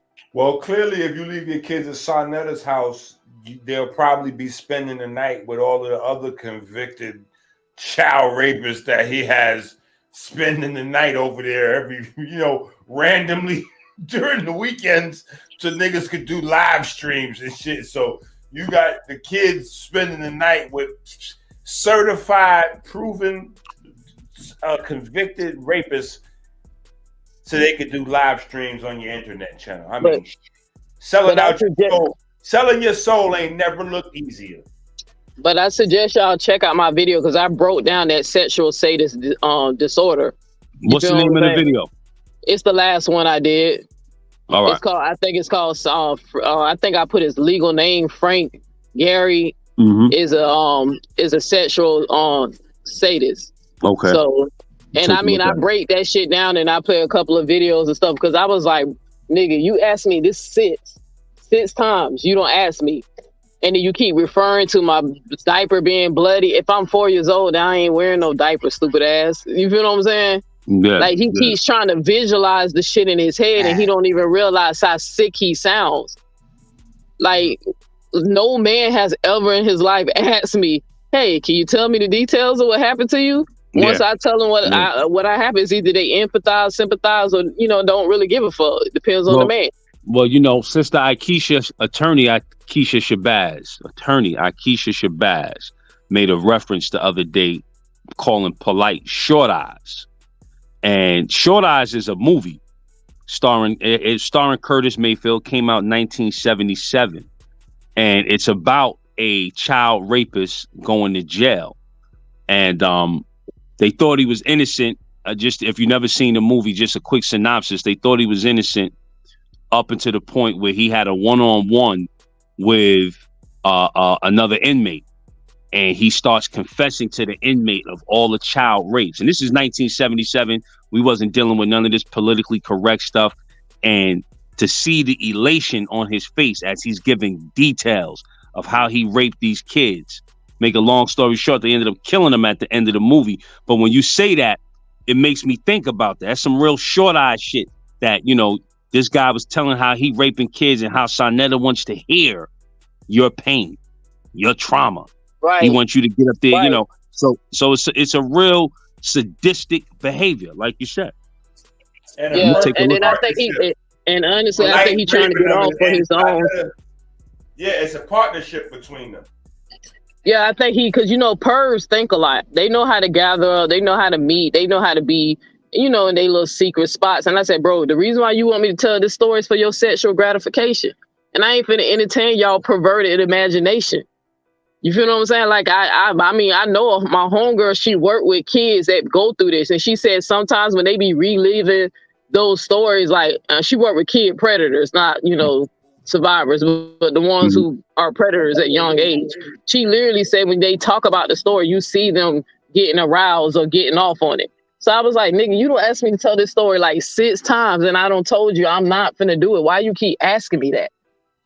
Like, you sound sick. I was 4, nigga. Like, what? Why do you need that detail? You see, you believe me if you don't believe me. And it don't matter if you do or don't. Right. But I think I exposed him. I think if you just keep letting that nigga talk enough, because I said, damn, he tried to sexualize Shaka Baby. Inky got him talking about he like girls because they vaginas tighter. Then he admits to the world that he can't even change his daughter's diaper or give her a bath. You know, like, nigga, you literally telling on yourself, like, I mean, it's your child. It's your child. But you getting urges, you won't trust yourself around your own child? Like, fuck Saneter, he's a whole fucking perv, bro. Yeah. I mean, it's like the sister said about the victim, you know, all it takes is that one time. She trusted him. She trusted him that one time, and he couldn't trust himself that one time and violated that little girl like that, man. You know, so, and Saneter, you sitting up there talking about Renintech, and you knew Linda, you and bullshit ass Nepal talking them old crocodile tears, your heart goes out, but y'all knew the lady was stepping into danger, and y'all never gave her a fair warning. Saneter's on trial. Saneter is on trial. Has to commence October 1st. Queen, what's the first count he's getting hit with? I wrote it all down, but I thought that some of the charges were being changed. But I got hold on, I'm pulling it up. So count 1 was the greatest liar, count 2 the greatest agitator, count 3 the greatest divider. Right. Mm-hmm. Count 4 the biggest hypocrite, count 5 it says adulterer, but that one I thought was being switched to inappropriate relationship with a minor. Right. Mm-hmm. Okay. Count 6 the greatest peacebreaker, count 7 the greatest deceiver, count 8 the greatest troublemaker, and count 9 the greatest enemy of progress. And there's evidence that can prove everything, all of those counts, how he's guilty of all of those counts in setting back the Black conscious community for the last 20 plus years with this type of muckery. Because remember, the conscious community is not about us arguing and fighting about our religion and our belief systems. That's not the conscious community. The conscious community is about us being righteous and civilized with each other. If your God tells you don't mess with no little kids, and I respect your God. My God tells me don't mess with no little kids and violate no women, you should respect my God. There's only one God. You understand what I'm saying? So once we get past all of that, we should be moving towards greener pastures. And we're not, because we constantly have the men in the community arguing like psychopaths about broke up pressing issues, all of these creeps and pedophiles we got up in our community, and we're being distracted because people are looking for information from those exact people because they know how to regurgitate that. So the game is going to stop. The buck stops here. Saneter, you are on trial starting October 1st. So get your defense ready, because there's a lot of information and a lot of evidence that's going to be coming straight in your face, like a left and a right, brother. A jab and a right hand coming straight down the middle for the knockout, because you're guilty. I feel that. It says Inky's device is not connecting. I tried to call him, it went to voicemail, but I'm sure he'll be back. Here he comes. Okay. My device is connected. See, no, here's the thing, what I'm saying Saneter is basically going to be also proven to have had his anus violated. I'm so done with you and this anal violation shit. Hey, bro, hey, I know you're trying to be funny, but you got to remember, though, boys get abused too, man. You never know who's watching this show, so you might want to lay off those jokes. Yeah. Just be mindful that, men don't, especially men, boys, they rarely report it. So we really don't have the accurate statistic how often that it happens to little boys. That's true. So let's just remember, just to be mindful, bro. Everything else on the table. No, I'm ready to get the trial started, but I'm going to definitely compile some more evidence. Like I said, that Nikki phone call, her calling him baby Neo X. Did you hear that? Yeah, I said it in my video that for somebody who don't know, He said he never knew, but they seem real comfortable and familiar with each other. Yeah, And we then unpacked that today. and He I said, said, and then I even did it on my grooming video where I was like, she never said it wasn't true. She started going into the whole clout shit, saying that you chasing clout, Right. like the same bullshit that his pedophile sympathizer and his unscrambled mind girls. Every time you catch Saneter up in some bullshit, the first thing they want to say, if you chasing clout, anytime you call him out. So Right. I was like, damn, she literally sound groomed. Like, he has nothing. He's just jealous because you're a successful man. Like, Yeah. you saying, like, that bitch, I was like, yeah, yeah, he don't groom the shit out of her ass. But Right. if that was her boo and he was grown, if she was willing to protect him, then she gonna protect him now. And then she Yo, really don't listen, want I to say used too to much. chase this girl around Harlem back in the mid 90s. She used to tell me her boyfriend was in jail and he coming home soon, and her boyfriend's a grown man. And I was perplexed, like, huh? You know, she was a pretty young girl and whatnot. She's in my age range, my age bracket. I'm chasing her, you know, come to find out she lived right across the street from me. But, you know, when she used to tell me that, I used to be puzzled, like, wait, is she talking 20 something? You know, is she talking, you know, what's older? I could never, you know, put that in my mind. And then when I seen what I saw, you know, I was blown away, you know, and to come to find out that I knew he was substantially older than us, and seeing what I saw, her coming out of his room, I said, oh man, this nigga's a creep, man. Yeah, see, you just proved my point of what I said in my video, that a 14-year-old is definitely gonna tell her friends that if she got a grown ass boyfriend.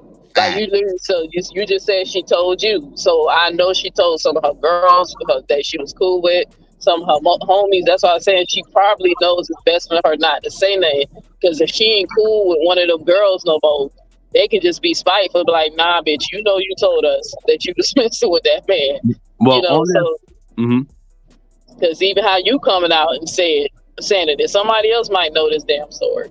Yeah. So I think he's guilty though. I think maybe y'all probably like, not you. And he was trying to cover it up on that. Got some of the facts. In fact, the like part a little with messed up. So Wait, he keep how trying to press Inky. He keep trying to press Inky, but he won't press you. I caught that. Yeah, but I mean, let me take it a step further on that phone call to where you're saying something about the girlfriends. Now, the transcript that we have, the person is saying, "Oh, now it's who it is." That's one of the girlfriends sitting next to her, because I'm listening real good, but I transcribed it as Nikki because she says, "Yeah, this is Nikki. Who is this? Frankie Gary?"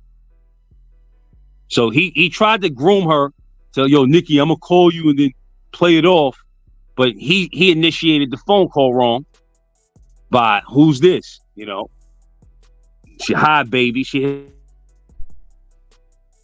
know. So Saneter is guilty of sin, and he wants that Nikki story to just disappear, but it's not, because it's a real story that describes who you are and your whole malicious intent on this community. You don't care about black people. You care about money. That's a fact. Hello? Yeah, I pay attention to everything. I pay attention to the semantics. I pay attention to words. And I said, damn, he keep trying to press Inky, because Inky wasn't a first-hand eyewitness. He just repeating what he heard. But he ain't pressing you. I call that. So, well, I'm gonna say this, and I'm gonna save this for my final point. This is gonna be my final point on the night. When him and Dr. Inky had that conversation, that podcast they did, and he's trying to get Inky to divulge who told him the story, and he says, "I know it was Ben. I know it was Ben." And I'm gonna tell you why he know it was Ben. Because Ben was the one that looked him in his eyes when he shut that door on my face in shame, because I caught him sneaking an underage girl out of his mother's apartment. That's how I know it was Ben. You know Ben. Ben's probably the only one that know that story. Where's Nikki at, Saneter? You're on trial. You better furnish her as a witness. Let's say, why he ain't been get that lady to clarify that story? I mean, is it how long ago this came out? A couple of years ago? 2 years ago. It was shortly after Polite shit came out. There was a lot of shit that was coming out. Kelsey's story, that. Yeah, because all these guys sitting around trying to act like they innocent now, and I don't mess with him, and I stand on my square. No, you don't. And let me say this. This is gonna be my last comment for the night. Okay. He said Captain Tazariak was on that phone call. Captain Tazariak, I want you to swear on a stack of Bibles that girl didn't incriminate Saneter. Because you've been quiet about this too, Captain Tazariak, all due respect. But he put your name in it. He said Captain Tazariak was on the phone call too. So what did you hear, Captain Tazariak? Tell the truth, righteous man.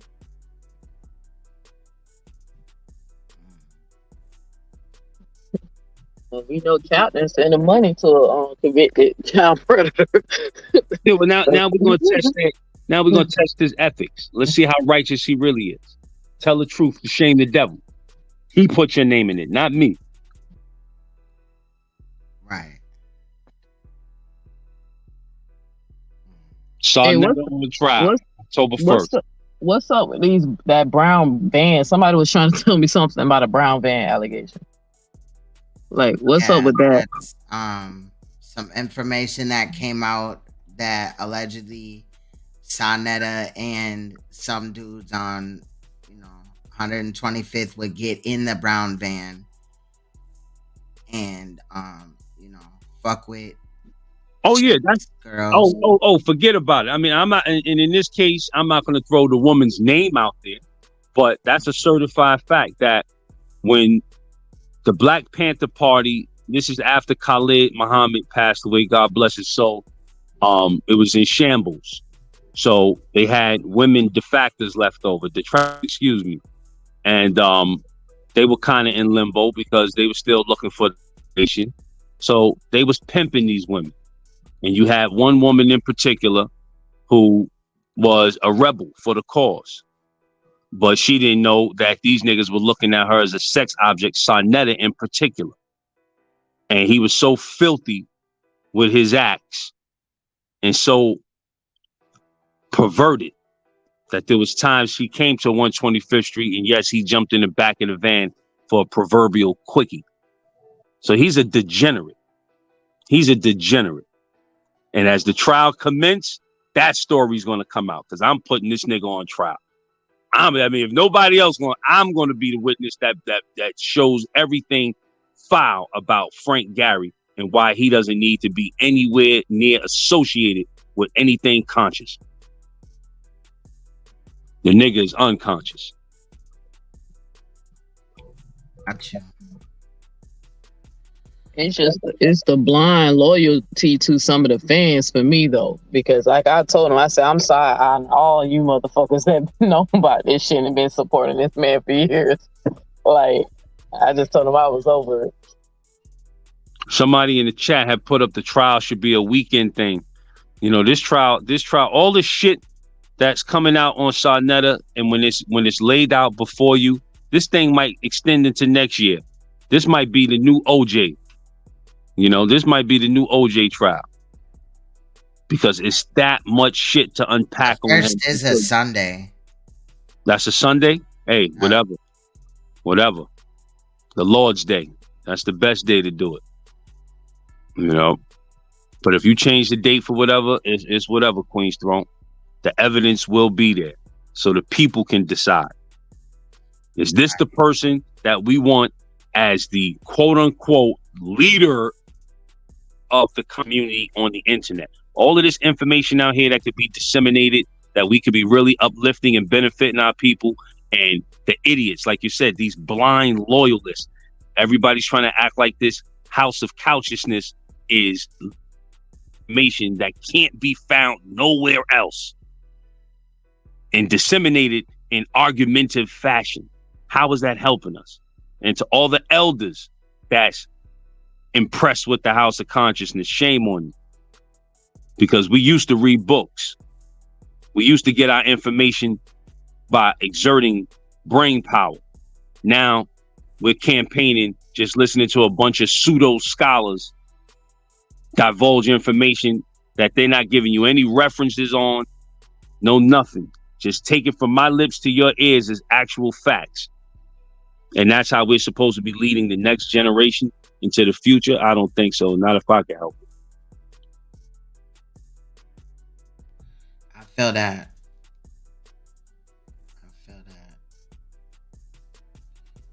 Yeah, something got to be done. Somebody said it's a little too late. Yes, but we can prevent more because daily people find or stumble across accounts. So it is important. And plus, I'm pretty sure that this is not the end of the polite shit.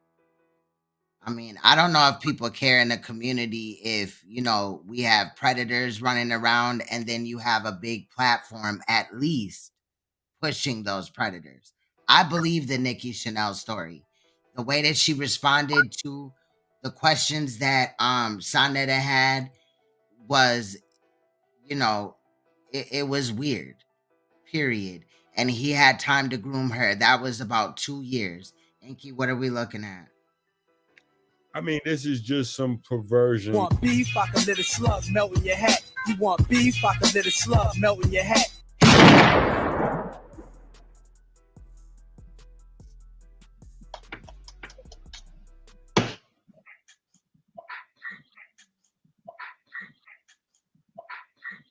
Hey, can you kick blackness?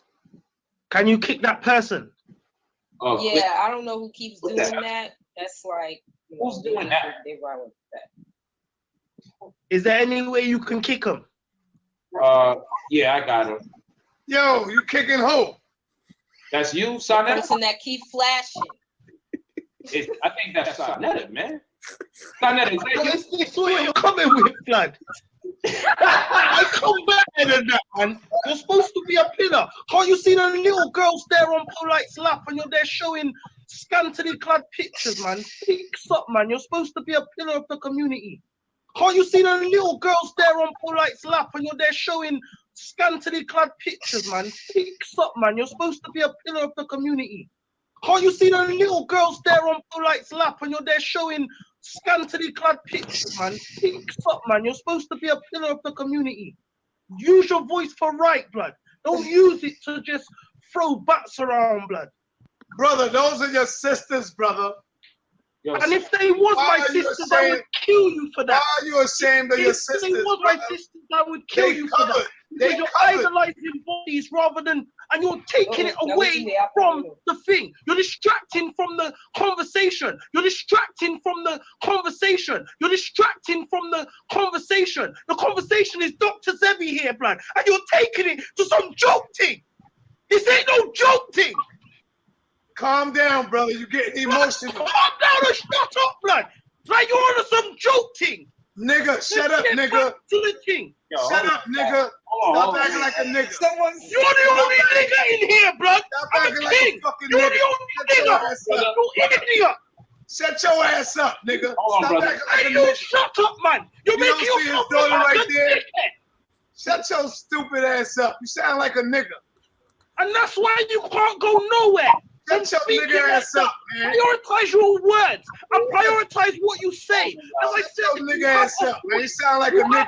Shut your ass up. Use your voice. You hate your woman. To utilize and energize the people. Don't use it to waste time. Right now, you're drawing the thing away from Dr. Zebi. Brother, hold on. Let's get back calm because we don't want to do that kind of energy on the platform. What I'm gonna do is not allowing me to mute your joint. All right, your joint is mute now too. Good. All right. So what I'm gonna do, I'm gonna close out on a good note because I don't want to have to build up the positive energy again. All right, open my line, man. Brother, you don't even All realize. right, I want to ask him a question. I'm not going to argue with him polite. I just want to ask you. I promise you. You got Dr. You got Lil Ma'at right there. I just want to ask him a question. I'm going to do you like you do for me. You know, weird shows where people be attacking me and sometimes you feel like they need to keep talking. But I'm going to do it a little differently. There you go. All right. all I did was show a picture of my avatar with two sisters in their bathing suit. And for some reason, the brother went ham. He lost it and got emotional, polite, and made it look like I did something wrong. Now, is he ashamed of black women? That's all I did. That's all I did. Damn, man. That's all I did. That's all I did. He's They pathetic. wasn't nude women. They were sisters. Hold up, brother. I'm talking, so it won't be no argument. Do you think it was? Do you Brother, think it was? polite. Mr. Dude, so it won't be no argument. Yeah, let's keep it. I'll let you. All I did, brother, polite, was show sisters that I had as my avatar to show my picture, and the brother went ham like I did something wrong. So he the one that's. If he wouldn't have never jumped in my business, nobody wouldn't have said nothing. He went crazy, polite. Yo, how the nigga said my business, but he put it on a live stream in front of a little girl. I mean, when we was coming up, and you go to a movie with your parents, you know, and there was an explicit scene, and your mother, she do one or two things. She'll tell you cover your eyes, or she'll cover them for you. Facts, yo. This You know what I mean? right is so fucking. It's funny, but at the same time, So it's spooky. that scene was foul. That scene was foul. Yeah, because he's foul, but it shows the perversion in his mind. Like they're talking about eating a vegan diet on some plant-based Dr. Sebi shit, and out of nowhere, he putting breasts on the screen. Like, what are you doing, Chan? And he know Maya was there. Of course he did. Yeah. Of course he did. Then he gonna try to tell Polite, you know, mute the guy's microphone so that way it won't be no arguing because the guy trying to sabotage the video and all that. Get the fuck out of here, nigga. You sabotaging the video because Saneter does not allow positivity to go on. And this is why Saneter and the HOK, the House of Couchisness, is going on trial. And we got enough evidence to put on. I'm putting cases on all you bitches. We gonna put cases on all of them because we can't go into the future with these idiots at the helm of things. No way possible. And don't forget his sympathizers and his supporters. Don't forget them too, because they just support. Oh yeah. They're definitely gonna get the blunt end of this stick as well, because they're the main reason. Like I was watching Q Butter the other day, and it's sad how Q Butter sitting up there trying to defend this guy. You know, Q Butter never once is telling Saneter to take accountability for what he did. Oh, you just can't blame him because he was with him. It's not just being with him. It's not like you were just pulling up to polite shows or whatever you call these things, lectures. You were promoting the guy. You knew what he was doing, and you still promoted him. What part are you not getting, Q Butter? Right. He promoted the nigga in spite of knowing him, scamming the community. And not just scamming for a couple of pennies, tens of thousands of dollars. People's hard-earned money that put trust, because you are parading around as some type of black savior, so to speak. And the people trusted you, and this is how you betrayed their trust.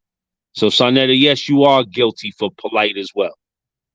Don't try to make it a Polite big. No, Polite was big after he came on the HOK. After he sat on that couch, that's when Polite became big. Facts. He had him on speed dial. Speed dial. The young phenom. I put Polite against anybody. So it's tight on his ass. You set the date. 1st. Say no more. Oh, yeah, that's what I'm thinking. September 1st. October 1st. Yeah, October. See, I did what Inky did. Inky said August 1st. October 1st. It does make sense to do it over the weekend or whatever, or start it maybe on a weekend, but we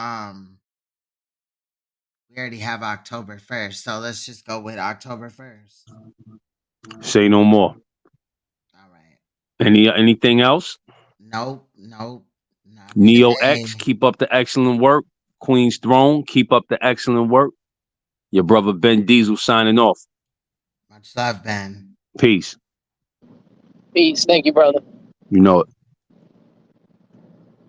Shout out to Ben. Shout out to Inky. I know Inky's got to get up early. He's got the kids and he's homeschooling them. So, any last words, Neo? Girl, what time zone you in? sis? It's 2:16 where I'm at. Okay, so all right.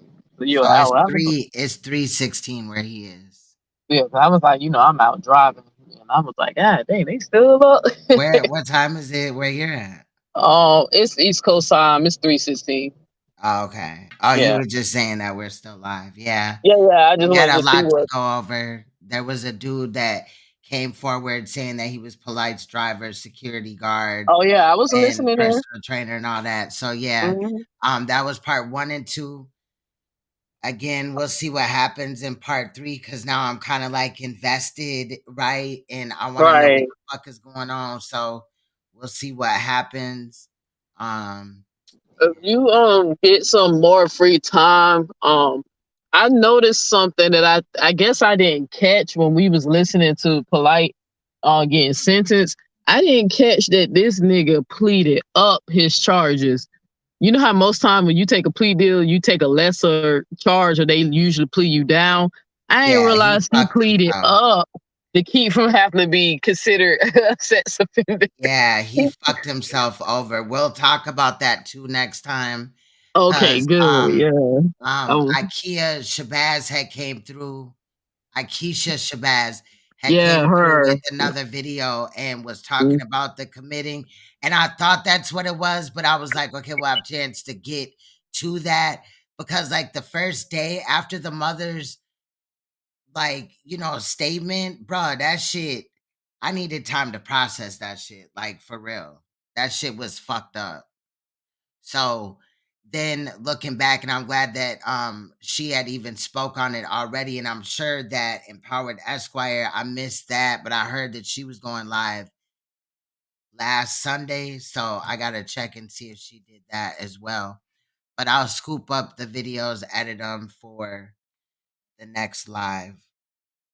Yeah, that'll be a good one because that show you that he tries to be calculated and play semantics, and he thought he can wit the prosecutors, and they actually just demolished his ass. I was like, they made you plead up into the point that you still have to do everything a sex offender have to do, but without the title, your charges you got now is worse than what you had. You pleaded up to a more. So that's why if he violates, that nigga can get 61 years. Because I was wondering why it was so high, versus the other charge when they say he can get up to 15 years. But it ain't even connect in my mind. And usually I catch shit like that. But it ain't even dawned on me that this nigga pleaded to a charge that was higher than what Right, he and he was has charged sex with. offender treatment. So that's the whole thing. Yeah, he fucked himself over. So we'll be talking about that soon. I got a couple of clips that we'll also look at as well. So yeah, he definitely didn't help himself at all. And it's crazy because he said he had no problem with his attorney, but his attorney allowed him to kind of get fucked. Right, that part. So even though he's not a sex offender, he's still, at least he didn't walk away unscathed. That's my thing. And it seems like the mother and them had come up with an agreement, or she had at least some say so in it. So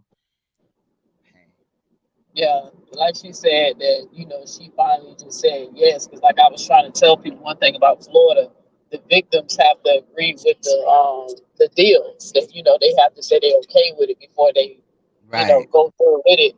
And I like it in her victim statement, impact statement, that she said that, even though he tried to, keep from using the name, take a plea if they take the name off the charges. She said she only gave in to that so her and her daughter can move on. You know what I'm saying? Like, you still going to prison, nigga, regardless if you get that title or not. You know what you did. But I like how she said she did it more for them and not for him, to make it feel like he got away with something. So she was like, no, That's I a did this for fact. my daughter, And That's the only Frankie reason why she hasn't gave said in. really anything. Frankie's quiet, as a church mouse at this time. So that's Frankie interesting as well. Now, Filthy Frankie busy on the internet instead of hooping and hollering about me and your sexual molestation. Like, I don't know why he's so obsessed with it. It's sick. You could just Yeah. simply say you don't believe us and then move the fuck on. Like, you don't have to. I just don't get it. But like I said, this is Sis time asking. I said I don't recall him ever asking you for details. So why is he so obsessed with my damn story? You can choose Right. to believe me or not. That's up to you, but you know what you saying is some bullshit though.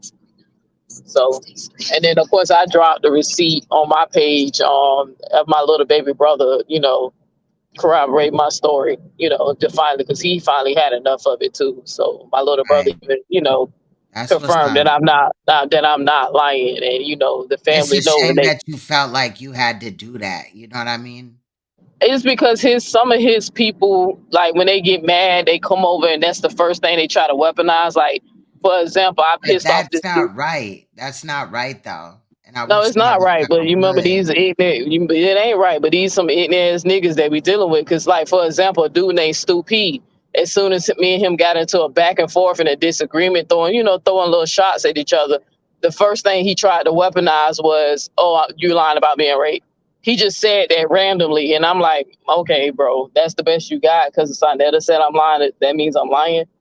So I went on and just did a video, just dropping a receipt of a family member, my own baby brother, confirming that, I'm not lying. I never lied about that story. And that my family is aware. It just, we couldn't press charges on the man because the statute of limitations was up. By the time I told what happened, it was too late. Because mind you, I was fucking 4 years old. 4. So. It's fucked up. Me too though, girl. That shit's fucked up. But yeah, don't fold to him because that's all he's gonna do is try to throw your story in your face. I watched him do it with other people, me, as well as sci-fi. He did it to her. So he's just trash, girl. Like fuck him. Yeah, I'm talking. I've been saying that. Period. So, but he'll be all right. Just like we just watching the downfall, They say pride puffs up. It's a long way down. So his shit gonna crumble. Right. And his people, some of his people who were never loyal in the first place, they were just people with no character, gonna jump ship too, just like Chris Harris. So that nigga apologized. I was like, it's too late to apologize, bro. But don't try to apologize because you and Saneter fell out. You should have had my back. You should have had my. Yeah, he apologized to me and Shaka. And I was like, don't try to come and apologize now. You should have had my back the first time. You feel me? But you chose your side and you chose me as an enemy. Now you're going to regret that shit because I just been exposing all types of lies. I got a whole 10-minute video of him shaming the mother. He kept telling people he never shamed the victim mother. And I'm like, do this nigga remember? You did a whole live shaming the mother. And he's not the only one either then because YK the Truth been over there, and Akeisha Shabazz like kind of went in on him, but he been over there trying to like cape for Polite. Same thing he did throughout the case. So that's interesting in itself too. But yeah, they're exposing themselves out here. That's basically what I see it as. The YK the Truth dude, ain't that the dude that Saneter sometimes play on his platform too? Yeah. Like, yeah, he seen a little. I ain't trying to make fun of nobody's mental illness, but he can't. His rational and his reasoning is like really, really off. So I don't even. That's why I've been saying. Yeah, that's why I say even though Saneter be knowing that these people be sounding like batshit crazy, he still would just play it as if like because listening to the dude, he can't even like common sense reason. Like when he made the statement about recanting.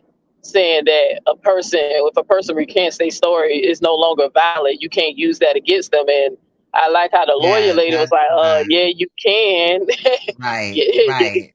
that shows their character. That means they're unreliable in their statements.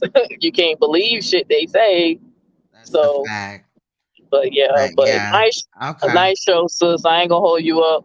So peace to the chat. And like I said, when you get a chance, check out that last video I did about Saneter being a sexual status. Because I don't get it. And watch how he say it. He keeps asking for details, and that shit just sick, bro. I told him if I see him, I'll He probably playing spit in his face. everybody trauma. He playing everybody trauma. But yeah, I'll Yeah. check it out if I get a chance. I'll try to make it over there. But yeah, thank you for coming up. I appreciate you. All right, do your thing. Peace, All peace, right. peace. Good night. All right. Much love. Okay. So y'all, that's basically it with the show. Y'all know that the trial starts October 1st at 8:30 a.m. Central. I was trying to move the time back, y'all, but that's what it was voted on for, and that's what won. So we bright and early with it. We about to go in.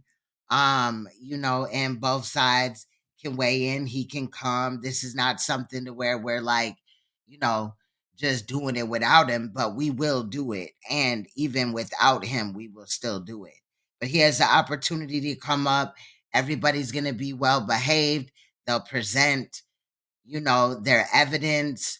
We'll go through it, and then the jury will come up with the final conclusion. So, y'all make sure that y'all are tapped in. I will be live in a couple of days here, and I will be giving you more information. I'm looking for part 3 from the guy or whatever. I feel like I'm invested now and I need to know what is going on. So, what will he say next? And I know that a lot of it was cap, and I really wanted to be able to edit the whole thing, but then it was like awkward. Like, if I didn't like do the whole thing, if I edited out a whole bunch of shit, it could have been awkward from the jump because I would have just jumped right to like, the shit, you know what I'm saying?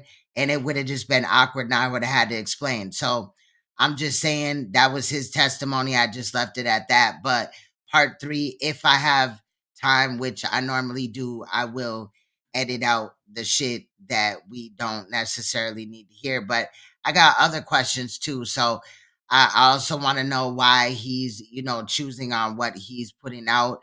I did sense that he was nervous about the whole situation. And I think he should just put out everything that he knows, period. I already kind of stated how I felt about the things that he said today. So with that said, Royal Family, stay you, stay royal, stay uncompromisable, and please stay woke, because you will see me or hear my voice in another edit or live stream. I may drop an edit, I don't know, maybe this weekend or something like that. I have a few that I gotta just like let go because people are asking for them, but I like to be there in the premiere. So anyway, I'll figure that out and I'll let you guys know what's going on if I am flagged, because they like to play the victim. Make sure that you check out my other channels on Queen's Throne TV. I could be over there, or True Crime TV. Those channels are connected to my channel, and it will let you know where to go. So just go to the channel area and you will see that. Also check out the edits, 2 videos if you're looking for a part, or you want to see or learn about the story more, the situation more, then you can check out the edits there. With normally there's no commentary besides what's going on in the video. But anyway, much love, y'all. We're going to get out of here listening to None Like Me by Moneybag Yo. Salute to y'all. Thank you for the donations. Thank you for the likes and the shares. Shout out to the Royal Family. Shout out to those that are just here to see what's going on, and those that voted, and also those that hit the like button as well. It is free. Salute to the family and shit like that. But, support your girl if you haven't already. Hit that like. If you're new, subscribe, hit the bell, set it for all so you could be notified when I come out with something new. With that said, Raw family, I'll see you in the next one. Bye.